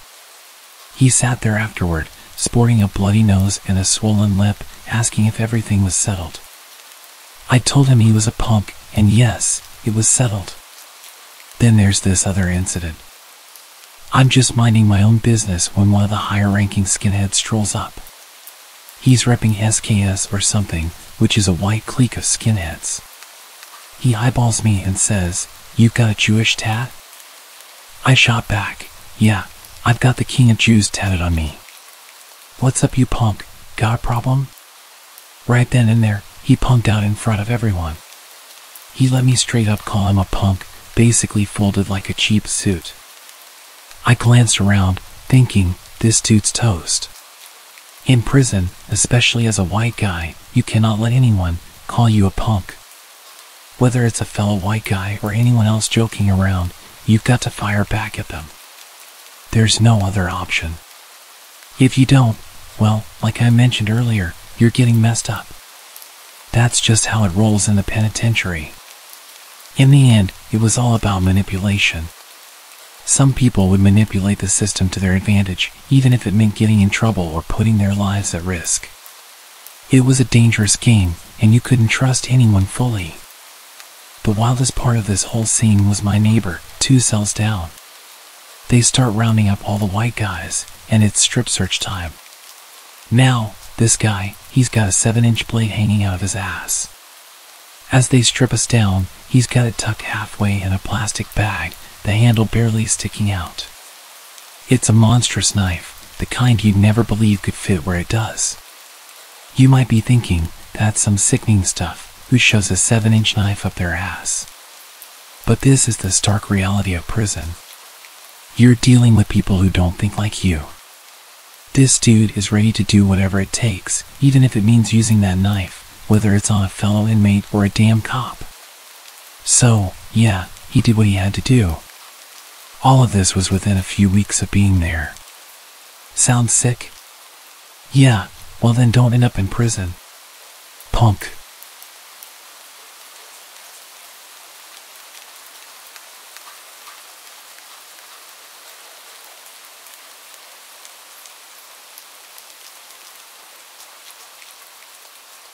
When you first get arrested, you go into a processing sequence of cells called the horseshoe, and basically, this is for new arrestees. You're in these cells for days, and you don't know what day it is. All you can feel is the heat rising and falling, and you're crammed in, like sardines with 40 or 50 people. Fights are breaking out, there's blood on the walls, and guards are rushing in, grabbing people, especially those acting up on drugs. If you really act up, the guards grab you and put you in a restraint chair. It looks like a medieval torture device. They tilt it back, strap you in, and put a hood on your head. There are people out there in chairs just howling and whining. It sounds like something out of a horror film. Yeah, it's pretty wild. Then, you get to see the judge, and I got sent over to medium security in the beginning, which is completely gang and drug infested. So as soon as I get there, some skinhead dudes are eyeing me up. They're like, "We want a word with you in that cell back there." You can't say no, because in prison, you don't have much of a choice. They're sizing you up, and you look like their type of recruit. Not because I wanted to, but because I'm white, and in prison, you get affiliated with one of the racial gangs whether you like it or not. It's like that for all races, whites, blacks, Mexicans, Mexican Americans. I didn't know this yet, but I had to do what they said, so I went into the cell. They ask, "What are your charges?" And I've got the printout, but it's all in legal speak, so I don't understand it. So I tell them, I've got my charges, but I don't know what they mean. And they freak out and start pushing me against the wall, shouting, "What do you mean you don't know what it means? Are you a chomo?" I don't know what a chomo is either, so I'm digging my grave here. They've got me up against the wall about to smash me, and I'm making it worse because I don't know how to behave in prison. I tell them to look at my sheet, and they take it and look, and they see I've got drug charges. They see my bail is nearly $1 million, and they love that. They ask me who I killed to get a bail that high. They relaxed and started to joke with me. Suddenly they accepted me and let me go. I learned later that chomo meant you were a child predator. One of the guys who came in with me actually did have those charges. So the next day they ask me about him and I tell them I know nothing. Later I hear someone being beat in the shower area, and it's the skinhead gang that questioned me, and they leave this guy in there, just whimpering in a pool of blood. This big guy says to them as they're leaving, "How come we can still hear him?" And the head of the skinhead says, "We smashed him good." And the big guy says, "Not good enough." So he goes in, and it's like he's trying to crack this guy's head open like a coconut. You can just hear the stomping echoing. Crack. Crunch. The guy looks dead, and a guard doing a security walk eventually finds him. He was carried out on a stretcher. He had blood and yellow stuff coming out of his head, like brain fluid or something. It was every day after that, just violence. I had to get used to the sound of heads getting bashed against toilets, bodies being thrown around, people getting carried out on stretchers. They'd wait until the guards did the security walk so that they'd have the most amount of time possible to torture these child predators. One guy, after they were done with him, came out covered in blood. He managed to get down the stairs and knock on the window to the guards, and they opened the door and he just collapsed. There was an old man who wouldn't stop rambling, so the gangs thought they'd shut him up. I walked past him and there was blood splurting out the back of his head. So he was dealt with as far as they were concerned. All of this within a week of being in prison. You had to toughen up fast or you were done for.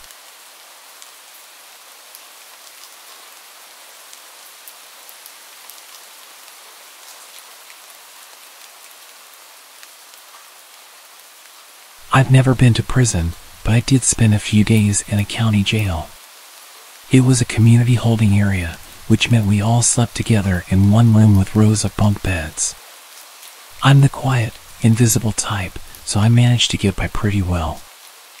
I sort of befriended a few guys by teaching them chess, playing blindfolded matches, and sharing my food.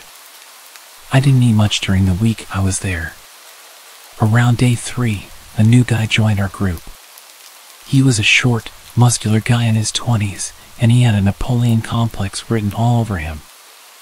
I did my best to keep my distance, considering I'm a scrawny white guy who didn't know how to defend himself. I had some bad allergies at the time and couldn't stop sneezing. After every single sneeze, even during a series of them, Napoleon would say, "Bless you," and I'd respond with a polite, "Thank you." It became a repetitive back and forth of, "Achoo, bless you, thank you." But then, one time, I started sneezing and didn't manage to say thank you after each blessing. That's when things went haywire. Napoleon exploded with anger, charging at me from across the room, yelling obscenities, and raising his fists. My friends from earlier, the ones I'd taught chess and shared meals with, sprang into action. They rushed over and tackled him before he could reach me. There was a brawl, fists flying, until the guards finally intervened and broke up the fight. Napoleon was promptly sent to isolation. He's lucky that I didn't press charges.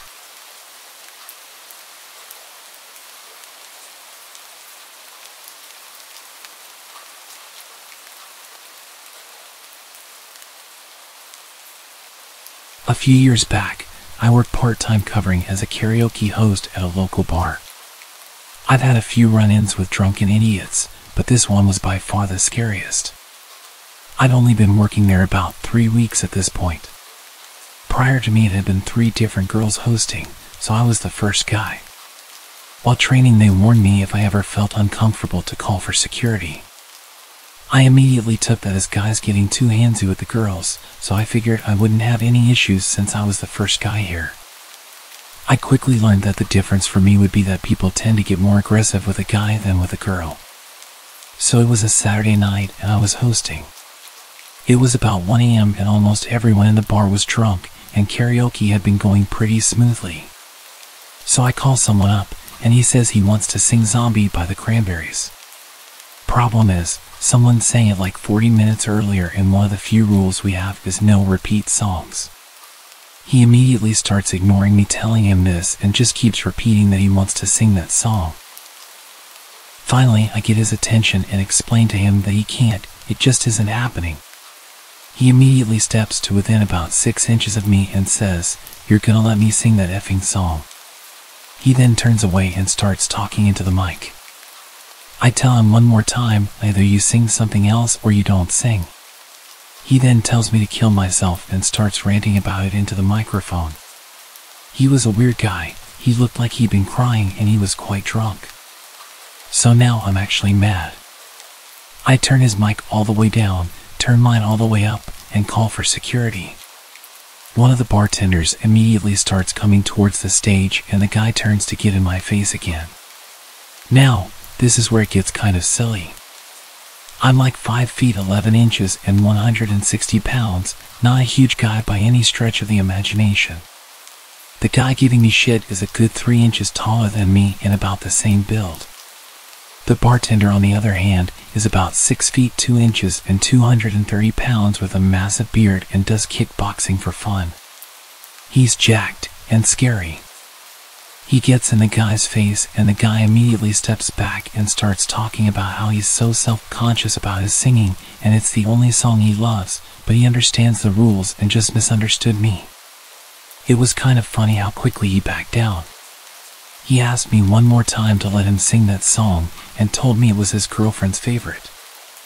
I told him we just can't do it, but I'd let him choose another song. He took some time before finally choosing Rage Against the Machine. The one that explicitly says, "I won't do what you tell me." As the bartender is walking away, the drunk guy says into the microphone, "This song is about fighting against tyrants." My coworker immediately does a 180 and gets about 5 feet away from him and says, "If the next words out of your mouth are words to that song, I'm going to throw you out." Something in him snapped at this point. He picked up the microphone, looked me right in the eyes and said, "I'm going to sing that song tonight." The bartender immediately grabbed him and threw him out of the club. He came back over to me and apologized, but I wasn't bothered at all. I honestly thought the guy would just sing along to the second song choice. The lyrics are literally, "F you, I won't do what you tell me." It would have been more entertaining. We never really had too many issues at this club, so security wasn't exactly tight. The night went on, a few more groups came up to sing different songs, and I'd completely forgotten about the emotional drunk. It must have been about an hour later when suddenly I see a bit of commotion at the entrance. The bartender is blocking someone's path and clearly gesturing for them to leave. I obviously couldn't hear what was being said, but I could see that he was getting physical with someone. That's when things took a turn. The sound was unmistakable. I saw the bartender fall down onto the floor almost immediately and people around him started panicking. As he fell, I saw the man he was arguing with.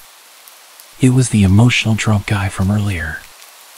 I was positioned in a cramped little hut with a DJ deck and the only way out was the doorway directly facing him, so I just crouched down and tried peeking through a gap.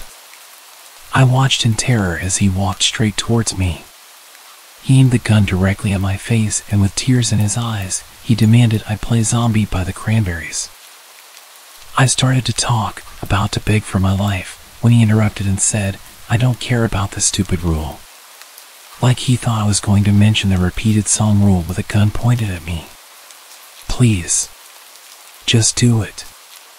I have nothing against you." I agreed to his request and told him I was finding the song. He grabbed the microphone and got into position in the middle of the dance floor.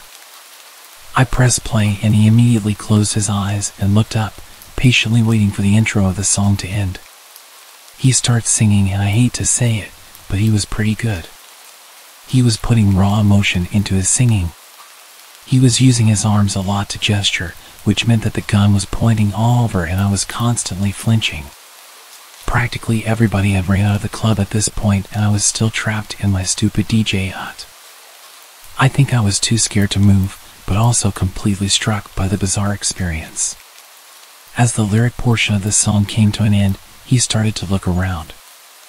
I felt a flush go through my whole body as I realized what was about to happen. He looked down at the gun, then towards the bartender on the floor, then back at me. "I'm so sorry." His first shot missed me, as far as I could tell. I immediately started to sprint out of my hut.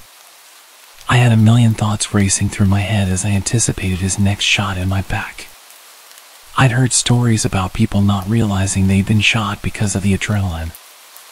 I was convinced I was bleeding out and about to collapse. I was running so fast, wondering why I wasn't dead yet.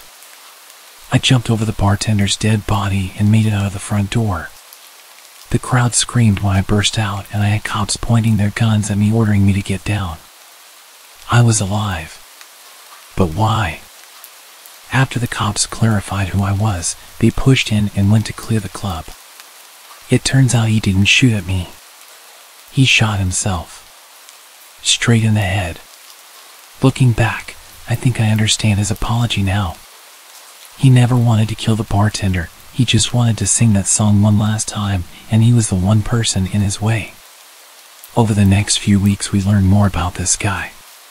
His girlfriend had just died and it broke him. They were apparently regulars at the club and that was their favorite song. I'm not sure if he'd planned on killing himself that night or if the confrontation led him to think it was a good idea, but the whole thing was so messed up. The club shut down after that incident. Nobody wanted to go there anymore, and rumors started that the place was haunted. I moved on to other things and tried not to think about it too much. It gave me a new appreciation for life, even if that song gives me panic attacks.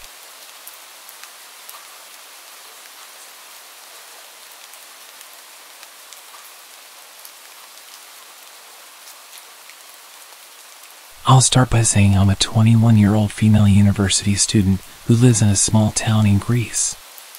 It's a safe town full of young adults, and I live in a safe area. I've never felt in danger before until that Saturday. 2 weeks ago, I was at a birthday get-together at a restaurant with lots of friends and uni classmates. We were mostly drinking wine, and it was enough to get me tipsy, as I hadn't eaten anything before I came out. After we had dinner and drank, everyone started to leave, and a smaller group of us decided to continue the birthday party and go bar hopping. There were a few of us, the guy who was a designated driver, who was a 21-year-old male, and 3 more girls aged 20 to 21 years old. We went to some bars to dance and ended up in a typical nightclub, all of us tipsy at this point, including the designated driver. But I was the worst of them, getting really dizzy after having more and stronger drinks. After dancing for a couple of hours, the drunken feeling only got worse, so I decided to go home. I told the group that I was leaving, and they suggested walking with me. But my house is half an hour away from where the club was, and I didn't want to make anyone walk all the way there and back. Anyway, the designated driver didn't seem well enough to drive. I could feel that I wasn't exactly walking straight, but I had a sense of my surroundings and knew this road like the back of my hand. It was about 3 in the morning, so there were still people outside returning from bars themselves. I was around 15 minutes away from my house, walking past the takeaway place that was open 24/7 when I heard a guy yell, "Hey, sweetheart, don't go. I just want to talk." Since I was the only female walking on this road at this hour, I realized he must have been talking to me. I tried to take a quick look behind me and saw a tall guy in an Adidas tracksuit with a hood over his head. He was walking quickly towards me. I felt an adrenaline rush and began to walk fast. I tried to get past my drunken state and think clearly. My house was in a dark area, and I had to walk through a dark corner behind a grocery store to get there. I'm a sucker for true crime and horror movies, and this felt like a real horror story coming to life. I heard him yelling at me one more time. He was saying that he only wanted to talk, but I had no intentions of stopping. I took my cell phone out of my jacket and pretended to be on the phone, hoping this would sway him off. 5 to 10 minutes later, I stopped hearing footsteps, so I put my phone back in my pocket and let down my guard. I assumed he probably got bored and left. As I was walking, I suddenly heard his voice again, and this time he wasn't far behind me. He was walking right next to me. I felt cold sweat all over my body. "Why are you running away?" he asked. "You're so beautiful. I just wanted to talk to you." He had a thick African accent. We'd been warned by the university about people that had recently illegally come across the border. I said nothing and started to walk faster. He seemed around my age and had a cigarette hanging from his mouth. "Do you have a boyfriend?" he asked. "Yes, sorry."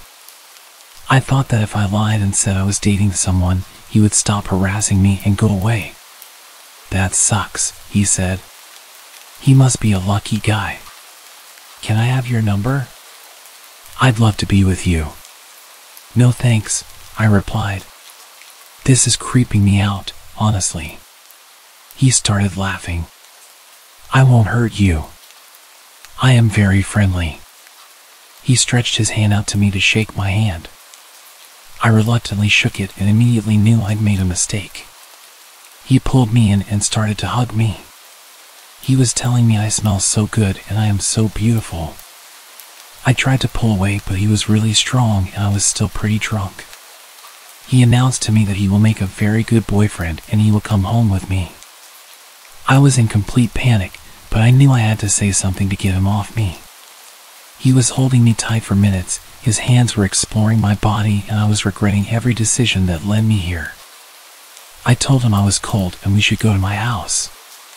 He let go of me and excitedly agreed. I was only 5 minutes away from where my roommate was sleeping.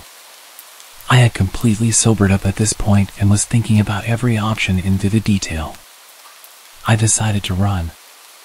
I was so lucky to be wearing my flat shoes and not my heels, which I usually wore every night. I ran so fast, not even looking back. I heard him shouting, but I couldn't understand him. I turned a corner and he'd lost me. I kept running the whole 5 minutes back. I wasn't taking any risks. I got home and immediately locked the door behind me and just collapsed, completely exhausted. I started crying and just wept against the front door for a good few minutes. My friend came downstairs and found me, and I explained what had happened. Nothing came of it afterwards, and I stupidly didn't call the police, but we did make sure that our designated driver in the future wasn't allowed to drink.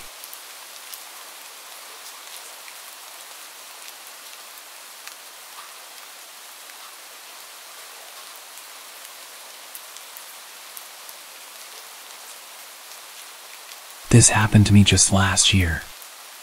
I'd recently turned 18 and could finally go to a club legally.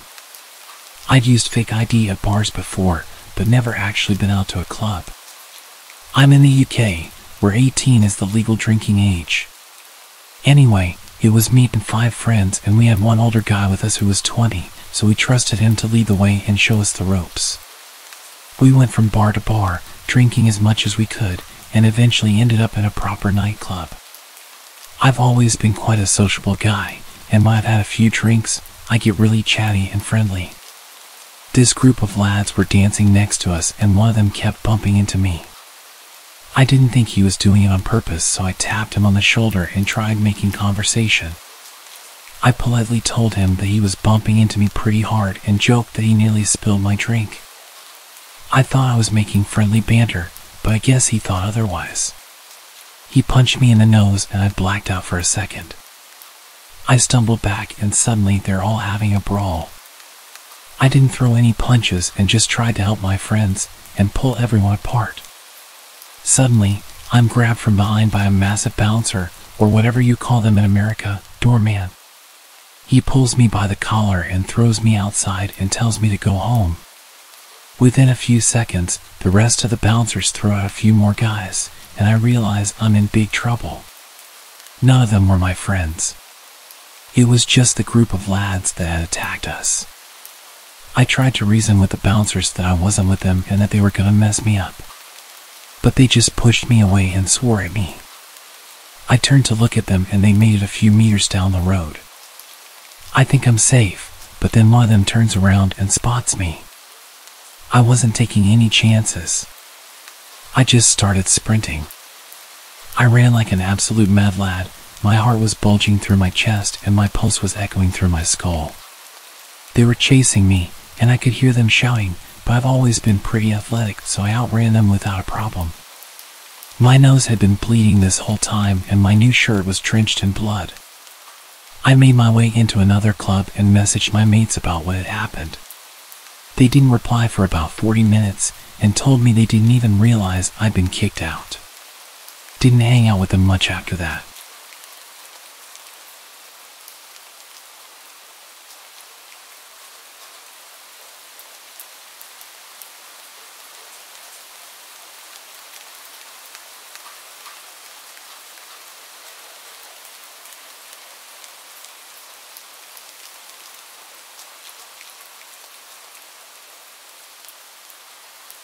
I was driving home one night after attending a 4th of July party at my grandparents' house. On the way home, I decided to stop at a convenience store that was along my route. I bought myself a hot dog, some nachos, and a Gatorade. Afterward, I got into my car and drove down the road, eventually pulling over. I was eating my food while watching videos on YouTube. I was just relaxing and enjoying the evening. Suddenly, a large pickup truck parked directly in front of me, blocking my path rather than just stopping in front of my car. There were 2 men in the front seat. One of them got out of the truck and walked over to my door, tapping on the window and gesturing for me to roll it down. I only rolled it down slightly, enough to hear what he had to say without having to shout through the window. "Hey man, wanna buy some fireworks?" he asked. I told him no thanks, that I wasn't interested, but he was persistent, insisting I come out and have a look.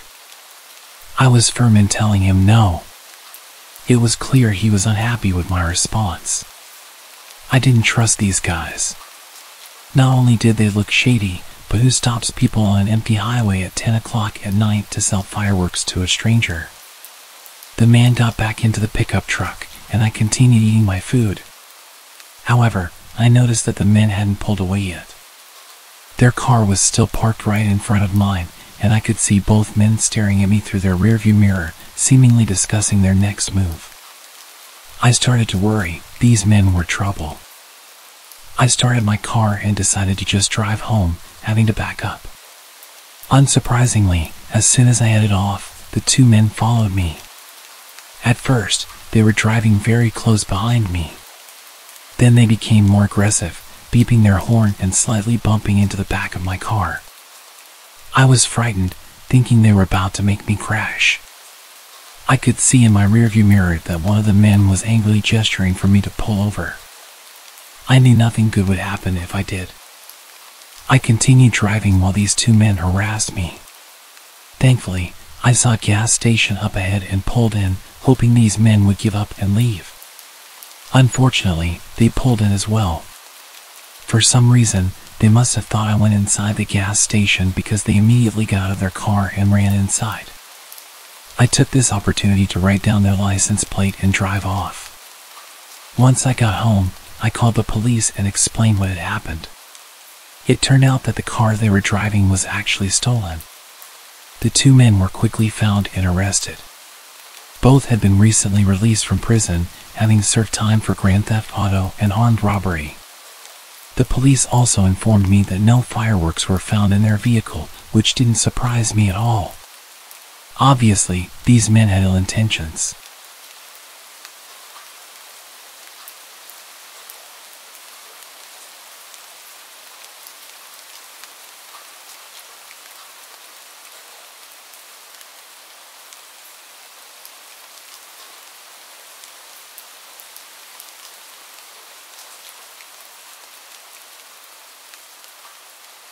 My name is Brett, and I'm 24 years old, but this story happened 10 years ago when I was 14. It was the 4th of July, and I was hanging out with my best friend Caleb. We didn't have the best home life, so whenever holidays would come around, we would just hang out, mostly outside like we did most days. There was an old abandoned warehouse near where we lived. It was well known in the community that shady stuff happened, like illegal deals, parties, and even fights that would end with someone getting seriously injured. Like I said, it was the 4th of July, and we knew there would be a big party going on there. Since we were bored, Caleb and I decided to spy on the warehouse and just see what was happening. We walked through the forest that you had to pass through to get there. When we arrived, we saw there was a party going on. There were cars, barbecues, and people getting drunk. We watched for a while until we came up with the dumb idea to sneak inside. There was an old office upstairs that you could sneak into from the fire exit behind the building. We snuck through a gap in the fence, crept along outside the warehouse, and slowly crept up the fire escape. Caleb and I both looked through the window as discreetly as we could. There were two men inside the office talking. One of them was carrying a large duffel bag. Shortly after, the two men left the office and headed downstairs to the rest of the party. I told Caleb, "Come on, let's go before we get in trouble." He kept telling me we should take a look in that bag. I kept trying to tell him not to, but he wouldn't listen. With the fire escape door, it only opened from the inside, so we couldn't just open it and walk in. I was still looking through the window when Caleb smashed one of the windows and proceeded to climb in. I was too surprised to say anything and watched as Caleb went inside to take a look in the bag. I didn't worry too much if people could hear the crash, as there was loud music playing in a party with plenty of people around. Still, I didn't hang around for long. Caleb took a look inside the duffel bag. I kept whispering to him, "What is it?" He didn't answer, just put the bag down and started to climb back through the window. Just as he was climbing through, the two men walked through the door of the office, and one of them shouted, "Get the hell back here now!" Caleb and I ran as fast as we could down the fire stairs. We heard the fire escape door bust open as we were running, and the two men started running down after us. We quickly squeezed through the gap in the fence we had snuck in earlier. Luckily, it took the men a bit longer to get through, as they were obviously larger than us, but it gave us a pretty big distance into the forest. We then heard what sounded like a gunshot. I could be wrong, but we didn't stick around to find out. We ran as fast as we could until we were safe near our homes again.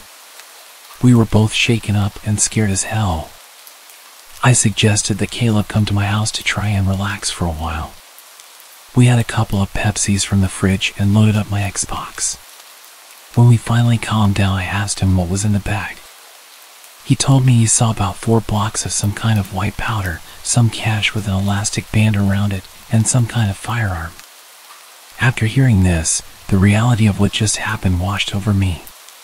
The thought of the possibility that we could have been killed just fell on me like a ton of bricks. We never went back there after that day. We never told anyone. Until now.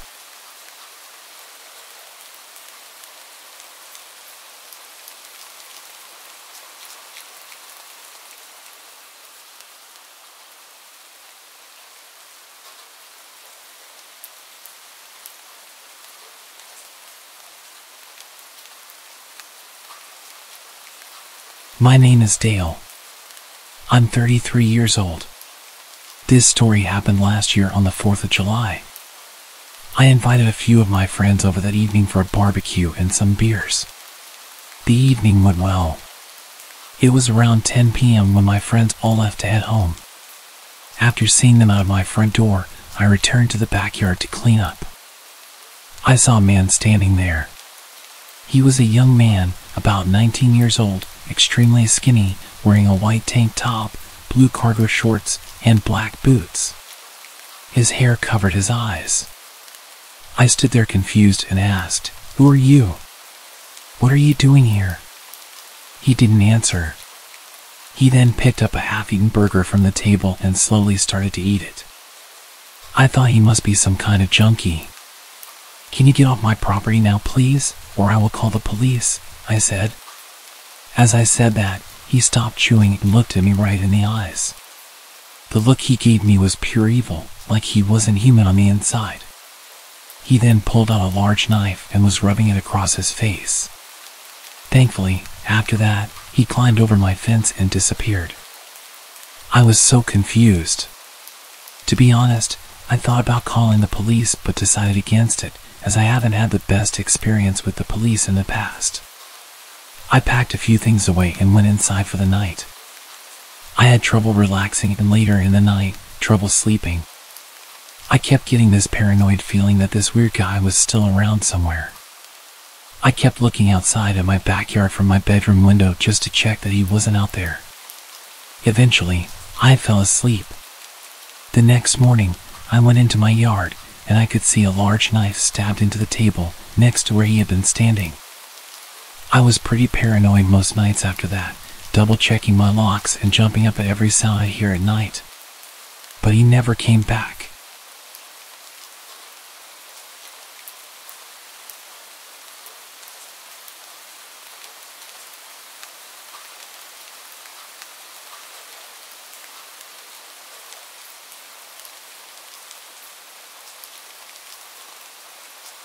This story happened to me 2 years ago on the 4th of July. I was 15 years old at the time. It was 10 p.m. and I was lying in my bed, staring out the window and listening to music. Suddenly, I saw something fly over the forest near my house and crash. There was a loud bang, but I don't think anyone suspected anything because, like I said, it was the 4th of July. There were plenty of fireworks going off and people outside partying. My best friend Mike, who lives a few doors down from me, called shortly after the crash. He asked if I had just seen the UFO fly over.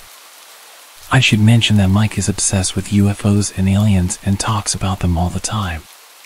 Anyway, he was riding his bike while telling me that I needed to meet him to check out what had crashed. I didn't want to go outside because I couldn't be bothered. Whatever had crashed probably wasn't anything special. But he was persistent in trying to persuade me to join him. He stayed on the phone with me, telling me he had just arrived at the site. Before he could describe what he saw, the phone started cutting out, and I couldn't hear him clearly. Before the phone died, I could make out him saying, "There are men approaching me, men in suits." The phone cut out and went dead. I got on my bike and rode as fast as I could towards the crash site. I rode for what seemed like ages. I felt like I must have gone past it or missed it somehow. As I was looking around, I kept trying to ring Mike, but it went straight to voicemail. After riding around cluelessly for a while, I eventually found Mike sitting down next to a tree. I went up to him and asked what he was doing. He didn't answer me, he was just blankly staring into space. I kept trying to talk to him, but he wouldn't answer or even look at me. Eventually, I got him to stand up and asked what he had seen. He told me that he didn't see or find anything. I was so confused because this wasn't like Mike at all. It's like he was a different person. The Mike I know is always talking and never shuts up, one of the happiest guys you'll ever meet. All he wanted to do was go home and not say anything. So, we went back to his house, and he went inside. I couldn't figure out what happened to him or where that thing that mysteriously crashed had gone. I couldn't sleep that night. I just gazed out my window, thinking. As I was staring out the window at the forest, I saw something. I quickly picked up my binoculars and looked. I saw two men wearing special kinds of suits staring at my house. I went to grab my phone to try to get some kind of picture, and of course, as soon as I looked away, the mysterious men had gone. That night changed my life. Mike was never the same. I don't know who or what those men were or what they did to him in those woods. I could never get him to talk about what happened.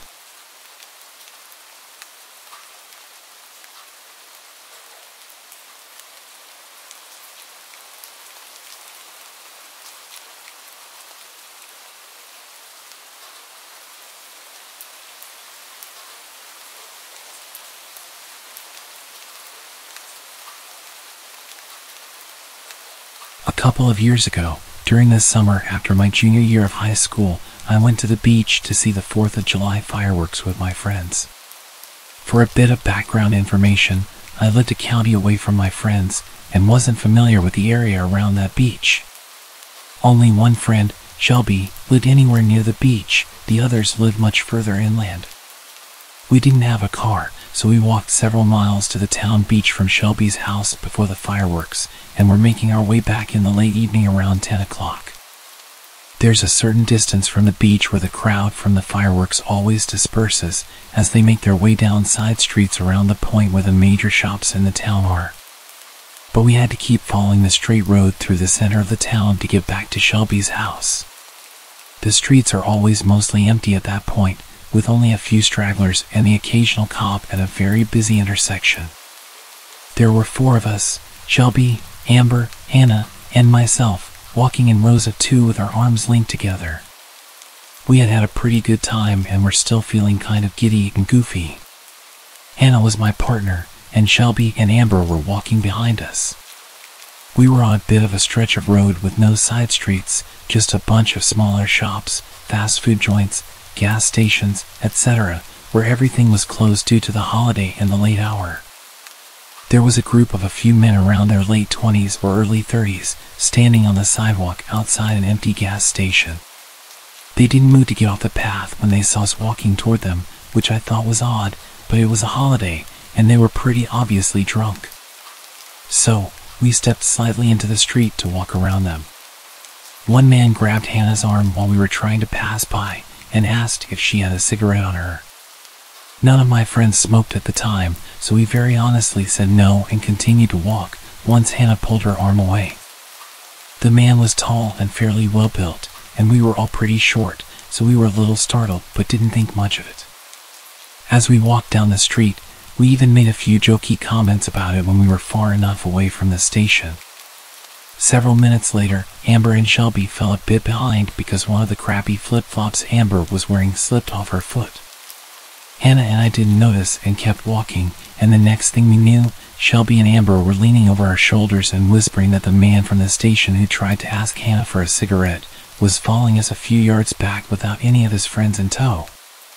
We were all a little freaked out at this point, but we decided that it was possible that he just happened to be going in the same direction.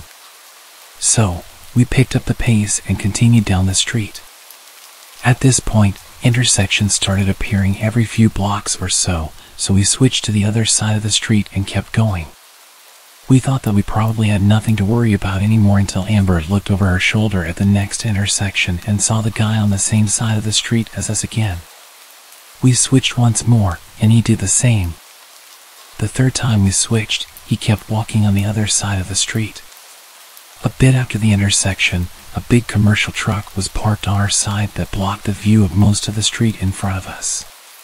Something didn't feel right to me, so I made everyone hang back a few seconds, and we stopped a couple of yards away from the truck. Lo and behold, the gas station guy crossed in front of the truck and headed down the side street next to it that was between 2 shops that were already closed for the evening. Shelby started swearing, and we turned around and ran back to the intersection and down the street that intersected the street we had been walking on. We were only an empty train parking lot away from Shelby's house then, so we kept running full tilt down the street and through the lot, as she explained that the side street he walked into wasn't a real street. Just a dead-end alley between 2 restaurants. Nobody familiar with the area would walk down there on purpose, but it would be the perfect place to go if you wanted to get the jump on somebody walking by.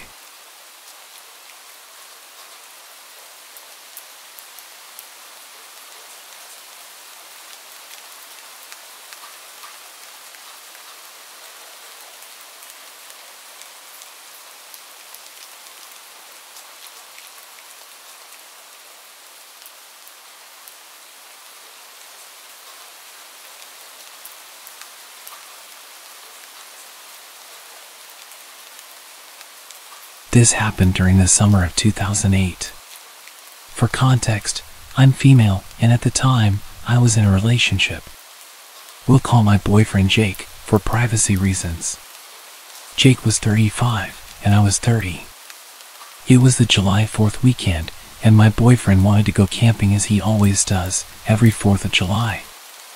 Usually, he goes with his ex-wife and son, who is 7 years old. A little bit about me. I'm definitely not an outdoorsy kind of person. I don't like dirt, bugs, or wild animals, and the thought of not having running water or a roof over my head absolutely terrifies me. Yes, I know, I'm spoiled rotten. As reluctant as I was, Jake persuaded me to go and reassured me that this would be a weekend to remember. Well, He didn't know how right he was. He told me we would be leaving Friday morning, which was the 4th, and would come back on Monday.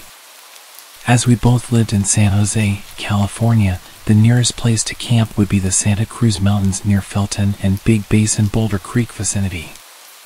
We were going off the map in a more secluded area to experience nature and avoid people. We headed out Friday morning around 7 a.m. If I remember correctly, it was about a 45-minute to an hour drive. During the car journey, Jake told me about these people that supposedly live in the mountains. At first, I thought he was just trying to scare me. I was thinking about the movie Wrong Turn or The Hills Have Eyes.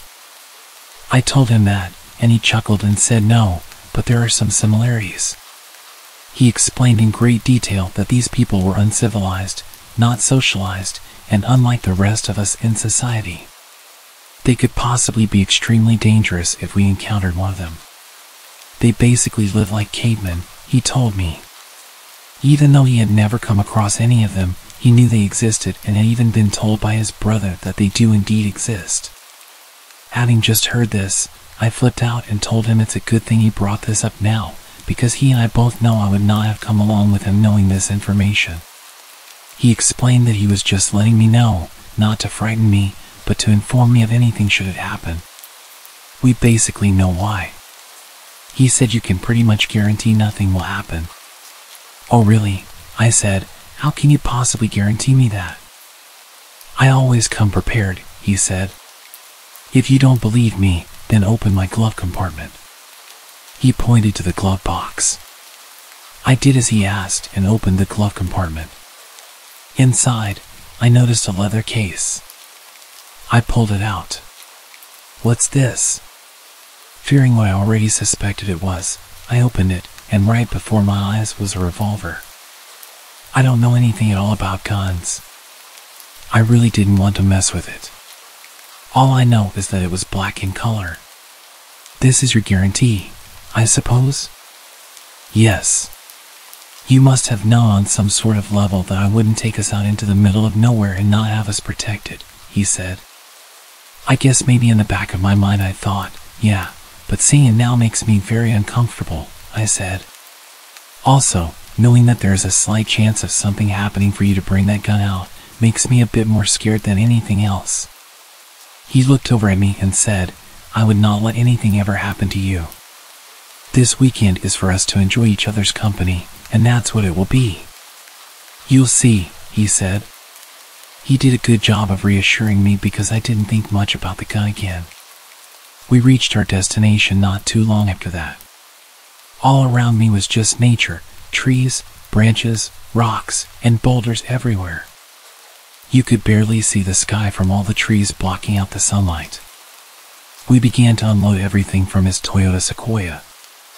I was impressed by what he had brought, a 2-bedroom tent, a king-size airbed, and a portable generator with 3 outlets to run power out of. Wow, I said, maybe this won't be so bad. He smirked that smirk I loved. Now that I think about it, I think it was more of an arrogant smirk.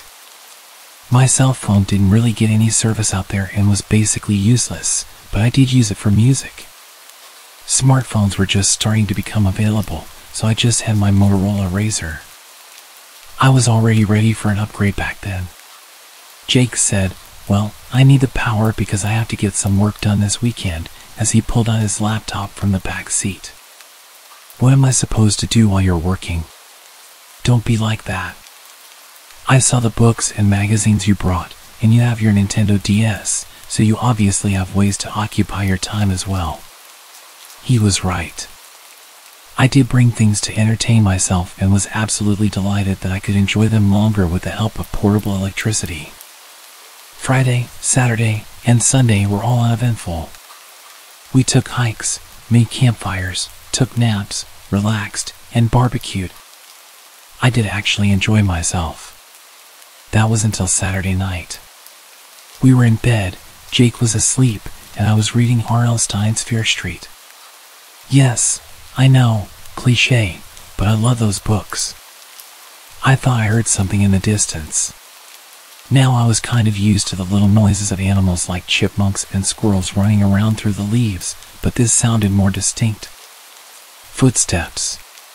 Not that of a four-legged animal, it sounded more human, like someone was trying to walk as quietly as possible without being detected. This is just my imagination from reading this book, and I am freaking myself out. I set the book down and started to strain to hear more. Closer. Whatever it is, it's getting closer. Could it be a bear? I looked over to Jake, who was sound asleep, contemplating what to do. The footsteps eventually reached the tent. Right above our heads was a zippered screen window that we had zipped closed at night because we didn't know if it would rain. Whatever was there was just outside, and it had stopped. I held my breath. All I could hear was my rapidly beating heartbeat. I heard someone else breathing, not Jake. Whoever it was outside, I wanted to wake Jake up, but I knew if I did, he would wake up and make some kind of noise that would alert whoever was out there. That's when I heard a click. I know the sound. It's the same click when you open up a pocket knife. Oh my God, I thought, this is it. This is where I'm going to perish. I knew this was a bad idea. That's when I heard scraping running across the tent. I knew what they were doing. They were running that knife all around the tent, taunting us. I knew this person had to know one of us was awake. Why else would they be doing that? The sound of the blade went all along the side of the tent and came back around to where we were. Then started again. It was then I nudged Jake to wake up. Jake, I whispered. He started to groan, and I told him to be quiet. I whispered, there's someone outside. I couldn't see his face or anything for that matter because I had turned off the reading light. There is someone outside, I said again. I then saw a flashlight shining on the tent. Jake reached over the side of the bed, grabbed his case, and pulled out the revolver. He yelled, "Stop! Whoever the hell is out there, I have a gun, and I will not hesitate to shoot you in the face. Leave now or regret it."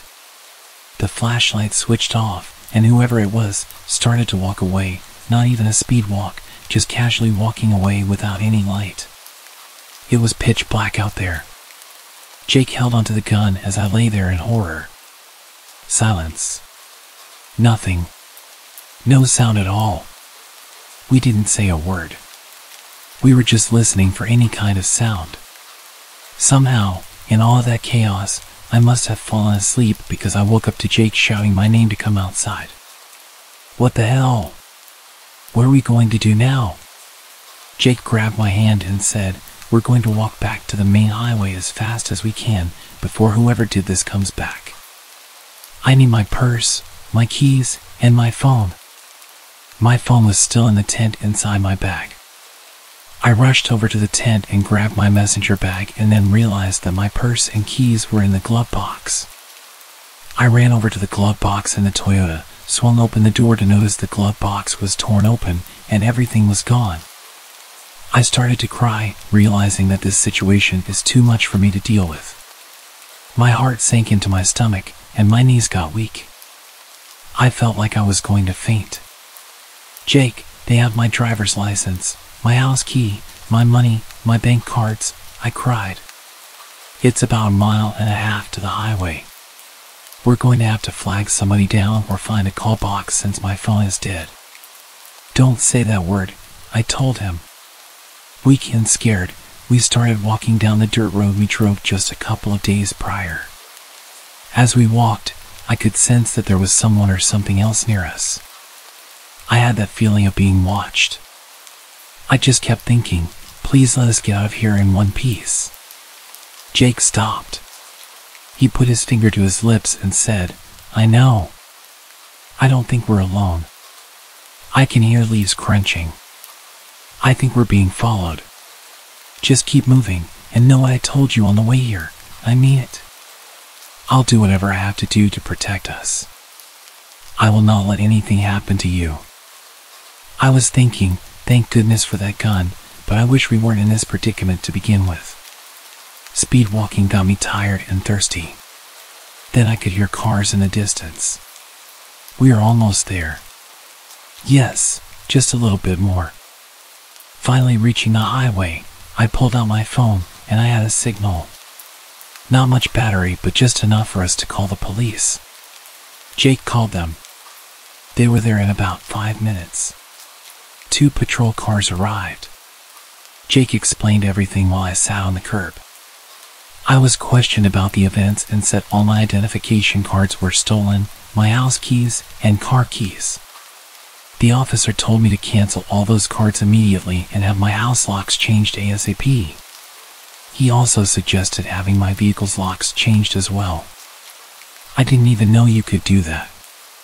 2 more officers arrived, talking to Jake and helping us go back to the camp to get our stuff. I didn't really want to go back, but having the police with us felt somewhat safer. Jake had called his insurance and was expecting a tow truck soon. When we arrived, 3 of the officers looked around, took pictures, questioned us some more, and sealed off the area with yellow tape. It made it look like a crime scene, which I guess it was, because a crime did take place there. The officers asked us if we had any idea why someone would do this. I said no, and furthermore I didn't tell anyone besides my mother that I would be coming out here. Jake said he only told his ex-wife where he would be, who was home with her son. The officer explained to us that it was likely an isolated incident and it could have been someone who most likely didn't want us camping out here. Big surprise, I thought, but even this was extreme, and I wasn't really buying that load of crap the officer was telling us. It seemed like he knew more than what he was saying. So what's going to happen now? The officer told me, well, we have your information and reports. We will investigate, and we will search for fingerprints and other evidence. If and when we come up with any information, we will let you know. You might have to testify against any culprits we apprehend. Until then, he said, get all your locks changed, cancel your credit cards, and let us know if you come up with any new information. About 10 minutes later, the tow truck arrived. We gathered all of our belongings, and we got out of there. I was confused that nothing in the tent was stolen, not even Jake's laptop. Now, if I let my imagination run wild, I could think of other things that didn't make sense, but I didn't want to go down that path. On the way back to the city, I was in so much disbelief. I wanted to say to Jake, I told you so, but he looked so hurt and confused. I couldn't do it. Plus, it sucked to be right. I mean, I really did want to enjoy myself this weekend, and it started out pretty good. I got home, canceled everything, and had my mom call the locksmith and change all the house locks. I made an appointment for my car to get the locks changed as well and left it in the garage. I was still tense just knowing someone had my address and the keys to my house. Even though they couldn't unlock my house door, that wouldn't stop them from breaking in. I don't think anything ever came of the situation, or if it did, Jake never informed me of it. We spoke about it, and he was constantly checking in with the police department. He bought a new SUV. He didn't want any kind of reminder of that weekend, and I agree with that.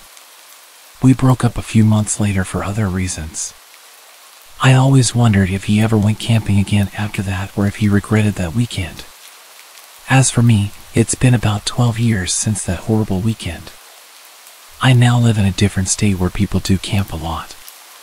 Good for them. I haven't camped since then, and I don't think I ever will again.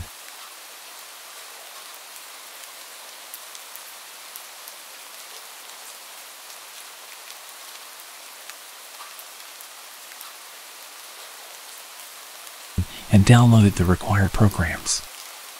I prefer to use my laptop over my desktop in case of viruses. My 7-year-old laptop was a little more disposable.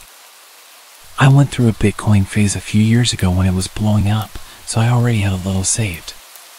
It wasn't much, roughly $632, but it was enough for what I was looking for. After the downloads were finished, I opened the browser and started my journey at the Hidden Wiki website. They provide a lot of useful links to get you started on the deep web. I scrolled through the warnings and general information and found the links I was looking for. Almost forgot, I muttered to myself as I grabbed the duct tape from my desk drawer. I cut a tiny square piece off the end and placed it over my webcam.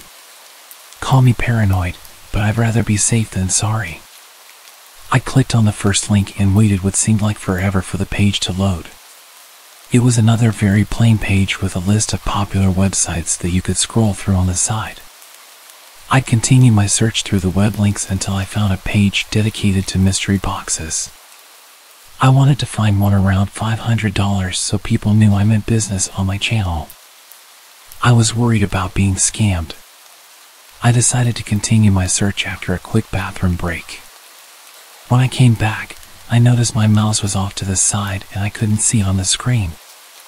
I wiggled it around to see if it would appear, but the web page was a similar color to the mouse cursor, so I couldn't see it.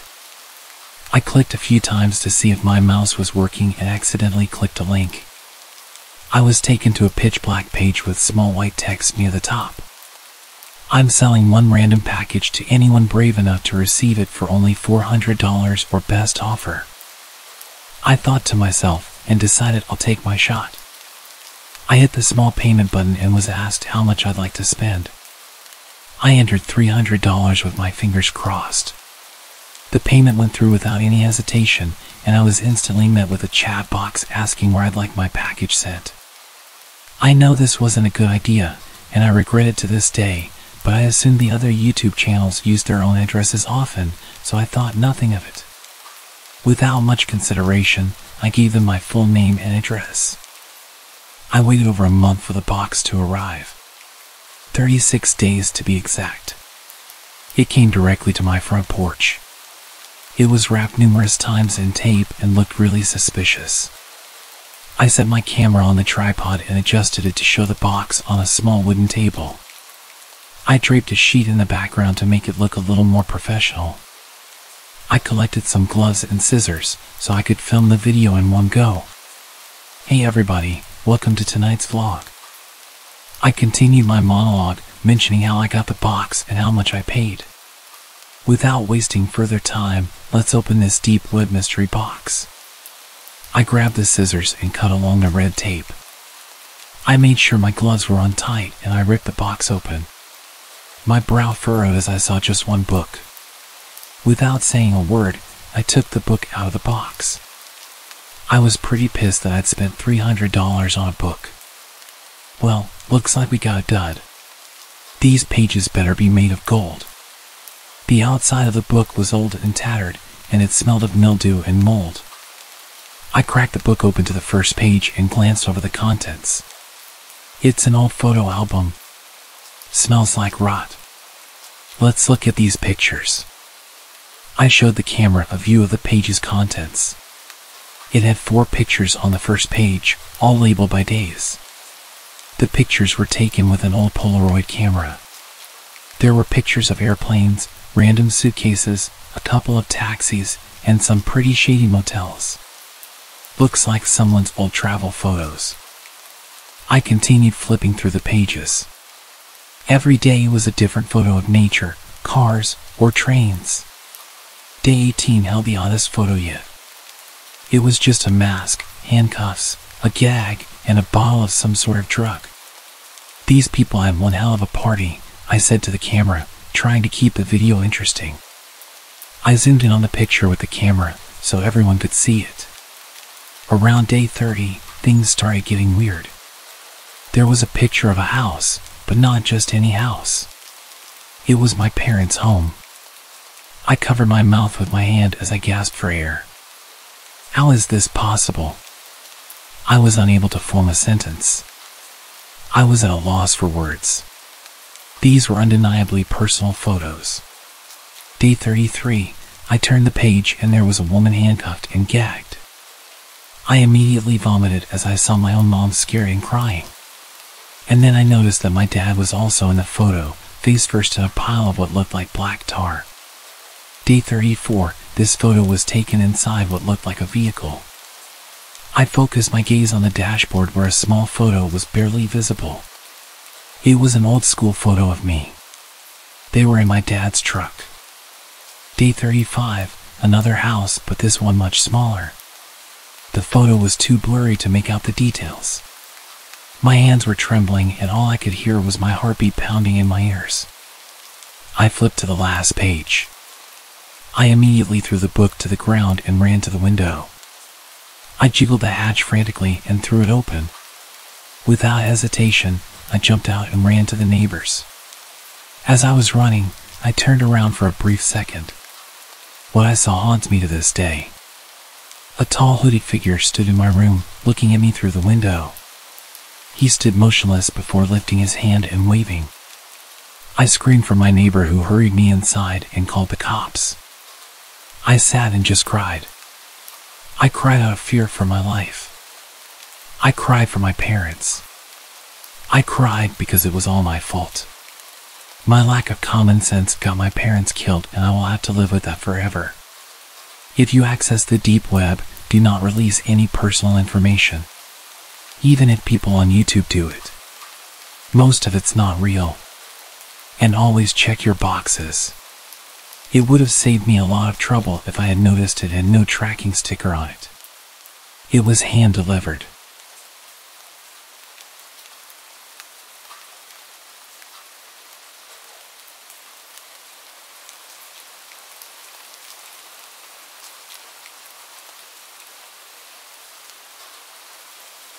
I had always been aware of the deep web. You hear the craziest, most disturbing stories from people who dare to explore it.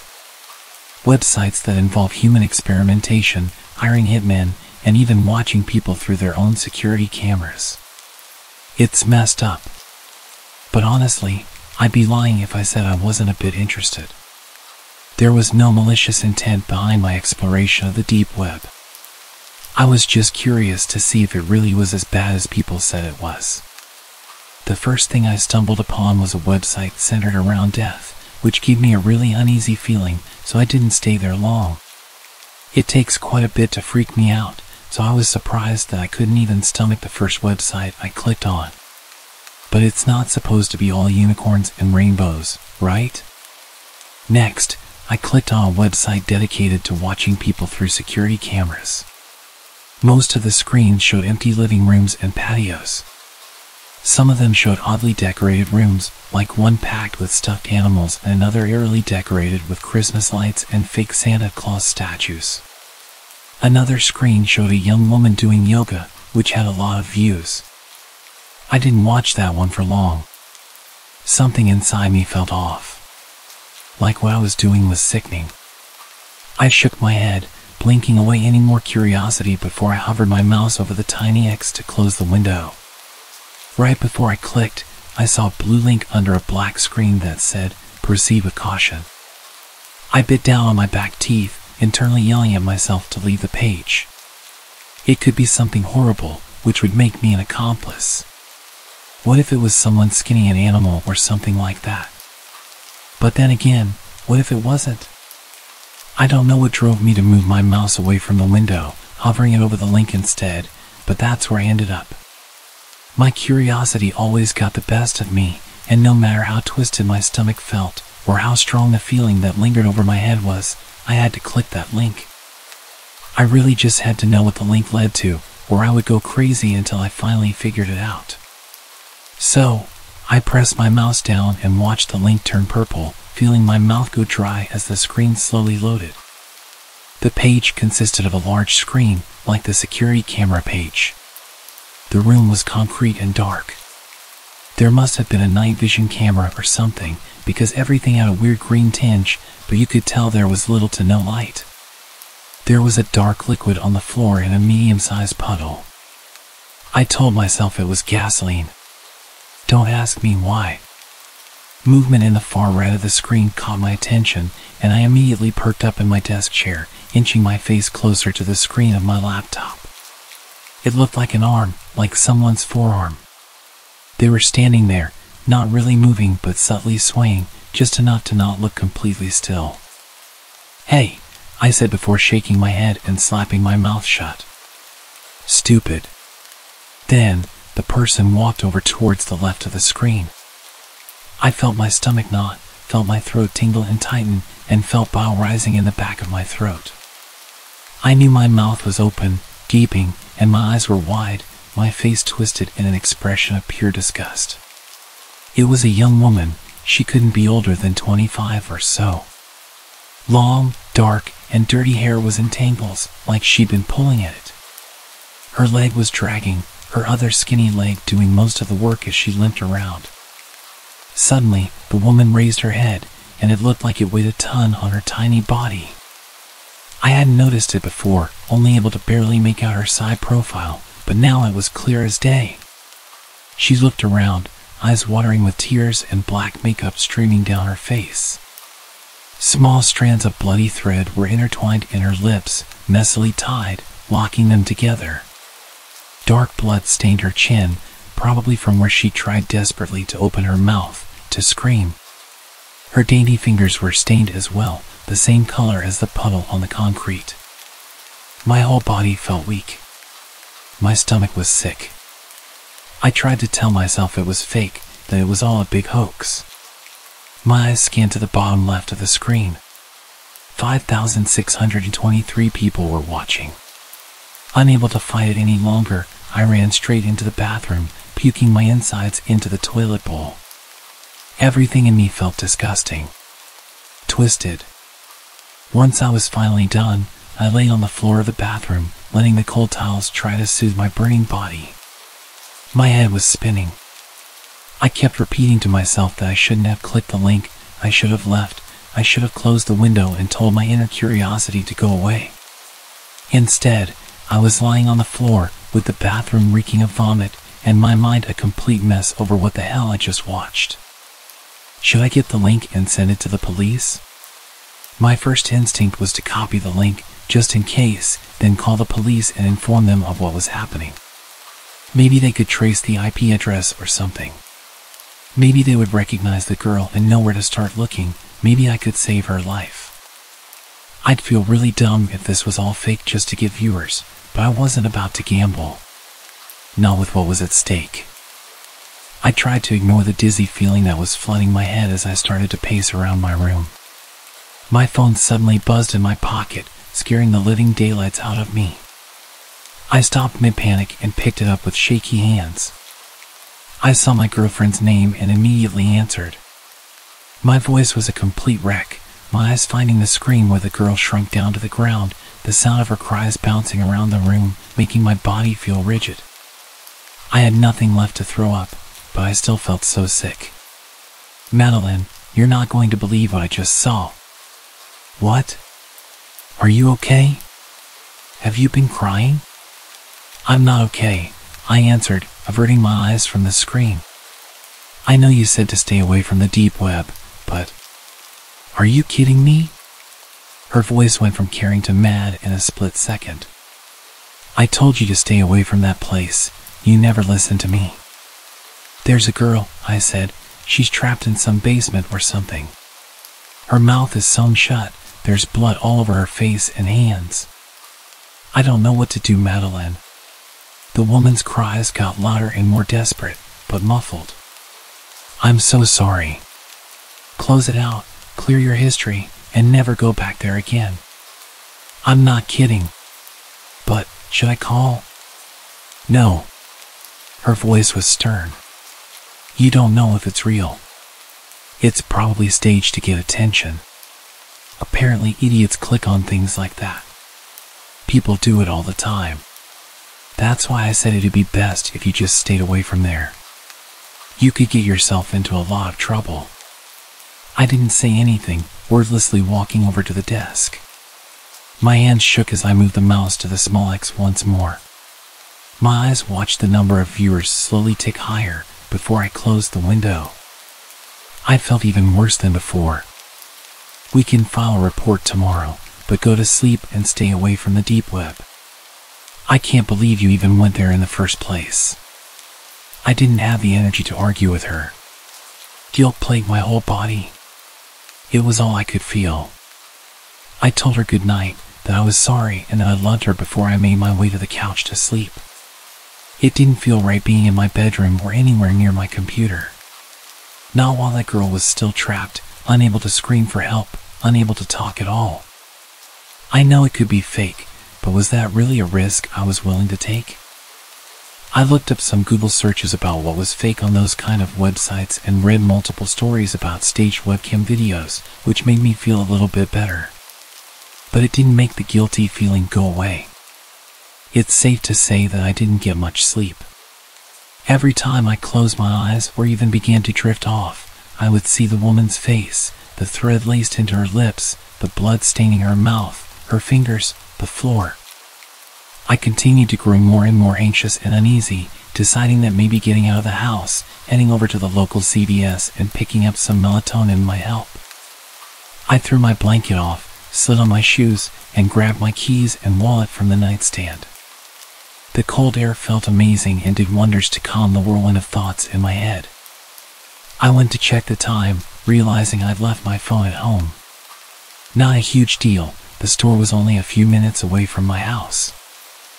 I ended up buying melatonin and a stronger sleeping pill just in case it didn't work.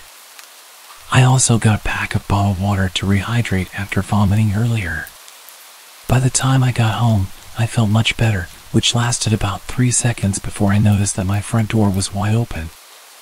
I may have been in a state of shock and panic, but I never ever leave my front door open or even unlocked.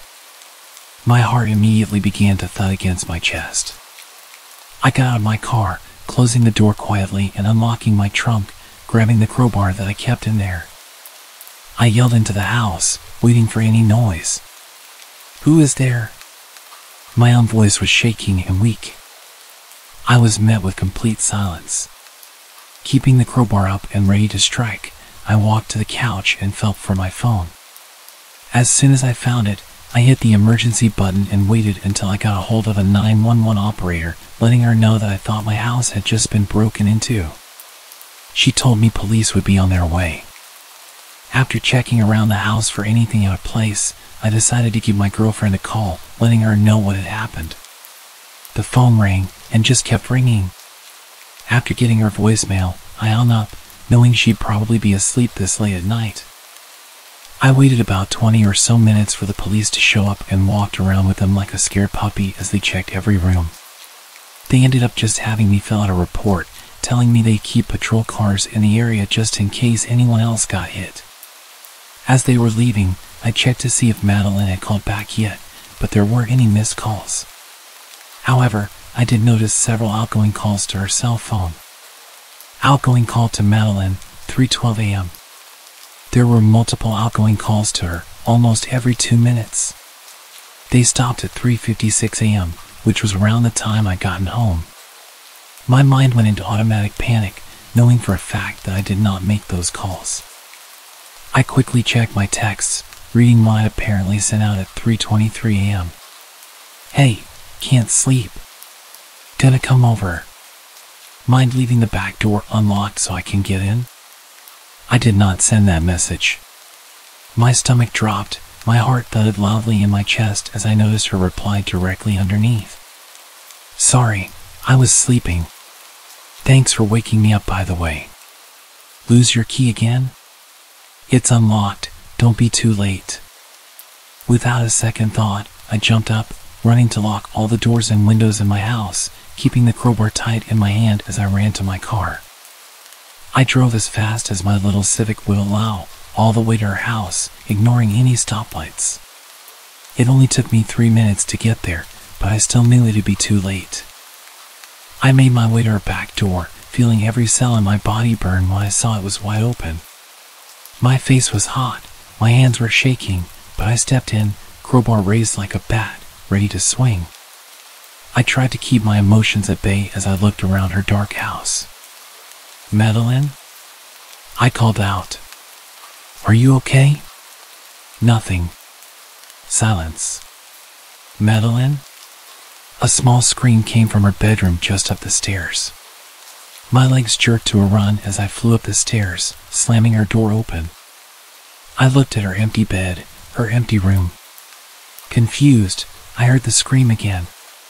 Only this time, I heard it coming through her computer monitor.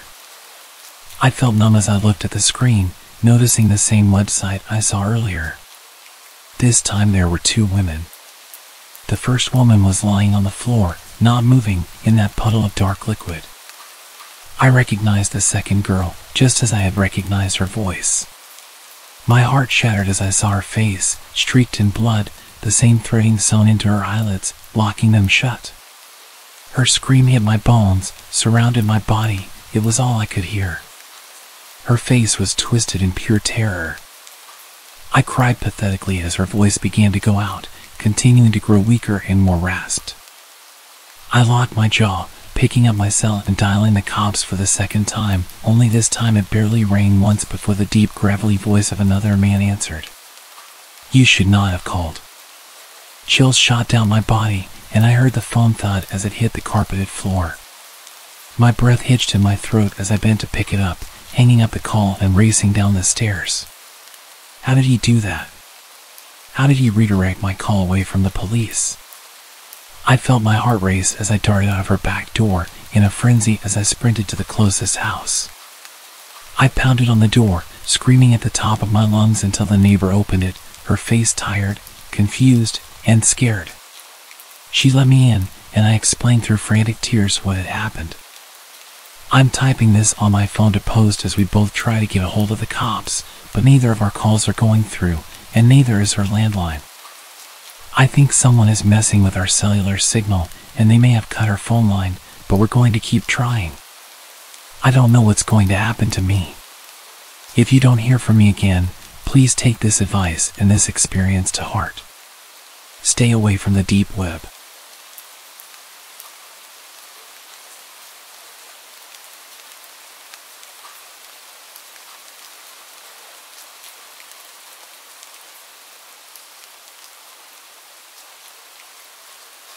I've always had a morbid sense of curiosity. That's not something I'm particularly proud of. I've always just chalked it up to teenage curiosity. To be honest, it probably started back in middle school when people thought it was fun to send around horrible videos of executions and videos like 2 Girls 1 Cup. Just mentioning it makes me feel old. These days, there's an overabundance of these sites. Places to watch people die, blurry videos of car crashes, beheadings, and animal abuse. Of course, it's not something I actively seek out, but when I stumble across it, I feel compelled to watch, to prove to myself that nothing can affect me. For the truly gruesome stuff, one needs to visit the so-called dark web. As someone who has fallen far behind in the advancement of technology, it absolutely baffled me that only a tiny fragment of the internet is available through a Google search. The rest, which makes up approximately 99.9%, is hidden and requires a special browser to access. With the help of a YouTube tutorial, I quickly downloaded the Tor browser and went on my way to search for the hidden aspects of the internet. It couldn't have taken more than half an hour of clicking on links before I stumbled across something that quenched my thirst for the horrible forever. The website itself was rather plain. Just a black background with a video player in its center and a chat box beneath. Within a few seconds of entering the website, the video had loaded and automatically started playing. What was depicted before me was a scrawny-looking man in his early 20s, strapped to a chair and covered in wounds. In the upper left corner of the video, a timer was counting up each second. 24 minutes and 14 seconds. "Please, stop. Please, it was an accident, I swear," he yelled. A larger man entered the picture, holding a large needle connected to an empty syringe.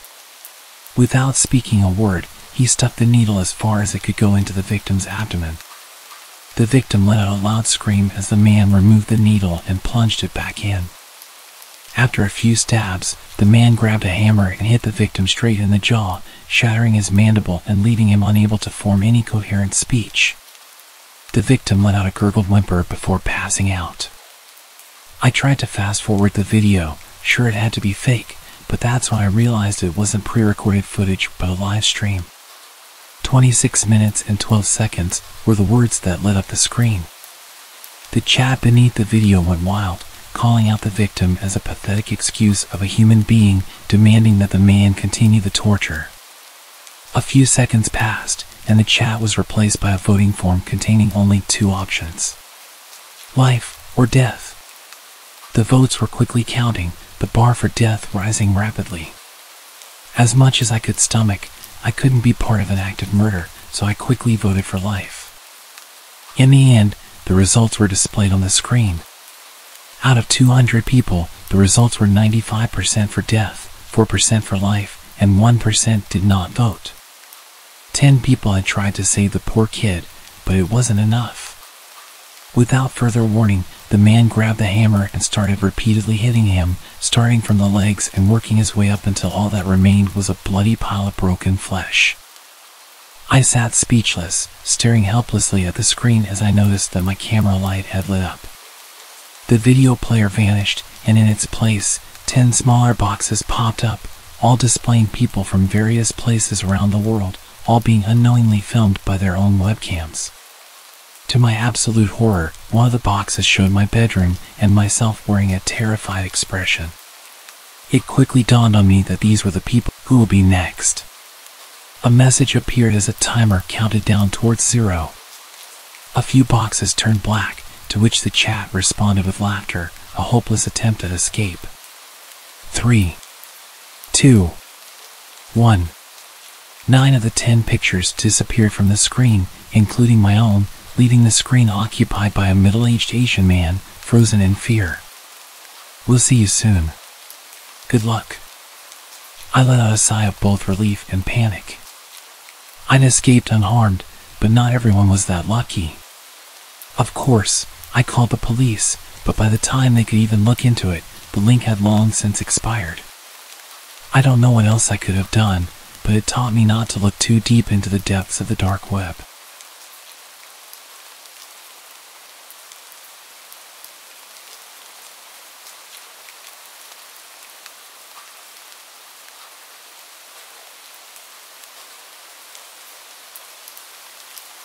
This is my last resort. I need help. A couple of weeks ago, I swallowed a tapeworm I bought illegally because I wanted to lose weight, but now I think I am having some negative side effects. The whole thing started when my family bought tickets for a cruise to the Caribbean. I have always been overweight, it runs in the family. I'm 19 years old, 5 feet 6 inches, female, and I weigh 200 pounds. I was scrolling through some weight loss websites when an advertisement popped up on the side of an article. Lose the weight without the effort. Normally, I wouldn't fall for clickbait, but I was desperate. The cruise was in a month and a half, and I had 90 pounds to lose. So I clicked it. It took me to the dark web, which I didn't know was possible by just clicking on an ad. But it ended up being really cheap and really easy. They basically sent me 2 things, a little jar with a worm inside and directions for taking it, which were oddly specific. I had to swallow the worm after eating raw meat, preferably red. It had to be taken between the hours of 9 and 11 p.m. and all the lights had to be off. The worm would pass once my appetite curbed and I had adjusted to my new lifestyle. I figured maybe these things had an effect on the tapeworm's behavior, so I thought nothing of it at the time. I forced myself to choke down an uncooked hamburger, then swallowed the worm shortly after 9:30 in pure darkness. The first week went by, and nothing happened. No weight had been lost, and I had 0 side effects that the directions warned me of. No nausea, abdominal pain, strange cravings, or feelings of hunger. I was starting to think that I had passed the worm or it had died. Whatever had happened, I was upset. The week following, however, was completely different. I woke up that Sunday morning starving. I ate all the bacon my mom had made, including 3 eggs, and the 2 she made for my 5-year-old sister, Maria, after she complained of not being hungry. I spent almost the entire day eating and never felt completely full. That night I stepped on the scale and was pleasantly surprised to find that I had lost 8 pounds. The next few days followed the same routine. Eat everything in sight and still lose weight. My diet did change, which was another side effect. I craved all the protein I could get. I was constantly finding myself in drive-thrus, ordering at least 6 hamburgers and inhaling them with no effort whatsoever. But then, the stomach pain started. I couldn't hold down anything but meat. But I had gotten down to 120 pounds. Who was I to start questioning the process now? My breakfast, lunch, and dinner consisted of nothing but ham and plain cooked hamburger. A few days later, even those meats would not satisfy the worm in my stomach. Raw meat became its meal of choice. It's disgusting. That's what I thought at first. But I've come around to it since. My mom has wondered why I no longer eat the food she makes. I keep telling her that all the weight I lost means I don't have the same appetite. Which is true, to a point. None of this is the reason I am telling this story.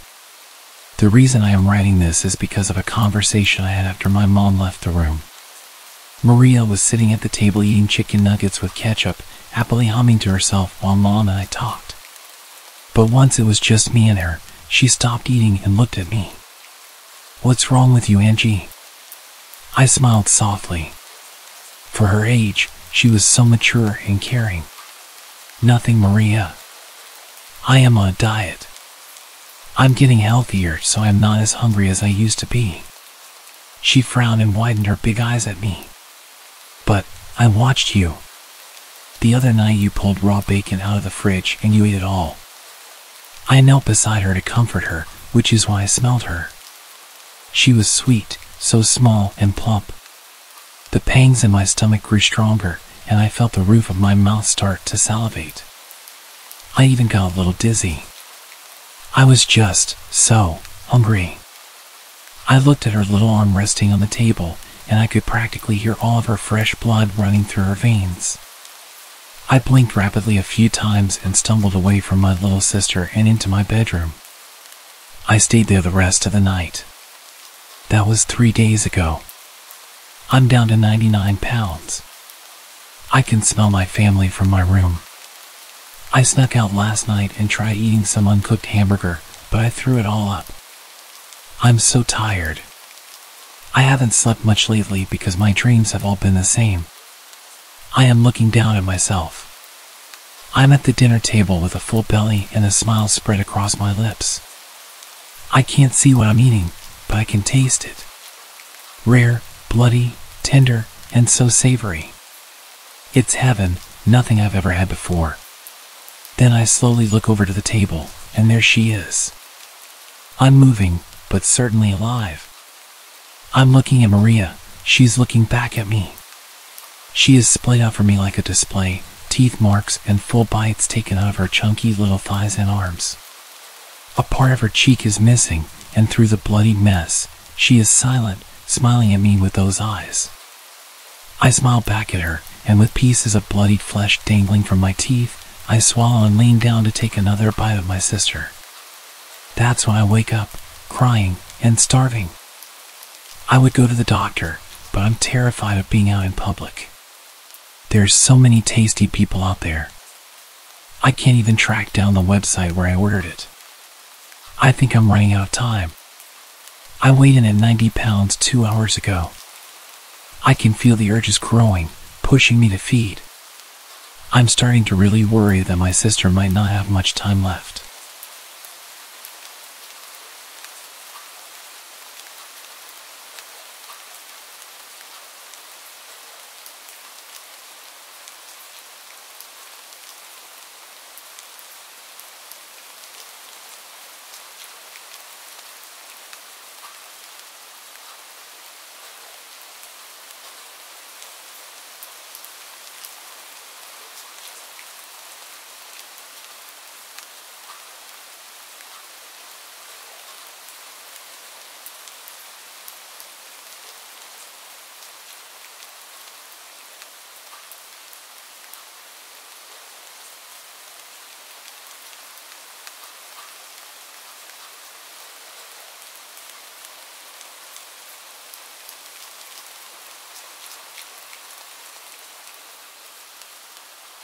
On a bitterly cold winter night, I found myself in the kind of situation that would chill any parent to the bone.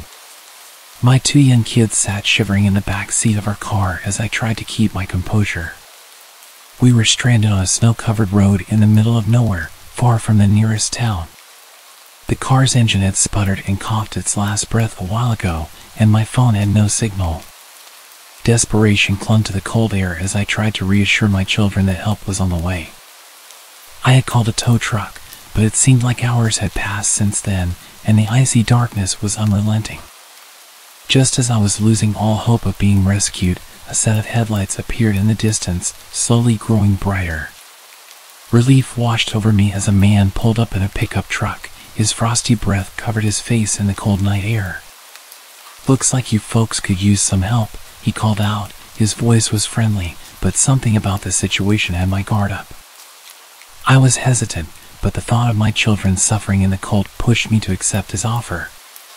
"Yes, thank you," I replied, trying to hide my unease.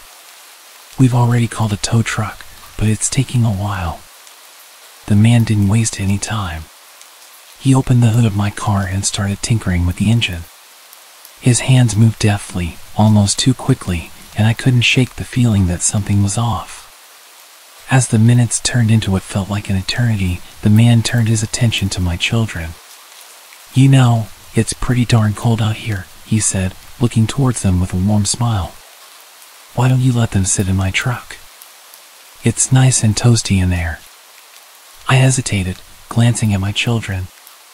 They were practically blue from the cold, their teeth chattering uncontrollably.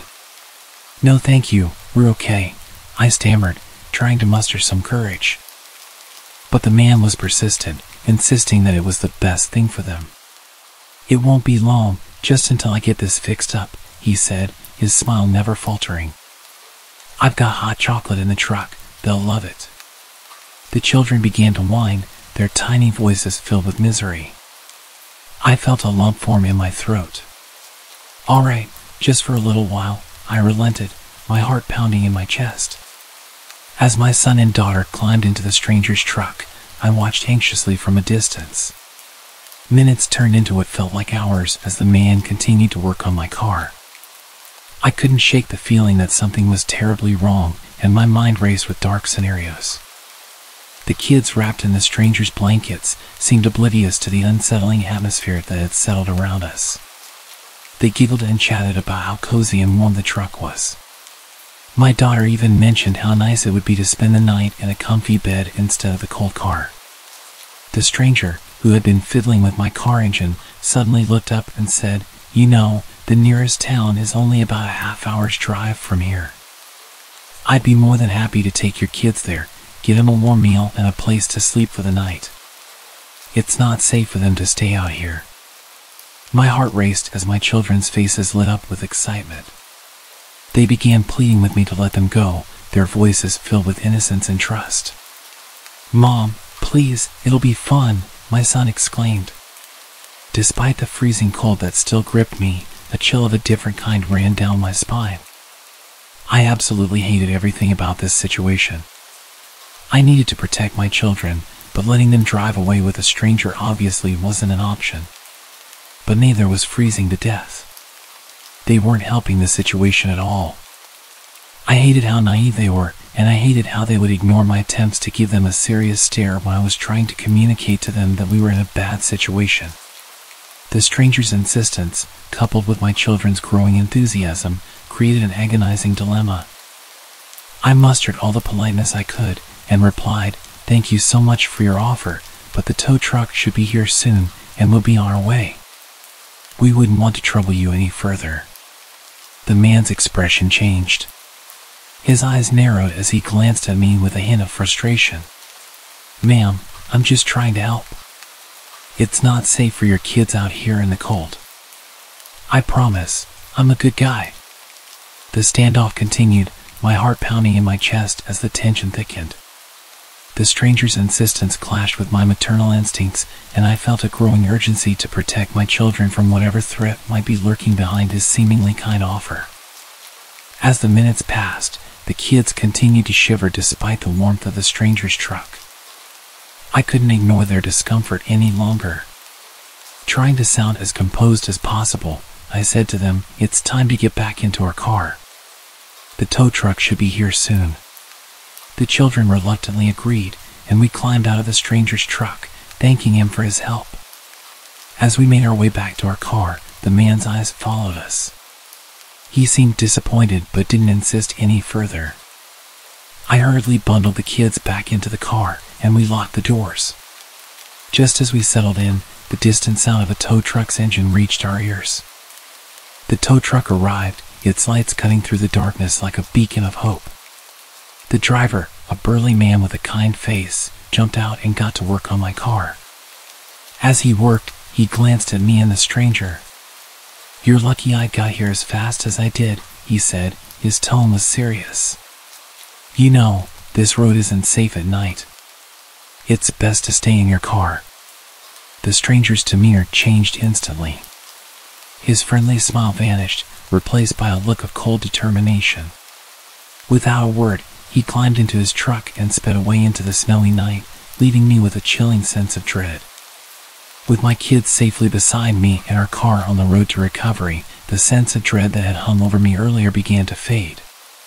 The late-night drive home, though still chilly, felt considerably less ominous than the creepy encounter we had just experienced. And as we finally drove away from that desolate stretch of road, I couldn't help but wonder what might have happened if we had accepted the stranger's offer to take the kids away in his truck. The thought made me feel sick, and I knew we had narrowly escaped a potentially perilous situation. The worst part about all of it was my children's lack of situational awareness. They were so eager to be taken away by a stranger. I made a very conscious effort to teach them more about dangerous situations, and that when mommy looks at them with a big serious expression and tells them something, that they need to listen and do as they're told.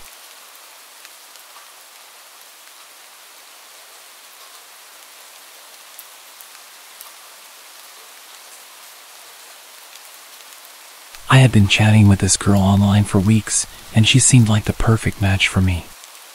So when she suggested we meet at hers, which happened to be in the middle of nowhere, I couldn't resist the adventure. My GPS had guided me through the labyrinth of back roads, with the promise that I was nearing her location. But as I rounded yet another bend, I found myself in the middle of a seemingly abandoned junkyard. Rusty old cars and worn-down buildings loomed in the darkness. The place was only lit by my car and the moonlight. Confusion turned to fear as I realized this was the wrong place.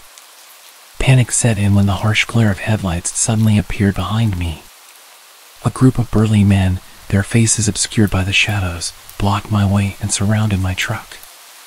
One of them, clearly the leader, approached my window. His eyes were filled with suspicion. "What the hell are you doing here, boy? This is private property."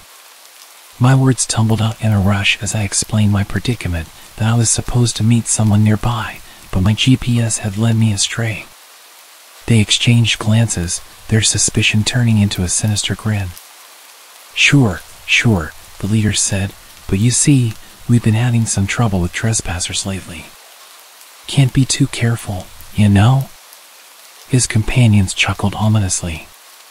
Without another word, I threw my car into reverse and backed out of there as fast as I could. My heart was pounding. I turned the car around quicker than I thought was possible, and I fumbled with the GPS, trying to tell it to return home. The men continued to shout at me as I sped away, but my troubles were far from over. My GPS, unable to keep up with my rapid escape, soon led me onto an even narrower road. Darkness surrounded me as I ventured further into the woods. My anxiety was making my legs shake aggressively, and my hands could barely follow simple instructions. With no cell service and no signs of civilization, I was well and truly lost. Suddenly, as if mocking my desperation, a deer bounded out from the shadows and onto the road. Panic surged through me as I slammed on the brakes, screeching almost to a complete stop. The deer barely reacted and just continued to slowly prance down the road. Suddenly, I noticed the rednecks from the junkyard had caught up, their truck now dangerously close behind me. They were leaning on the horn, yelling obscenities, and I really started to feel like I wasn't getting out of this alive. Desperation pushed me to follow the deer. I drove at a crawl, praying the animal would move aside. But it just dominated the road in front of me for a painful amount of time. It continued to run ahead of me. The longer it was there, the more it started to look like some type of demon. It looked like something you'd see in Norse mythology. Its horns looked like human arms reaching into the sky.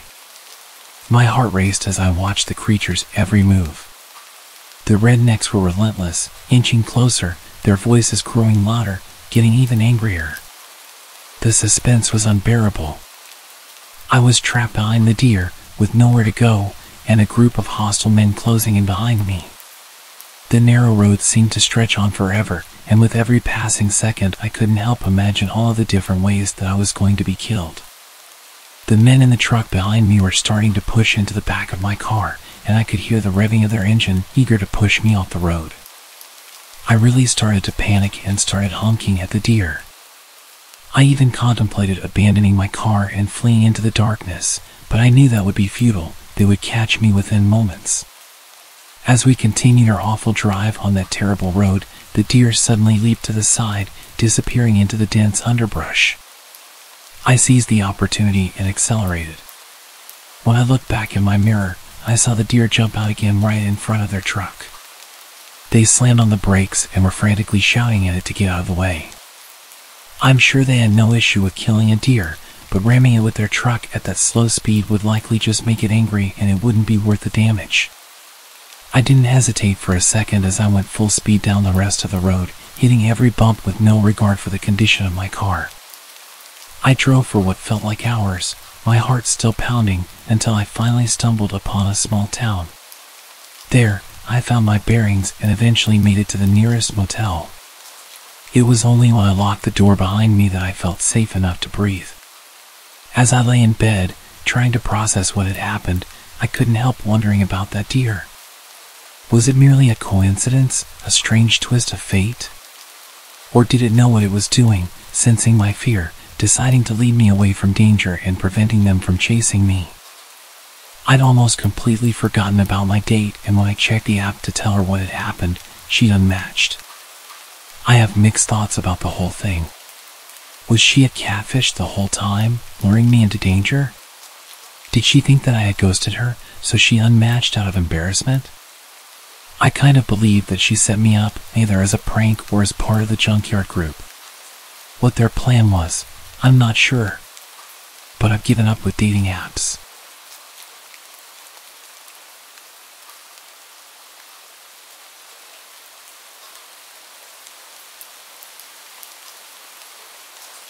A few years back, I'd just gotten my first bike. As a young female rider, I often attracted unwanted attention. People couldn't help but notice me as I cruised through the streets. It was exhilarating, and I loved the feeling of the wind and the freedom of the open road. Most bikers I came across were so kind and welcoming, and there's a really strong community. But there were times when the attention crossed a line. One evening, I was riding home after a long day. The sun was setting, casting a warm glow across the sky. The road was quiet, just the way I liked it. My bike growled beneath me, and for a moment, everything felt perfect. But then, as I pulled into a gas station to top up my tank, I noticed him, a young guy on another bike, maybe in his 20s. He parked beside me, and our eyes met. I offered a polite nod, thinking he'd move on. Instead, he removed his helmet and started chatting. He had a friendly smile and an easygoing demeanor, and although his confidence was admirable, something about his persistence set me on edge. We talked for a few minutes about our bikes and the thrill of riding. He seemed genuinely interested in getting to know me, but I couldn't shake the feeling that he was being a bit too forward. I nodded and kept my responses short, hoping he'd eventually get bored and ride off into the sunset. However, that wasn't his plan. After filling up our tanks, he hopped back on his bike and revved his engine, indicating that he was going to follow me. Anxiety began to creep in as I realized this stranger wanted to ride with me.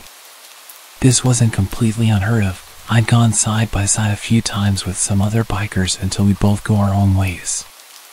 But I was heading home, and I didn't want to be followed. As the miles rolled by, he continued to ride beside me, occasionally trying to impress me with a wheelie or a burst of speed. It wasn't overtly creepy, just persistent. I decided it was time to lose him. I knew my bike and its capabilities well, so I hit the throttle, speeding away from him. The wind rushed past me as I pushed my bike to its limits. He caught up again and I realized that I wasn't going to lose him. I decided to pull over and he pulled up next to me. He was so proud of himself. He took off his helmet and had a massive grin on his face as if we'd been playing a fun game. I told him I was heading home now and that I'd see him around. He continued smiling at me and told me he'd make sure I get back safe. I really wasn't in the mood. I kind of snapped and told him directly that I was good and didn't need an escort. Just as I started to leave, I gave him a wave. One last attempt to make it clear that I was saying goodbye, leave me alone. He'd rested his helmet down, so it took him some time to get ready. I managed to get some serious distance this time. Glancing back, I saw him in the distance, desperately trying to catch up. The adrenaline was pumping through my veins as I weaved through the winding roads. But the persistent rider wasn't giving up. He was closing in fast. I could hear the roar of his engine growing louder, and I knew I had to make a decision. Ahead, the road took a sharp turn. I had to slow down to navigate it safely. That's when he saw his chance to overtake me. He revved his engine, racing forwards. But he misjudged the turn, and before I knew it, he slammed into the wall with a deafening crash. My heart pounded in my chest as I watched in shock. He flew over the barrier, disappearing into the darkness. Without hesitation, I screeched to a halt and rushed to the edge. I pulled out my flashlight and shined it into the water, desperately trying to spot him. It was almost pitch black and I'd barely even seen how far he went. All I know is that I saw him fly straight ahead. He clearly landed in a river, but it was really wide, and visibility was minimal. I shouted for him, whilst pulling out my phone to call for help. The river was moving fast. He could have easily been miles downstream by the time help arrived. I stayed there for hours that night, searching for this stranger, desperately hoping that we'd find him. I had this awful feeling of guilt. One moment I was racing away from him, the next, I wanted nothing more than to see him alive and well. I still wrestle with the idea that it was my fault.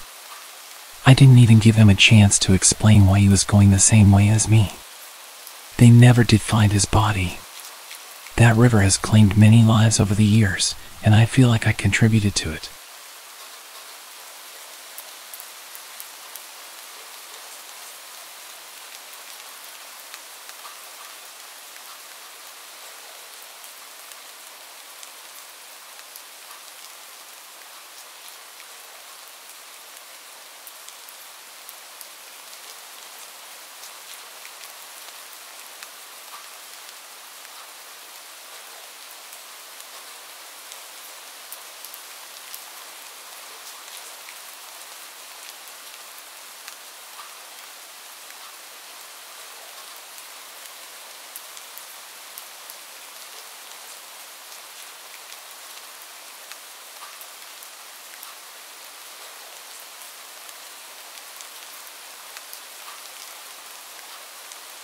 I'm currently 29, I'm a woman, and this took place when I was 14.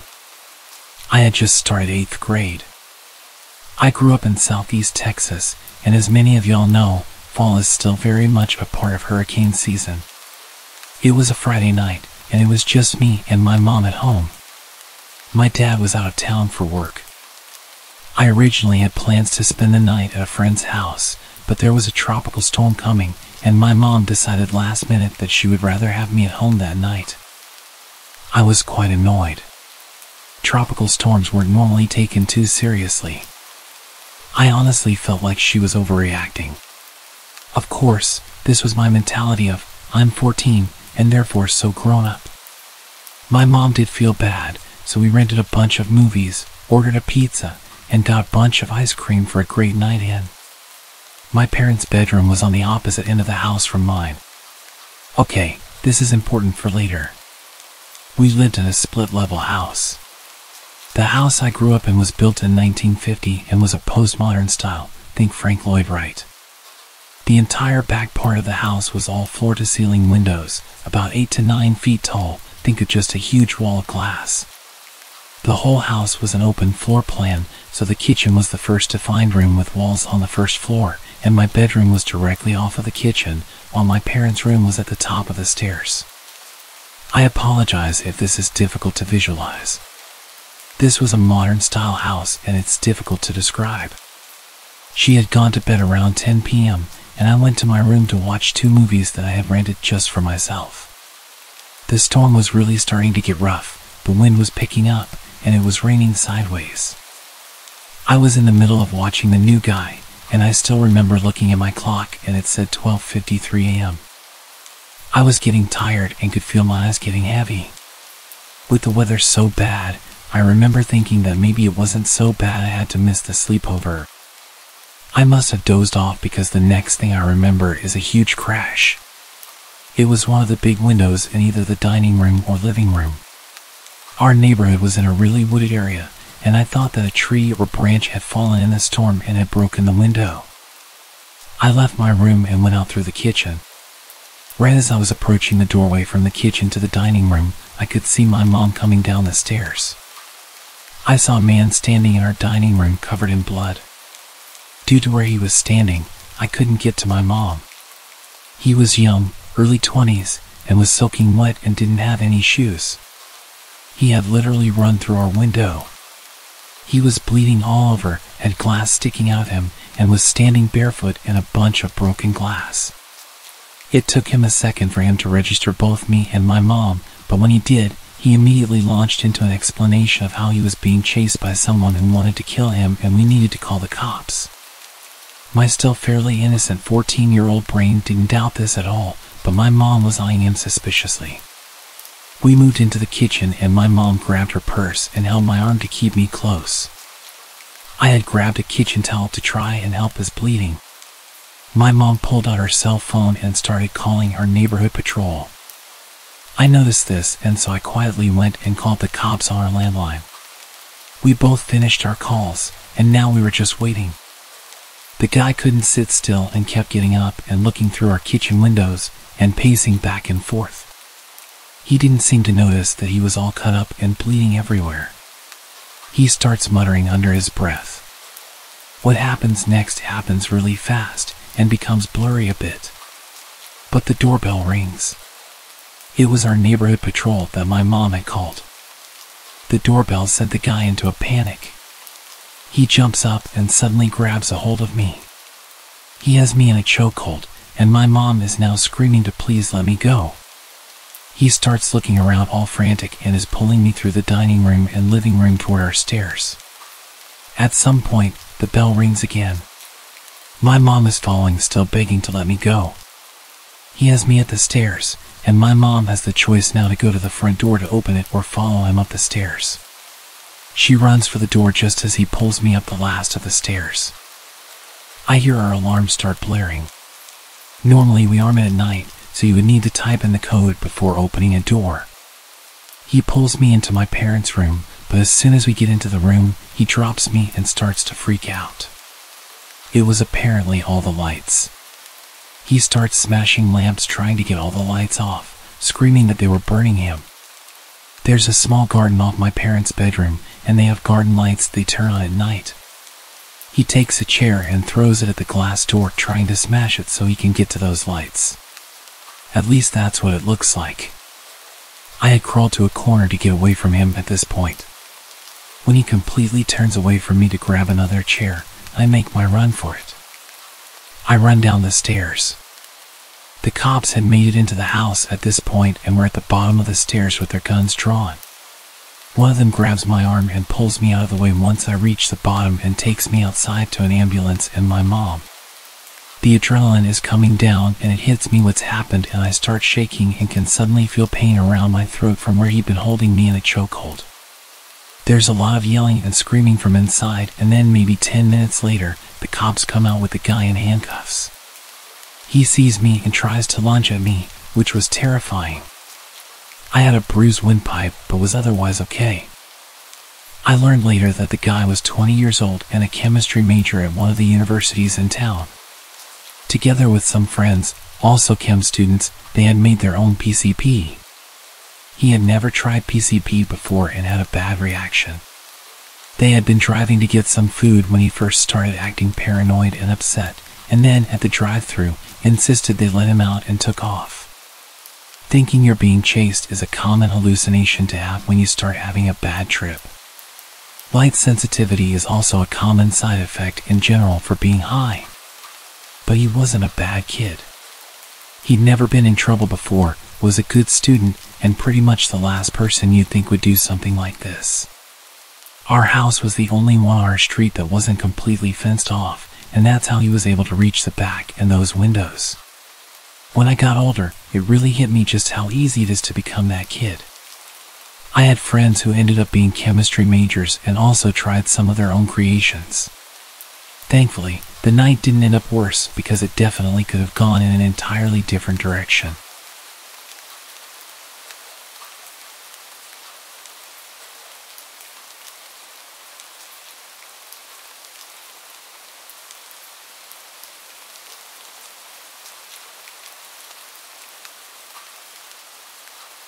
About 12 years ago, when I was 9 years old, I was home alone with my 12-year-old brother.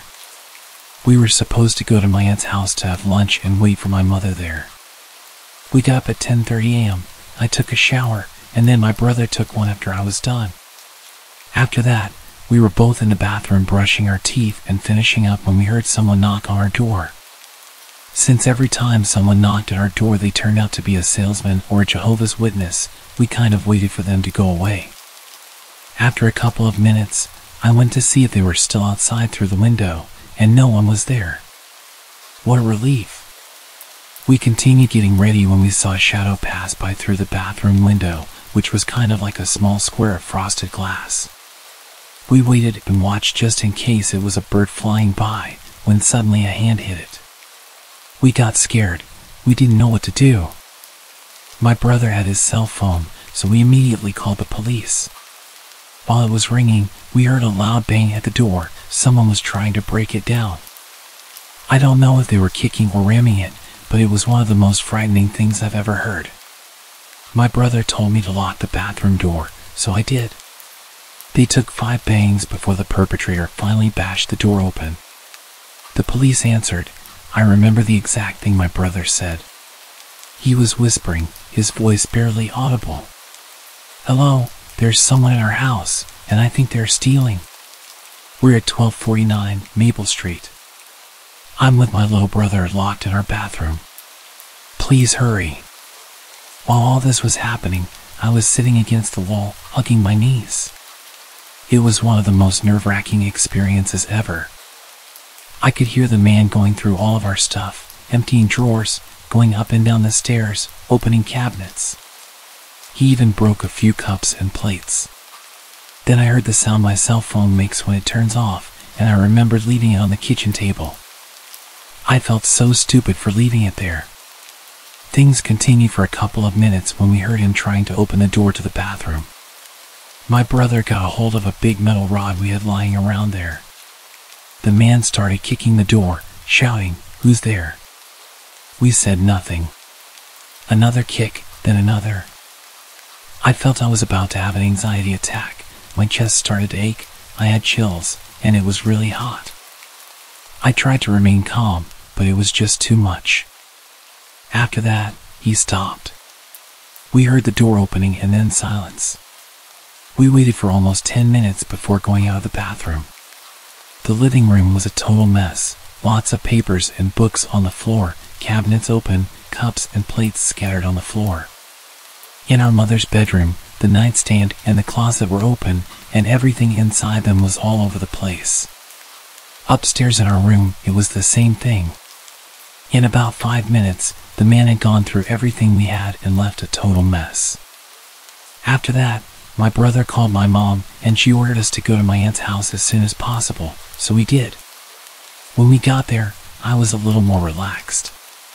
My aunt was waiting with us with ice cream, probably because my mom had told her everything, and she wanted to calm us down a bit.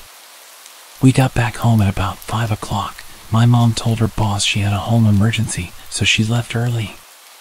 She tidied up the house, cleaned up, and left everything the way it was before so we could be relaxed. I really appreciate her effort and my aunt's attempt to calm us down and do everything so we didn't have to think about it. According to my mom, the police got to her house after she arrived, about 3 to 4 hours after the incident. She explained everything, but because of a lack of evidence, nothing could be done. The man was never caught, and honestly, I don't think they even tried to search for him. The next few days, my mom was home with us. Now I tell the story as a funny anecdote. Luckily, no one was hurt, and he only took useless stuff, but at the time, I was really scared. To a 9-year-old, an experience like that can have serious repercussions. I'm lucky it never came to that, and I got over it after a couple of weeks.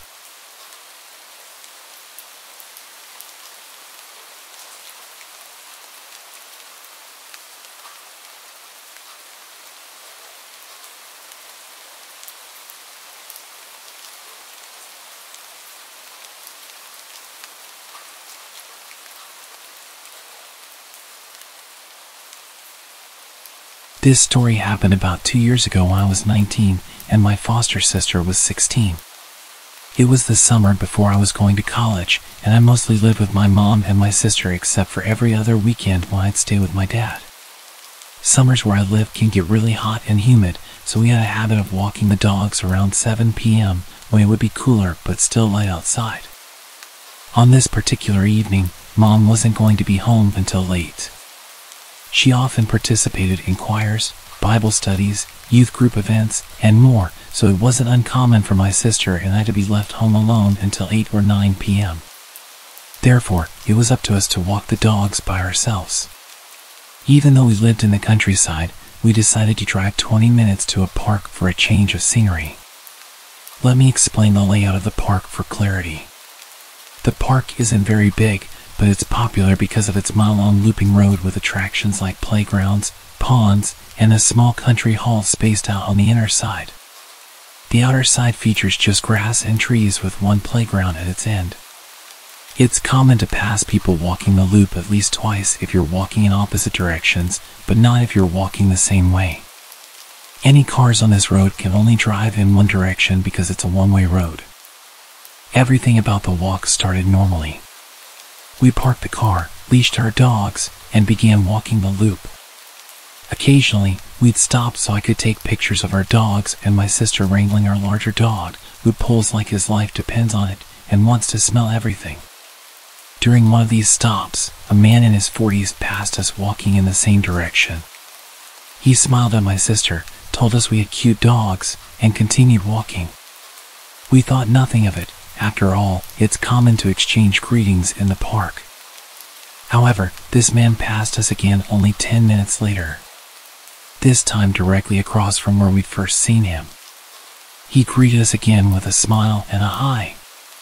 This time, we both looked at each other, acknowledging the strange guy. It seemed odd that he had managed to loop back to us so quickly and that he had cut in front of us so closely, nearly touching my sister. Not even 5 minutes later, the same man passed us again, cutting even closer and greeting us once more. This was the moment I decided we needed to leave. It was abnormal to pass someone 3 times so quickly on this loop without them taking a shortcut or altering their path significantly. We hurried back to our car. As we neared it, we noticed a car creeping along behind us. We stopped to let it pass, but it also stopped. When another car approached, the first car sped away. We quickly packed the dogs into our car and drove home. Once home, we settled in for the evening. Around 9:30, while we were in the living room, we noticed the ceiling light up momentarily as if from car headlights, but we dismissed it, thinking Mom was coming home. A few minutes later, the motion sensor light on the porch turned on. Soon after, we heard the storm door open, but no one came in. Our dogs suddenly started barking aggressively, and the storm door slammed shut. My sister, brave as she is, went outside with a kitchen knife to investigate, but saw a man's outline by our old dog kennel. She quickly came back inside, and we locked the door. I called my mom, who advised us to ensure all doors were locked and the dogs were inside. When she arrived home and we explained what had happened, we called the non-emergency police number. The officers who came did not find anyone and seemed to think we were overreacting. To this day, we still believe someone with malicious intent was at our house, possibly the same man from the park. Whether or not this is true, the experience taught us to always trust our instincts. If you feel someone is paying too much attention to you, do not head straight home. Be aware of your surroundings and stay in public spaces if possible. You never know who might be watching.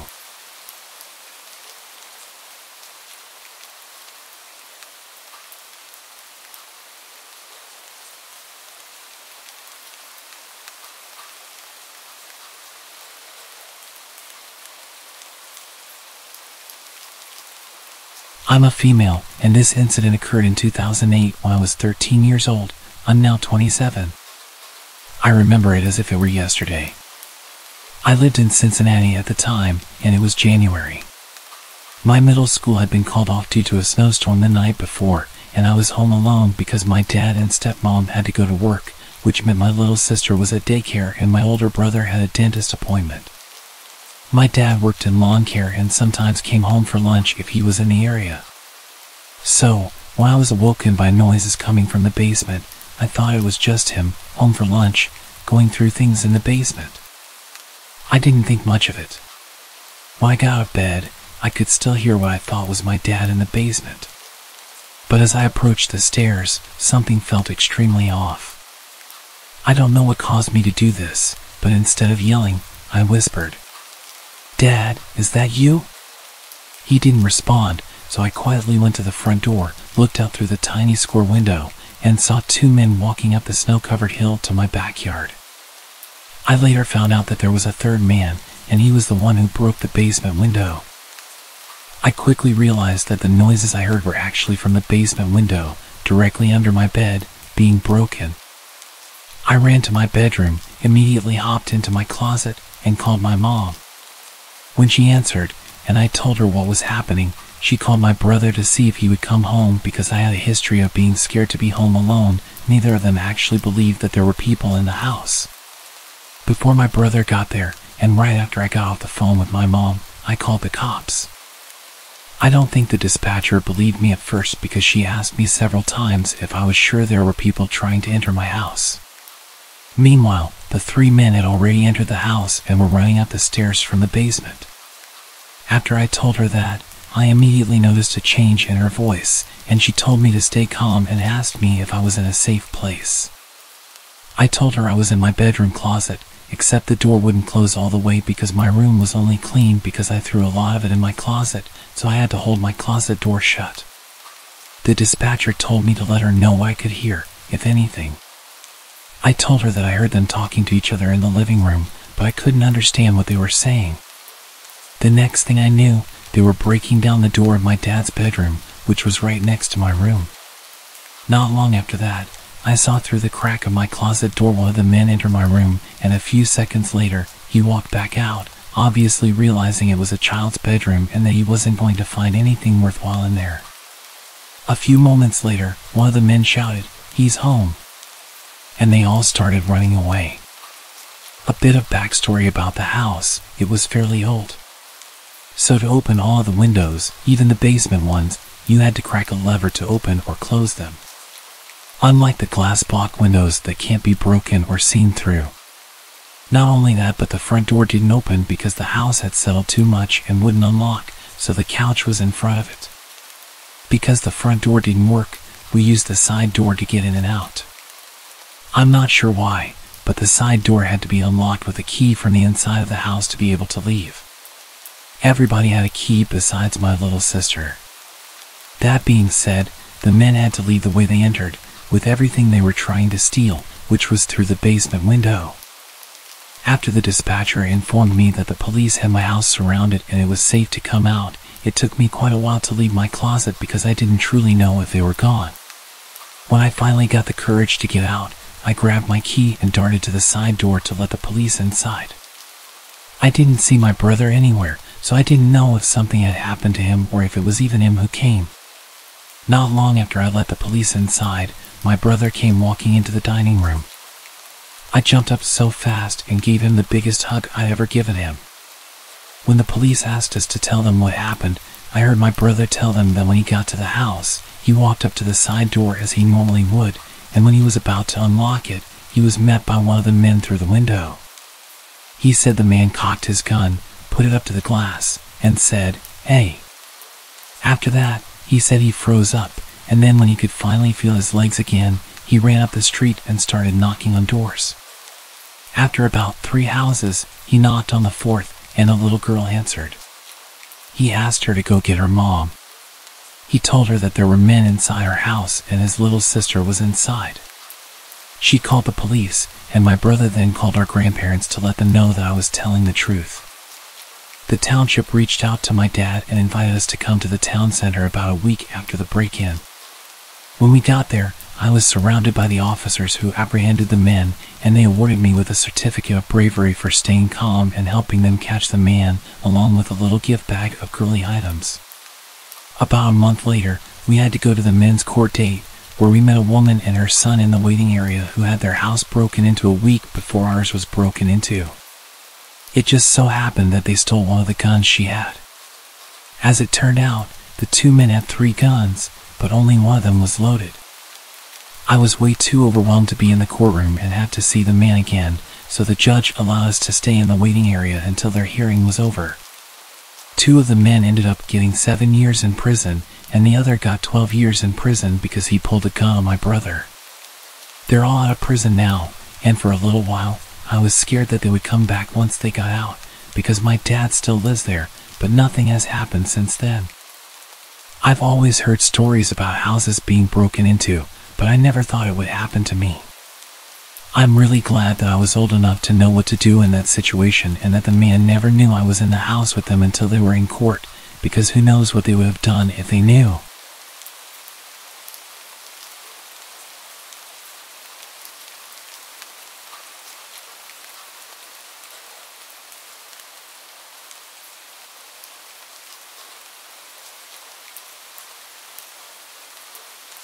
This just happened last night.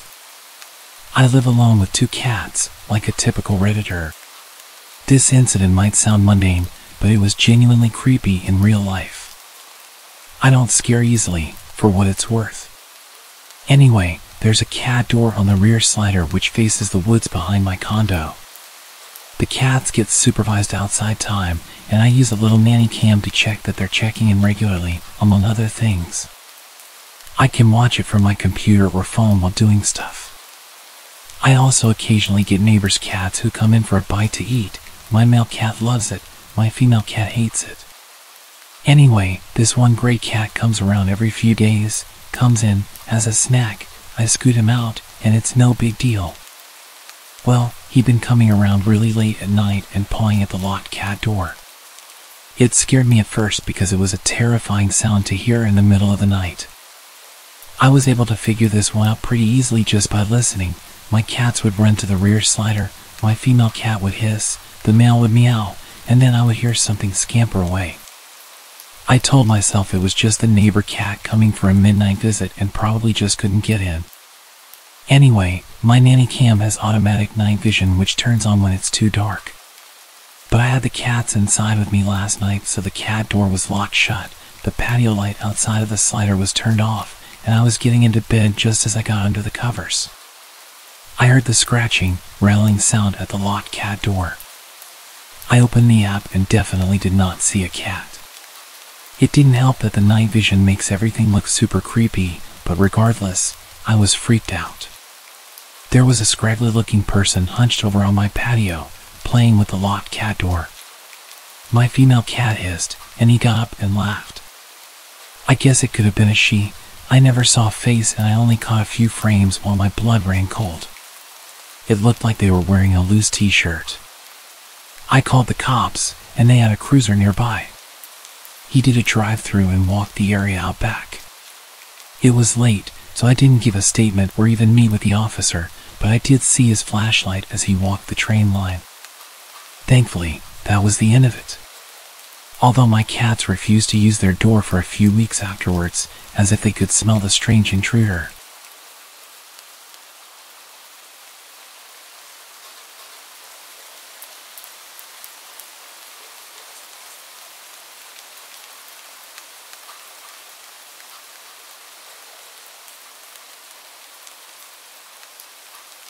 I'm a security guard for an alarm response company. We answer alarms for businesses and private residences. 99% of the time it's a motion detector set off by a cat, or a restaurant forgot to disarm their stuff before the stock truck arrived to unload. In this case, I was called out to a house where the back door alarm was set off. Like it thought someone opened it. The owner was out of town, but she was alerted by her app and her mother met me there. We checked the door, it's locked. We figured maybe someone tried the door but it didn't budge, setting off the alarm. But there's a light on inside. The mom mentions this to her daughter on the phone. The daughter says she isn't sure if she left the light on or not. It's a good idea to make people think someone's home, but she just isn't sure. That gave me a bad tingle. The mother wanted to go inside to check. However, she didn't have a spare key. The neighbor did, but they were asleep and the mom didn't want to wake them. So, I fill out my papers and go back to my normal patrol routes. An hour later, the same home sends an alert out. I'm the only one in my city zone, so I answer it again. When I pull up, police and CSI are there already and they're talking to the mother and the now awake neighbor. They are reviewing video footage sent to them by the daughter. I look at the footage. There were 4 men that were armed wearing masks and hoodies. They came out of the bathroom a minute after the mother and I left. They proceeded to rob the place.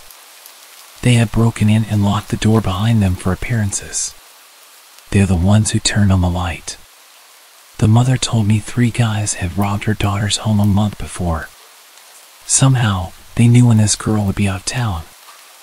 They appeared smart, desiring a quiet robbery without conflict. But they brought guns, so they were prepared to shoot their way out of trouble if they needed to. The mother had wanted to go in. If she'd had a key, or woken the neighbor for the spare, we would likely have been shot dead by these guys when we went inside. Work doesn't give me Kevlar vests or anything. If I ever get another house call and someone's in there, I am not going inside no matter what is asked of me. I count myself fortunate the way was blocked this time, because I was prepared to foolishly go in and check if I could. The 1% of the calls where something is actually off, it has never been as bad as this one.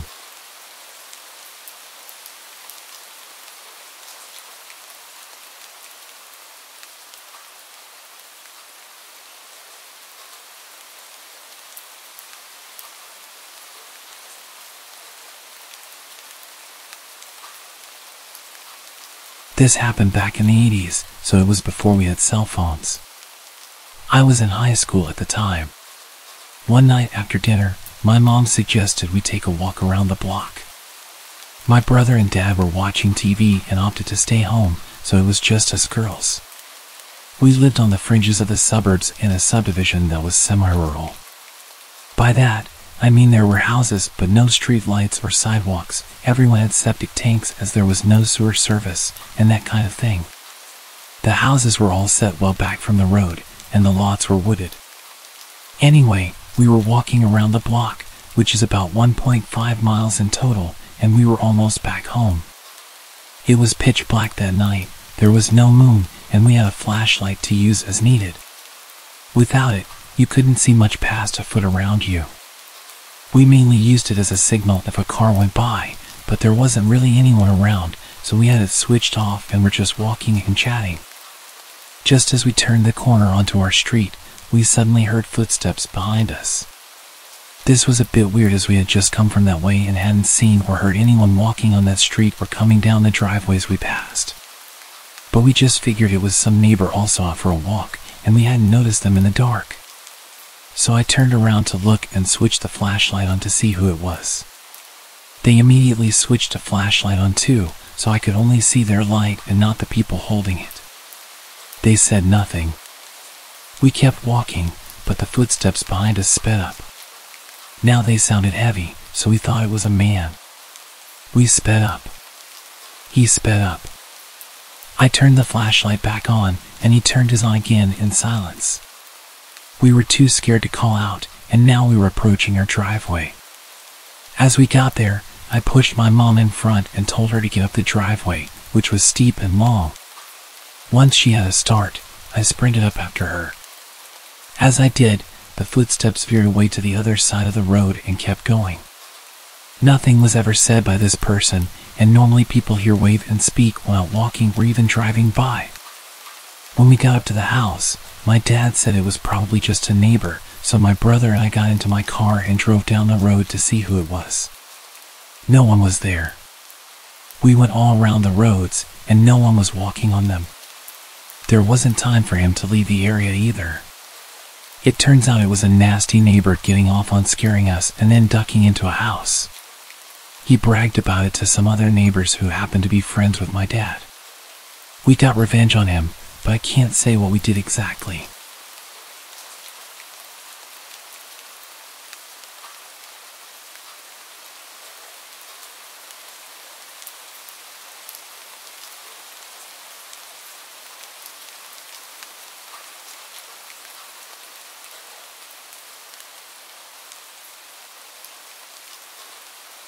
Although it might not seem like it, this incident happened quite a while back, probably over 10 years ago. I was in my later years of high school and was home alone. My parents were at a wedding that required them to stay in a hotel, and my brother worked the night shift at that time. My family lived in a very well-known East Coast city in a blue-collar neighborhood that was starting to take a nosedive. As a teenager, I was a bit of a loner. I wasn't a nerd or anything. I was a big guy who had friends and went on dates, but I'm a natural introvert, so I cherished the rare alone time that I got. This weekend, I was looking forward to engaging in my normal empty house routine, playing PlayStation on the big screen TV, then ordering a late takeout dinner, pizza or Chinese, and pigging out while watching some Dragon Ball Z. Then, around 2 a.m., I would fall asleep on the couch with my old dog, Cecil.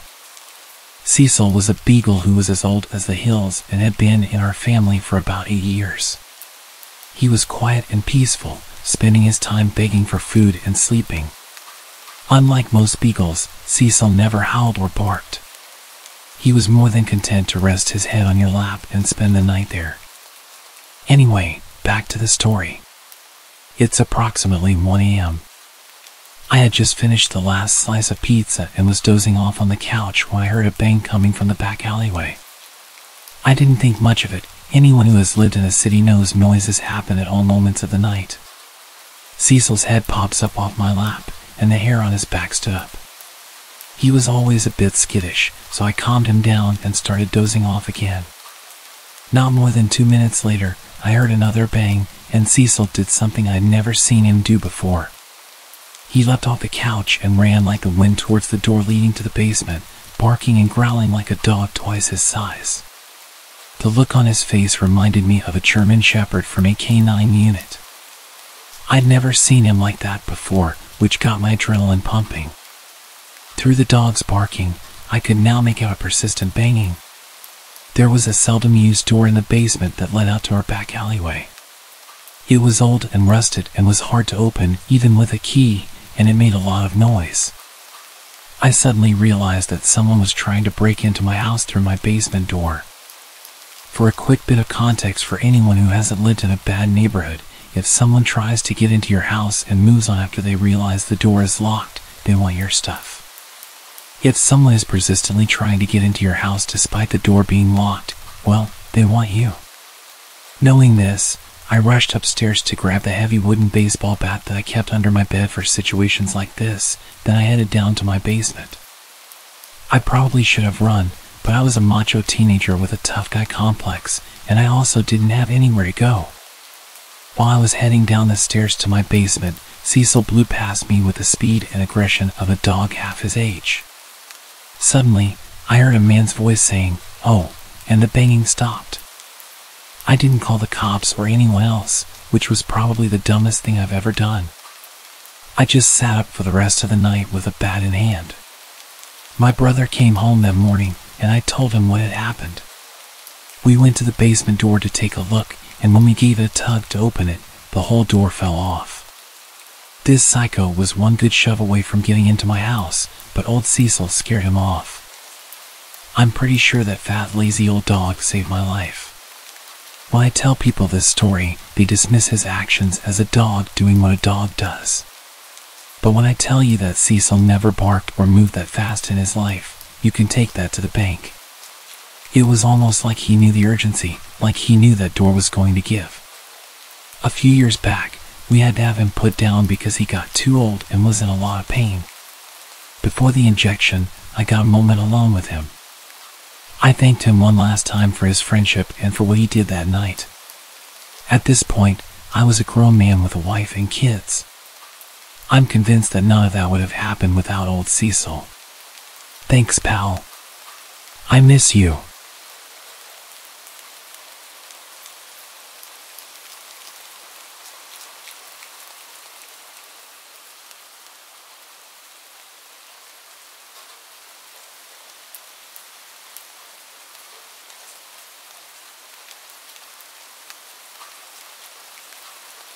This encounter happened when I was about 10 years old. My sister and I were home alone since it was during the summer, but our mom and grandmother were busy so they couldn't stay home with us. We were used to being home alone during the summer, so it wasn't a big deal. The only thing we could not do was go outside or open the door if someone knocked. During this day, I had gotten up and started to play The Sims 2 in our kitchen. My sister was watching TV. A few hours into gaming, I thought I heard the doorbell ring. At first, I thought it was my game, but I had turned off the sound. So, I asked my sister if she heard the doorbell. She replied that she hadn't. She said it was probably just the show she was watching. I brushed it off and went back to playing my game. About 10 minutes later, I saw a reflection on my computer of a man in a suit, his hands cupped around his eyes, looking through the glass doors behind me. I turned around to be face to face with this strange man I'd never seen before. I had no idea how long he had been watching me. He waved at me like he knew me from somewhere. I called my sister's name, who had not noticed the man yet. She quickly grabbed the house phone, calling our grandmother. We had seen salespeople before, but none of them looked like this guy. He was wearing a full-on black suit that did not fit him. If not strange enough that this guy was wearing a suit in 99 degrees, he was also carrying a briefcase. All the salespeople I'd seen only ever had a clipboard or maybe a couple of flyers, but this man had a briefcase. The next flag came when this guy walked around our house to come to the back door, which during his little trip he would have seen there wasn't a car in the driveway, indicating no one was home. As I was getting up to hide, the man reached down and grabbed the doorknob, starting to jiggle it forcefully. Thankfully, the door was locked. He looks at me, smiling, and gestured at me to come and unlock the door for him. All the noise he'd been making had now set off our 75-pound lab mix, making her go berserk. No way she was going to let this guy get to us if he did get in. My sister tells me our grandmother is on the way, and she wanted us to hide in the back of the house in her room until she could get home. My sister hands me the phone, then runs into the kitchen to grab the biggest knife we have. I can hear her yelling at the guy that we called the cops. She comes back into the room with me, and we shut the door. She tells me after she lied to the guy about calling the cops, she said that he started laughing like she just told the funniest joke he ever heard. A little while later, we heard the door open and my grandmother calling us. We come out to meet her. She tells us she did not see a man anywhere in sight. She'd walked around the whole house before unlocking the door. She also thought it was weird if he was a salesperson, he would have left a note saying, "Sorry, we missed you." She ended up taking the rest of the day off to stay with us, also so she could watch to see if the man would come back around. It's been 11 years since this encounter, and I still don't want to know what was in his briefcase.